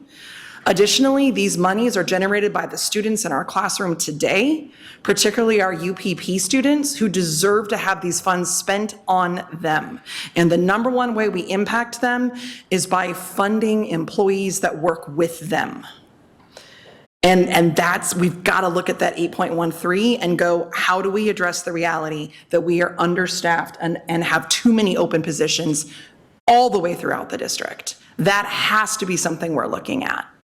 So I don't know that I have a question. I'm just kind of mimicking where Taylor started us with and trying to process that. And it's maybe because I'm a newbie and I'm figuring all this out on a much bigger scale than I have before. So thank you for listening to my rambles. And if a question comes up, I'll jump back in the queue. Thank you. Statements or rambles or questions are all valid. It looks like Member Cayetta. Yeah, I don't actually have any more questions. I thought I might. Ultimately, I just would close for myself on this item as saying, in the past 10, 15 years, the legislature and the voters of California have shown a very, very strong commitment to safeguarding TK to 14 education. And I think we need to be good stewards of those funds in 2 ways. One, to make sure we don't go broke, but also to make sure we're spending the money that voters and the legislature have given us to improve education in our state. So that's the balance for me, ultimately. And I do appreciate the information you're giving us. I'm looking at it slightly differently, but not, from a different side of the moon, right? It's just a different perspective on what it means and the impact for our district. So thank you. Thank you, Mr. Cayetta. That is not a bad balance. Member Pritchett. Thank you, President Rhodes. Rose, in regard to the block grant that we're losing, I know we had hired several positions that you mentioned, correct, under that block grant?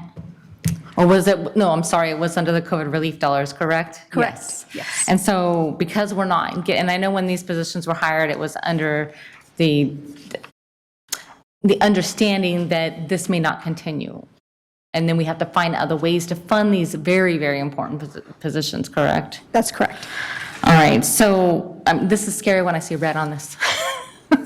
Because I know that somehow you'll, try to maneuver, and we'll hope to God that we don't see as many cuts as projected.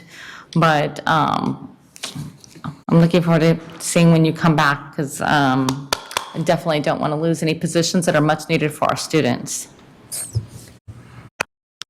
Thank you, Member Pritchett. Member Jean. Since you mentioned the arts music grant and Prop 28, I'm now on page 14 looking again. How much money are we anticipating getting because of the Prop 28 that was just passed? We estimated roughly $6.3 million. And that would start next year, yes? Yes. Okay, so the 7.3 million, how much of that is a cut for this year? 7.3. Okay, so that's the third or whatnot that we're expecting to have to, okay. Correct. But we're getting 6.13 next year. Correct. So it's really $1 million difference? I suppose. If I could Yeah, go ahead. help Yeah, with please. that one.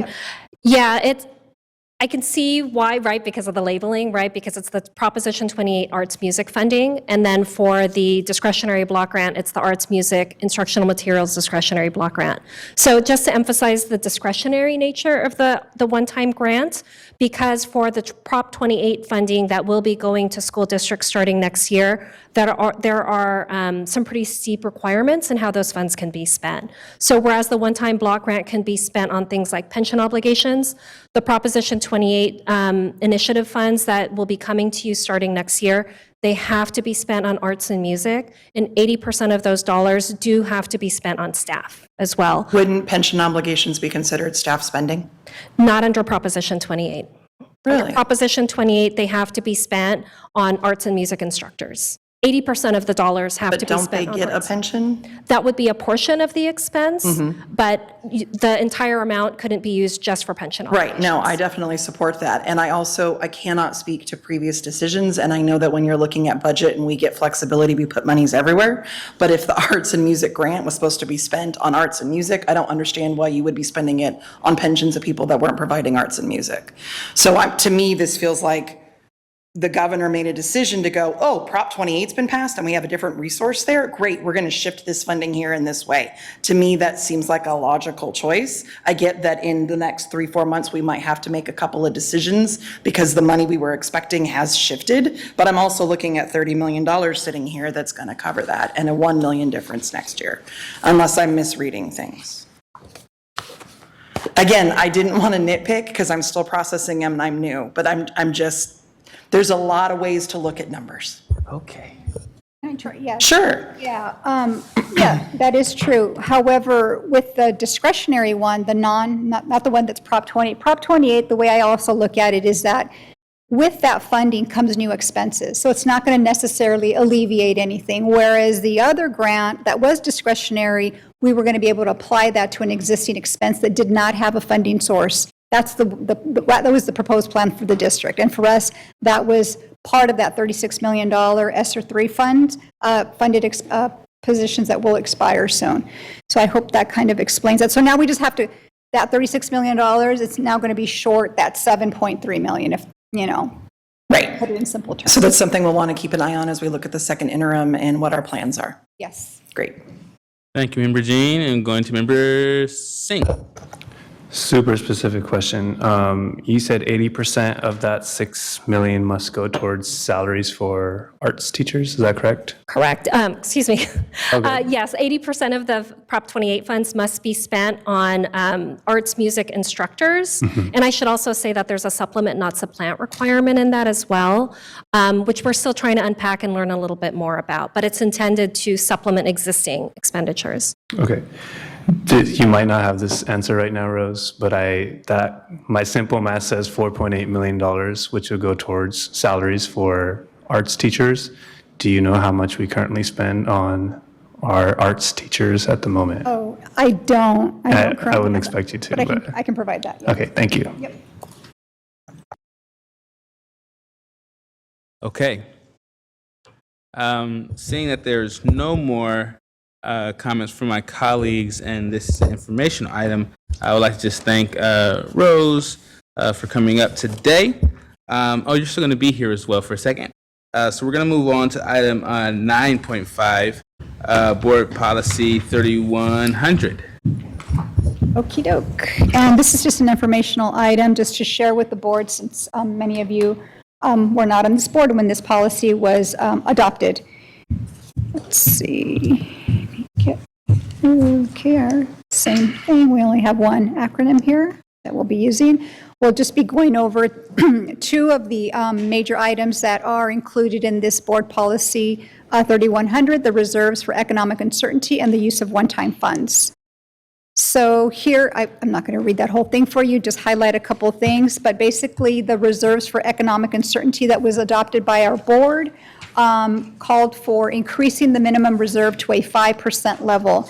And this was approved or adopted during a time when the district was undergoing some severe fiscal issues, and we were comparing ourselves to neighboring districts that were larger, smaller, and some of the trends out there for districts that went ahead and had a reserve that was higher than the state minimum.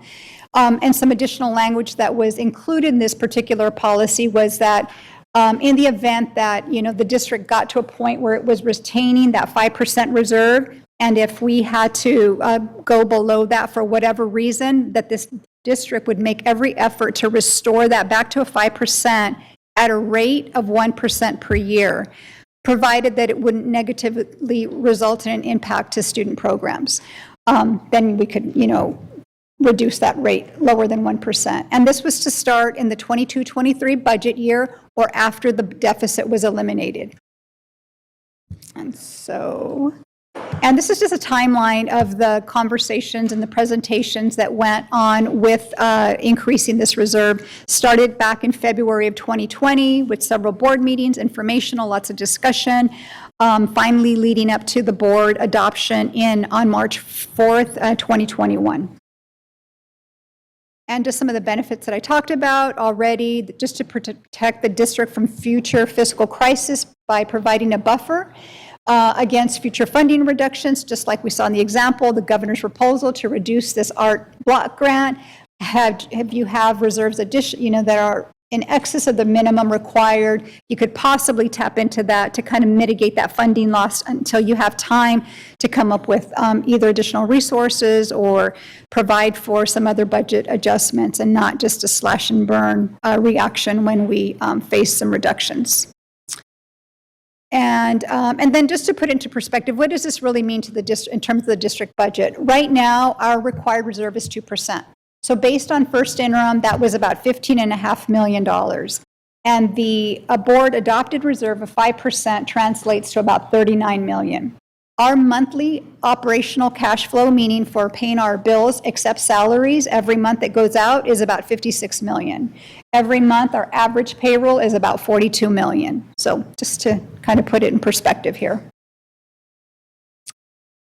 And then the other part of the board policy 3100 was the use of one-time funds. And as the executive summary explained, again, this was just a measure that was put in place by our board just to provide some protection and some fiscal stability to the district, because we had some audits done in the past that there was a trend of using one-time funds for some recurring obligations without, a backup plan for when those one-time funds expired. And as a result of that, the district had some obligations that could not be pulled back quite easily when those one-time funds expired, and that was causing some stresses on the budget. And so the board adopted this part of the policy that says that we have to show and disclose a chart of all of our one-time resources and what the plans are for use of those one-time resources. And if the district is proposing to use one-time funds for ongoing expenses, we need to make sure that we provide a plan for either exiting those one-time expenditures or for substituting with additional funding for those expenditures. And the benefits, of course, are just to protect the district from committing to long-term liabilities without a sustainable plan or exit strategy. And again, this was just informational only because there were some questions that came up about how this came about, the reserve, and so we just wanted to bring it back and just share with the board and allow for questions, of course. So that concludes that presentation. Thank you so much, Rose. Is there any public comment around this item? Yes, we have one, Nikki Malevsky. Okay.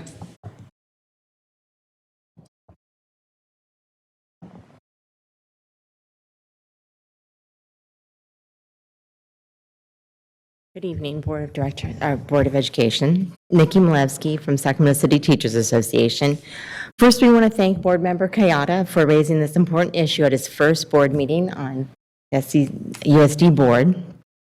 We want to point out that in the executive summary, the staff continues the district's practice of misrepresenting the findings of FIGMAT and the state auditor to justify its questionable practices.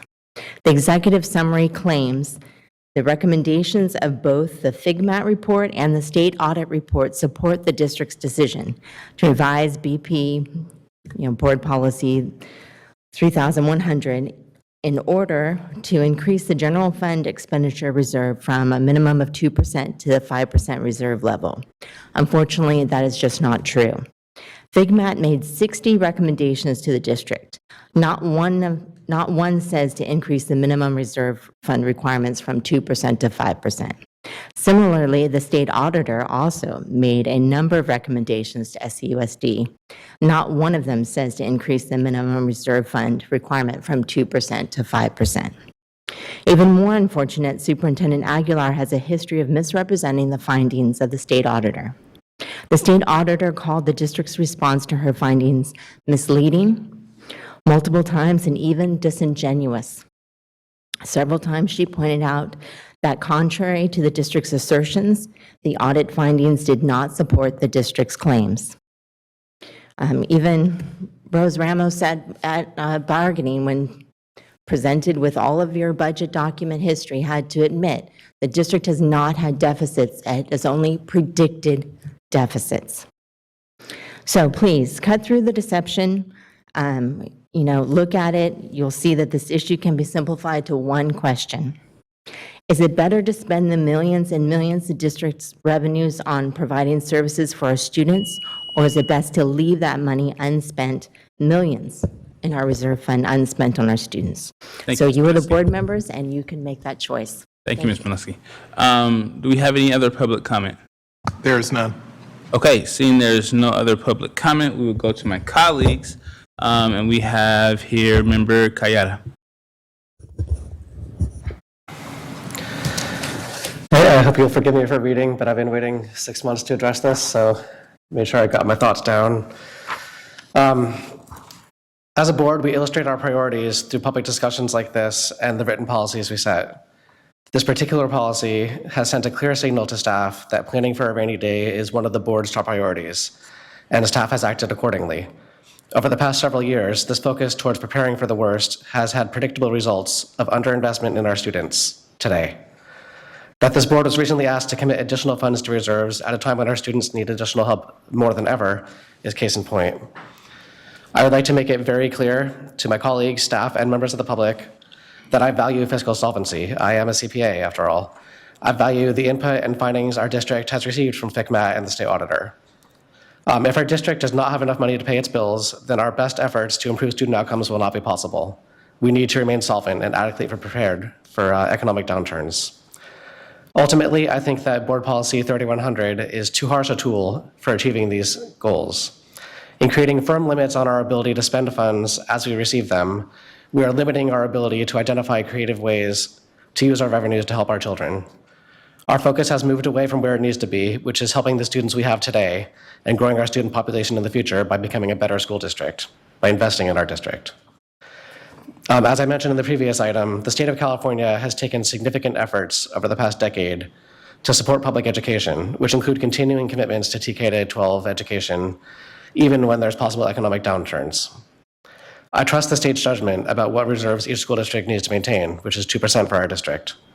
Board Policy 3100 seems to ignore these larger improvements to school finances since the condition we were in before. Board Policy 3100 directs staff to operate under the worst doom and gloom scenarios that I do not think are irrelevant today as they were in the past. I want to address some of the comments that I've heard tonight and also a letter we got from SCOE on January 16th. I think that this message is frankly insulting to the professionalism of this board and our ability to work with our well-qualified staff, including you, Ms. Ramos, to appropriately set aggressive budgets consistent with our priorities. I believe that my colleagues and I are united in our commitment to avoiding situations we've had in the past, but we can handle that responsibility. Our problems in the past should not prevent us from making the investments in our students today that we need to make. I believe that this board and district staff can be trusted to address economic uncertainty through our annual budgeting process. I think that we will remain nimble and able to respond each year to changing financial conditions as they occur. That should be an ongoing conversation rather than a fixed board policy. More importantly, our budgeting process should be a lot more transparent. I continue to welcome all the information, like what we heard tonight, about our financial conditions, including risks. Yet the board and the public should be presented with alternatives that allow us to make investments that we believe will pay off in the long term, especially when financial conditions are reasonably stable and predictable. Make no mistake, a large reserve does not benefit our students. We should be fiscally prudent, but we cannot lose that focus on our students. As a district, we're meant to educate students, not save money. My recommendation following this item tonight is that staff will return to this board at the next board meeting with proposals to modify Board Policy 3100 to remove the requirement that reserves beyond the state requirement be maintained, to remove specific percentage reserves that we should maintain, and to remove restrictions on any use of one-time funds. We can handle that through the budgeting process. I've already sent suggested language doing this to the superintendent. There may be years where we choose to build our reserves, and I think there will be, but that should be through the budget process and not through an inflexible policy. Thanks. Thank you, Member Kayada. Do we have any other board comment? So we have Tara Jean, and then Member Pritchett, Member Villa. Okay, so we'll go to Member Jean. Thanks for bringing this to our attention, Member Kayada, and for your words. I appreciate your perspective and what you shared. I already said this previously, but just kind of thinking through your words on the direction the board sets is what staff needs to follow, right? That's a big part of what, we set vision, we set priorities, and ideally we're representing and reflecting our communities that have elected us, yes? And we've heard at the 3 board meetings I've been at consistently from parents and students and community members, concerns about staffing, concerns about safety, concerns about bus drivers, concerns about so many things that need resources. And when I think about the local control funding formula and how it's based on the students that are in the classrooms today, and how it's based on unduplicated pupils, our students with the most needs, and those monies need to be spent on those kids today, not put in a bank account. And so, yeah, I'm with you that this needs to be a conversation in the budget process, not an inflexible policy. Okay, thank you, Member Jean. We're going to Member Pritchett. Thank you, President Rhodes. Rose, can you tell me again, of the 5%, how long would that fund take us if we didn't have any budget? Yeah, 5% is about 39 million, and you can see it's probably just a little under one of our payrolls per month. One of our payrolls. And if we did the 2%, the recommended 2%, That's $15.5 million, so that would cover maybe just half or a little under half of payroll per month, a month, 1 month. Yeah, like 40% or so, yeah. I'm assuming you keep the pulse on other districts. You work with other districts. You talk with other CBOs about what is happening in other districts. Can you tell us a little bit about what other like districts are doing at this point in time? Yeah, we are also seeing some high levels of ending fund balances in other districts, and hopefully we can share some information shortly on that. And a lot of that has to do not only with maybe some districts do have higher reserves adopted, that's pretty common now because 2% or 1% is a little low, but because we did get quite a bit of funding these last couple of years for COVID, to address COVID, and schools were closed. So our unrestricted general fund, we didn't use as much of those funds on operating costs because we were able to use our COVID dollars. So we are seeing some of those higher ending balances in some of our neighboring districts. But again, we have to remember that that's not recurring revenue. That's simply a balance, right? Like any balance in a bank account that you spend it, it's going to dwindle. So, yeah. All right. I can't help to, something that always comes back to me is, when I first came on this board, meeting number 2, we talked about school closures. Many of you guys were in this room, and every time I see negative budgets or we talk about lowering our reserves, it brings me back to that night. And it makes me wonder, if we had had reserves, would we had to close 7 schools that we had? So it just kind of brings me back to that. Thank you, Member Pritchett. We're going to go to Member Villa. Okay, so I have a few random, obviously, notes here. So being a part of this board, obviously some of this was adopted before, the process was starting before I joined. And digging in over the last couple of years and figuring out where we were, and I followed this as a parent, and then coming on this side, I had another understanding of how this all works. Our education budgets are extremely fluid. It's very tricky to follow, and it has been hard for me to continuously keep up, but that's the work that we do. And I always rely on you and our staff to do that work and present that, and obviously the partners that we work with. Again, the budget for the district has been extremely wild over the past couple of years. Thankfully, we did receive so much funding in COVID, and this past board, very overwhelmed with the ability to do so many things that we've never been able to do ever. I've been in Sacramento. I'm a graduate of, going to Sac. I know how bad our district has been, and to get that kind of large investment, that's the largest in history that this district has ever been able to have in reserves, and being able to count for, the long-term goals. And I always go back to, like you had mentioned, Member Pritchett, that's one payroll. That's $14 million difference. That is nothing in the drop of in this district. To remove that, very problematic in my eyes. And I also look at, we're looking at a short-term vision versus a long-term goal in this district. We can't think about what we want to do right now because we've made those investments in our district. We've made staffing investments, school sites. I mean, the things that we've been able to do over the past couple of years, we have made those investments, and they're in everything that we see at all school sites. And I want to go back to one-time funds too. That's something that people don't understand. We made this decision for obviously so many reasons, is again, looking at long-term goals, making sure that we are using these funds and not counting on them for later, because when you do that, that's problematic. And again, these thoughts are, because it's just challenging for me to bring this back up when we know what we've been through and what we had to make decisions on, and now where we are. But I go back to this statement. In your household, you have a savings account. Do you just spend that because you have it, or do you hold on to it? Because for me, I think you just don't spend it because you have it or release it. That's a reason why it's there for reserves. If we have a roof over our head, we have food in our refrigerator, our families are being served, our staff are being served, we're working. Excuse me, if you would like to come up to the podium, I would love to have that, but I'm going to go ahead and finish. Member Villa, please only speak, don't directly to the audience. I'm just going to go back to, this is our household, these are our savings, and we've worked hard to get there, and we've made horrific cuts in the past. And we have to make sure that for the longevity of this district and for our staff, for our students, that we hold on to this. I'll leave it at that. Thank you, Member Villa.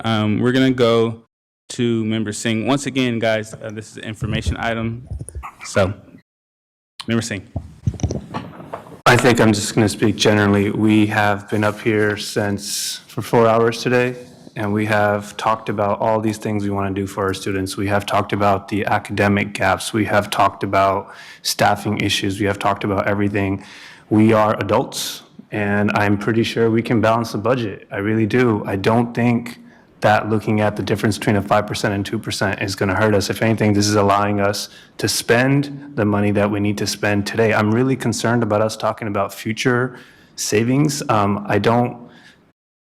I can see the example, but what I see here is more of a business example. I don't see a household example. I think from a household perspective, if I'm not able to give my children clothing, shelter, safety, and other things, I would dip into my funds any day.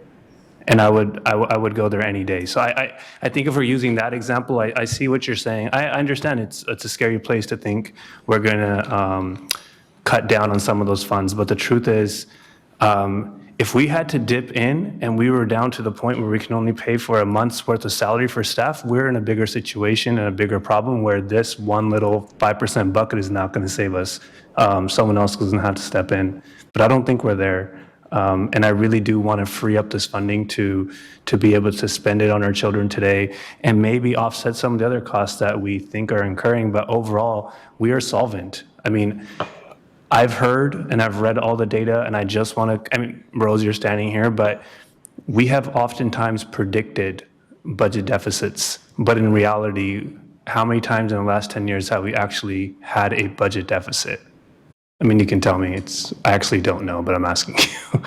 Yeah, I'm sure we haven't, but the issue is that we're looking at two different financial statements. Your budget prediction, or we call them our budget projections, they're simply projections based on information we know, and they're always going to be wrong. We know that. School districts all across the country, their projections are going to be wrong. Things change. And we can sit here and explain to you and show you all the data why our budget projections do not end up exactly in the actuals like we projected. So yeah, in these last few years, we have not materialized a deficit when it came to the actuals because we had a lot of money come in for COVID. We didn't tap into our operating budget.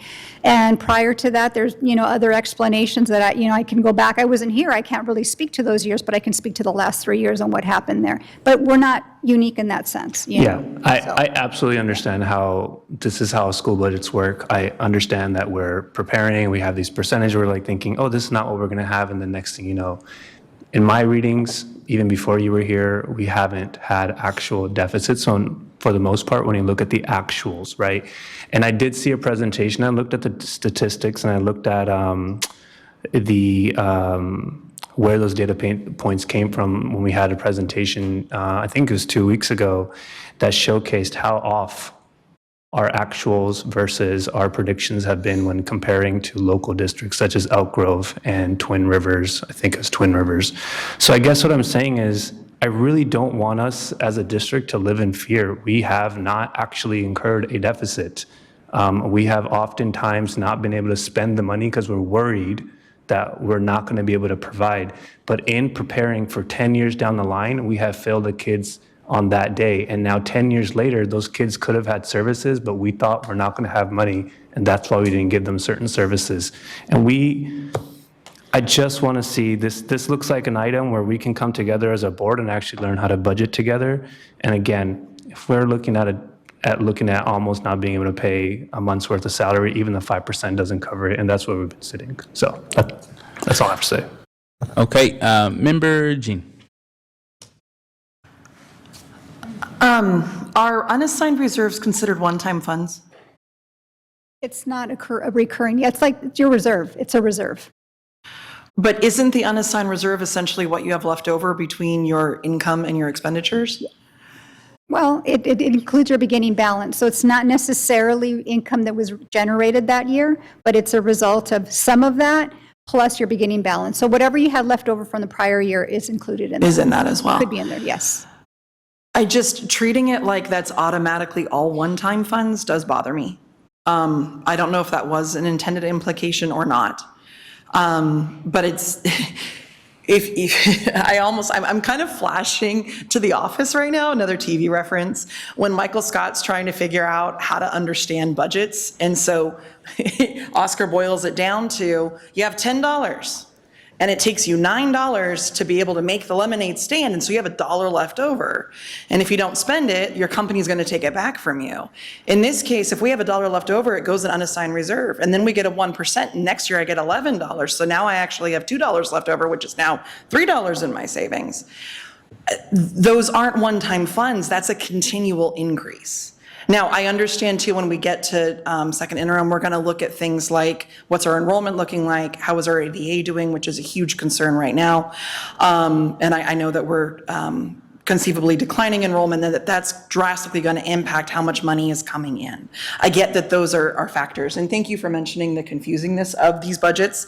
School budgets are a moving target at all times. I understand that too. Unassigned reserves not automatically one-time funds, and I wanted to make sure that was clear. Some of it might be, some of it might not be. Thank you, Member Jean, and we're going to go to Member Pritchett. Thank you. I just had a question for Member Singh. You had. Member Singh, you can pose your question. All right. He had referenced a presentation And I'm just wondering if that's a presentation that we can view online or? Oh, no. He was referencing SCTA's presentation that they did, which outlined past years of the district budget, like not being in a deficit. You can probably have one of the SCTA leaderships to send that to you, but that's what he was referring to. Thank you. Uh-huh. Okay, so seeing that my colleagues have no more things here, I have, did anybody else put in? Okay, so I have a couple of things. A lot of questions have been asked. I guess one of my statements is I would like for you guys to come back with options for the board. I think that Member Kayada spoke about balance, right? And how do we balance this fiduciary duty that we have to community to make sure that our district is solvent, but then at the same time making sure that we have adequate services for our students, and that is the balance, right? And so I would like to see options around 3100 and what it might look like, as well as I think the clause in there of use of one-time funds. I think that is a very smart one. So this is just a statement, right? I think that is a very smart one because we've saw before where our district has put money that's one time into ongoing, and it's put us in a very bad situation to where then services that could have been for students end, right? And so those are good I know we'll have more conversations around those things, but I think currently, what we need is options, and options for us as board members to be able to assess and look at, because yes, we do have more funds currently, and I want to be able to make sure that we are balancing our fiduciary obligations as trustees, which is one of our main purposes of the financial solvency of the educational system in Sacramento, in the city of Sacramento. And then also to be able to service our students how we should service them. So with that, I leave it with that, and we look forward to having those options back at a future board. And also, very quickly, I have to extend the meeting. It is past 10:30, and we hope we don't go past 11 o'clock. Can I get a second to extend the meeting? Second to extend the meeting. Hand raised for a vote of yes. Thank you. Okay, and so now we're going to go into, where are we at here? Okay, Communications Superintendent Report, item 10.1. And then I'm going to forego item 10.2, President Report, in honoring of time, so we can move a little bit faster. Thank you very much, President Rhodes. I'll be very brief as well. I just want to reiterate some of the information that was shared today by you and some of our community members, especially given that February is Black History Month.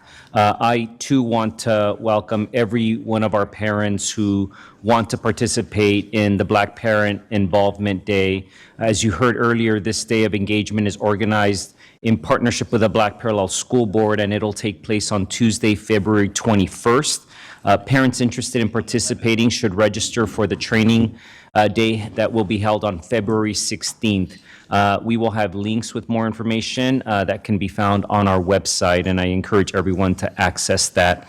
On the subject of overall student success, I learned earlier this week, and I'm excited to announce that 3 of our students will be recognized by the Association of California School Administrators at a ceremony in March called ACSA's Every Student Succeeding, which honors students who exceed our expectations and the educators who support them along the way.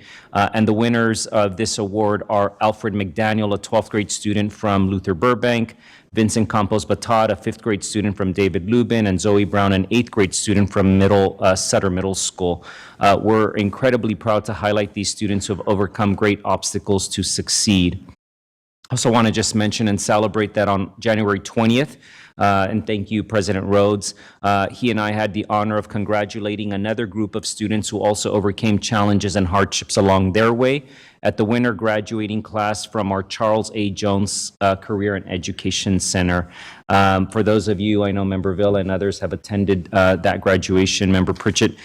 These are graduates that are now ready and already are pursuing trades such as manufacturing and welding, medical assistants, nursing assistants, pharmacy technicians, which of course are all important careers that serve others and truly make a difference in our community. I'm proud of the work of our staff, led by Principal Angela Hatter, in empowering members of our community to achieve their career goals.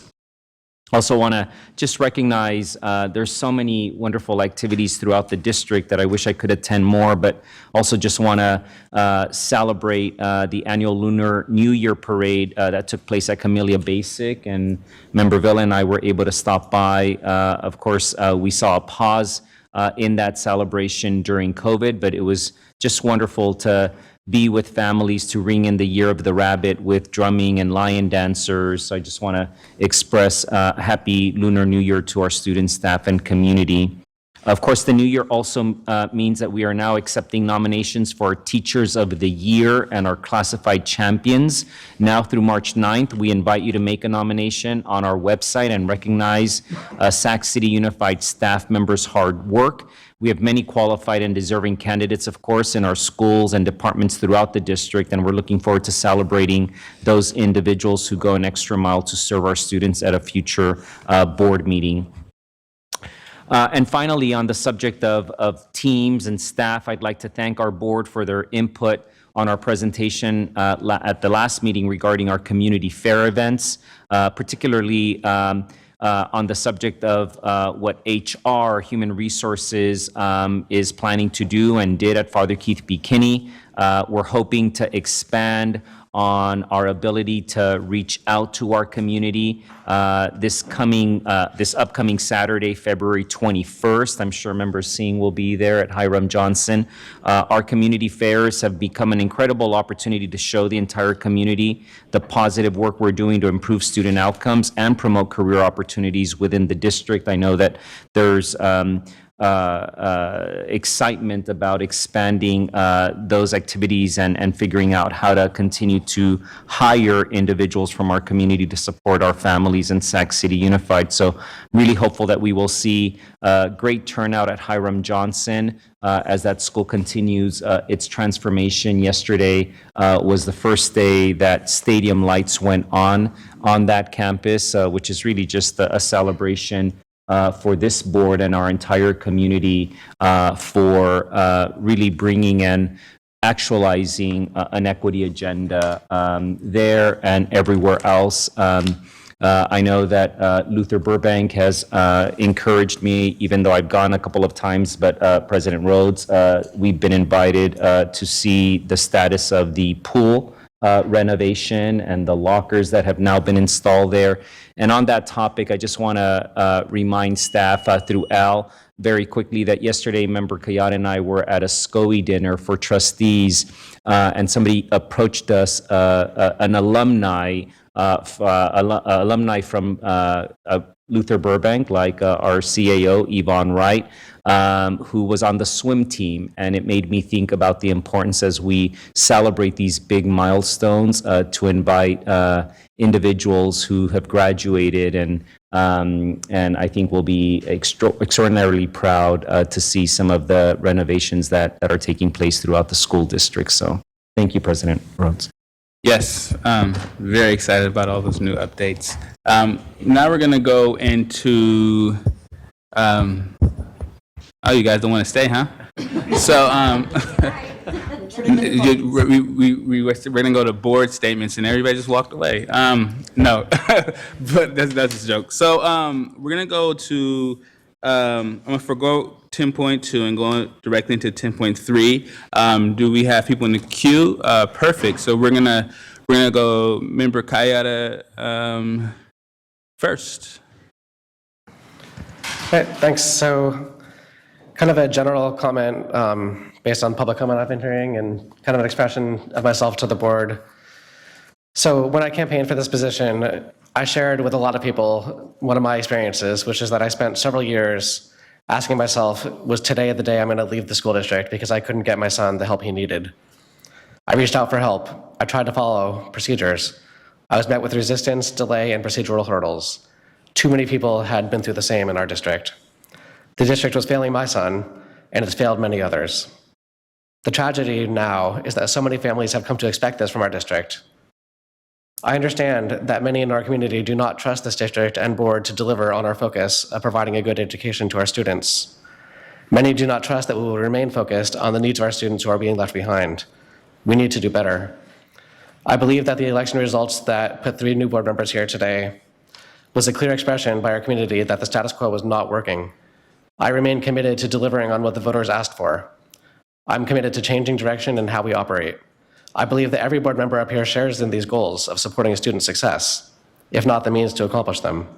It's my hope that we'll use our positions of power to restore trust in our communities, truly focus on improving student outcomes, and be much more transparent in what we do. I invite members of the community to reach out to me if they think I'm not meeting these standards I just expressed today, and I will do what I can to make the necessary changes. All right, thank you, Member Kayada. Call us in. Terajin. Thank you. I just wanted to bring to our attention the community schools that we've heard twice from one of our teachers, Ms. Just. I'm really excited by the vision of community schools and the success of community schools, and I'm not sure how many of us are really familiar with the entire system or structure or the work that's happening at our schools, as well as wanting to maybe put kind of some looking into making sure that we're honoring the funds that are coming our way for community schools. There's a very specific way it has to be done for it to be successful, and you've got to hit those 4 pillars. So I don't know if this is a request for a future agenda item or information item or 2-by, but I would love to learn a lot more about what's happening with community schools and the ways that we can support and grow that program. Amen. So yes and yes, we will get that item agendized at a future board meeting. One of my things as well. Okay, Member Villa. Just kind of keep breaking this thing. Yanking it around.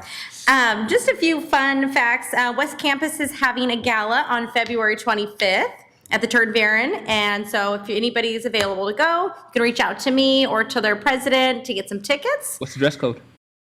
It is actually fancy, Mr. Rhodes. Okay. So it is a gala. Okay. I will be happy to share with you the flyer. Okay, I love it. And just touching on a few other positive things, if you go to drive by Elder Creek or drive past Earl Warren, their shade structures are up. And I went to visit both of them last week, and they're almost done. The kids are excited about this. I was talking to the principal, Mr. Frink, and he said they just keep looking out the gate saying, how many more days until we get to go play on that? How many more days? And they have a new track also at Elder Creek.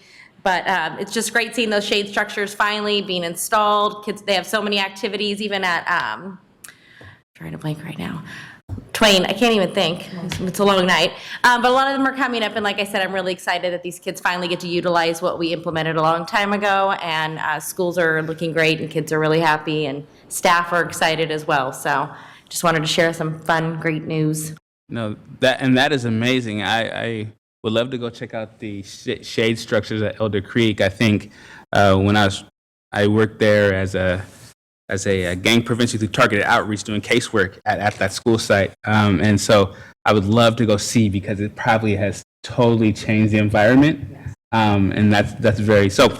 I also want to tell you too, when they do have everything open, they're going to start having their graduations out on the lawn as well. And I said the same thing. I said, when these gates are down, let me know. I want to be here, and let's take a run around the track with those kids. So I'll let everybody know when that's happening. Thank you for that.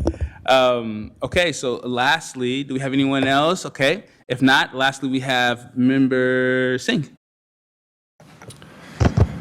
5 minutes. I will. I thought it was 3. Oh no, I just said it out loud. Oh, okay. I thought you I just stated the time. Gosh. Okay. Just trying to honor it. Sorry.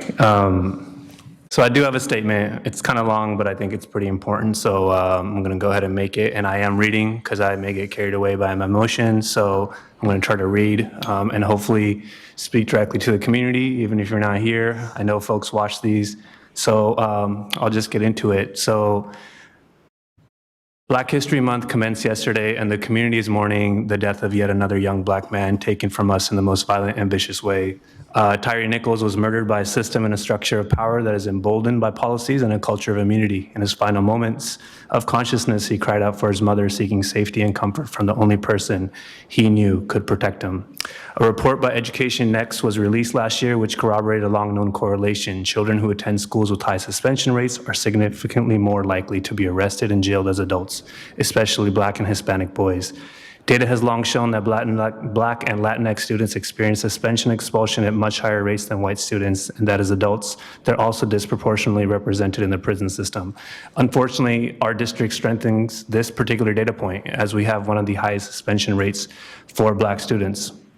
So for the safety of our children, to ensure that they have the best chance at making it to adulthood alive, our number one priority must be to dismantle the school-to-prison pipeline.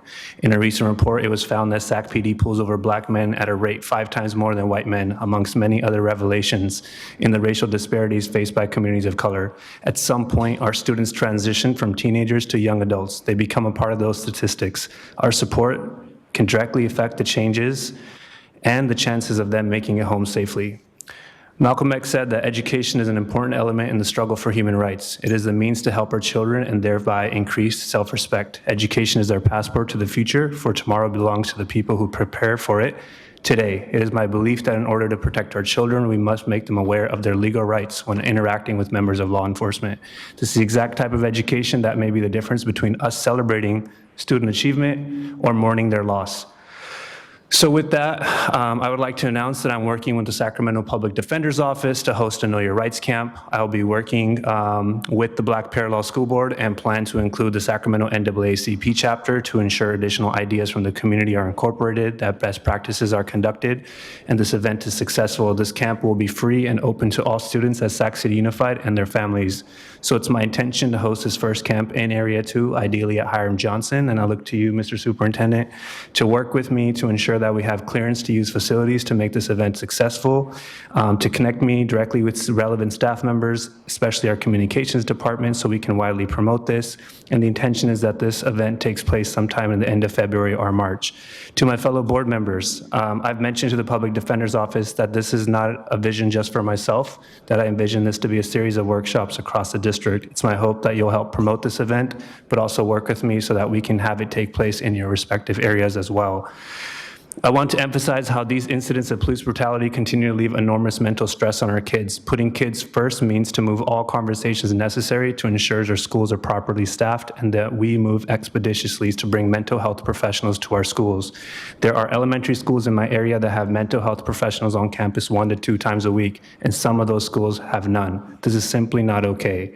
Similarly, I would like us to explore the idea of hiring a full-time DEI officer onto our staff. We are truly dealing with very real full-time problems, and they will not be addressed with part-time solutions. Lastly, I do encourage families and staff to read the racial and social justice resources link on the district website. The link, go to the website, www.scusd.edu, click on the menu option in the top right. You'll see a column that's labeled Community Support, and under that, you can access the column named Racial and Social Justice. Thank you. Thank you, Member Singh, and I echo and support having these around all of our district. Once again, I said it earlier today, all my time here as president, one of the things we want to push forward is meaningful community engagement around things that impact them or things that can positively help them. And so we're going to do more of that, and I applaud you for bringing this forward and look forward to working with you and our staff to make that a reality. Okay, going on to item 11.0, before we go to a consent agenda, I would like to pull professional tutors of American contract under 11.1A from consent and ask that the board receive information about circumstances under which we are required to give notice to our labor partners. And so first, we will vote on consent agenda all except for 11.1. Do I have a second on that? 11.1 what? 11.1A. Do you have a second on that? Okay. So we're going to, and tell me if I'm doing this right. We're going to vote on consent agenda except for 11.1A. All right. So do we need a roll call? Yes? Okay. Roll call vote. Member Jean. Aye. Member Kayada. Aye. Member Pritchett. Aye. Member Rhodes. Aye. Member Singh. Aye. Member Villa. Aye. Okay, and so going to 11.1A, what I'm asking is that we have an opportunity to bring this back a later option. I know that we have an obligation to have conversations or inform our labor partners, but I also want our members here to have the opportunity to hear under which we're required to give notice and how that looks and why. Also, I would like to say we really want to have an opportunity to also, in good faith, have a conversation with our labor partners around this, and then also with our board members. So that is my motion, and I'm looking for a second on that. Second. Okay, so that's a second, and we're going to do a roll call vote on that. Superintendent? Member Jean. Aye. Member Kayada. Aye. Member Pritchett. Aye. Member Rhodes. Aye. Member Singh. Aye. Member Villa. Aye. Okay, thank you for that, colleagues. I know that I belabored that along, and we're into the night, but I do appreciate you guys moving forward with that. Now we're going to 12.0, future. Second. Okay. Oh, we need you to say when we're meeting next. Yes, yes. I removed my second. There's a process before we close, guys. Okay, thank you. I know it's late, but let's follow the procedure. Okay. So everybody leaves in the space. We get all rowdy. Yeah. Okay. So future board meeting dates and locations. Do I get a motion to approve? Yes. Okay. Raise your hand if you all approve. Yes. Okay. Now we are going to adjourn. Thank you guys very much. Have a great rest of your night. Man. Did you? You're like.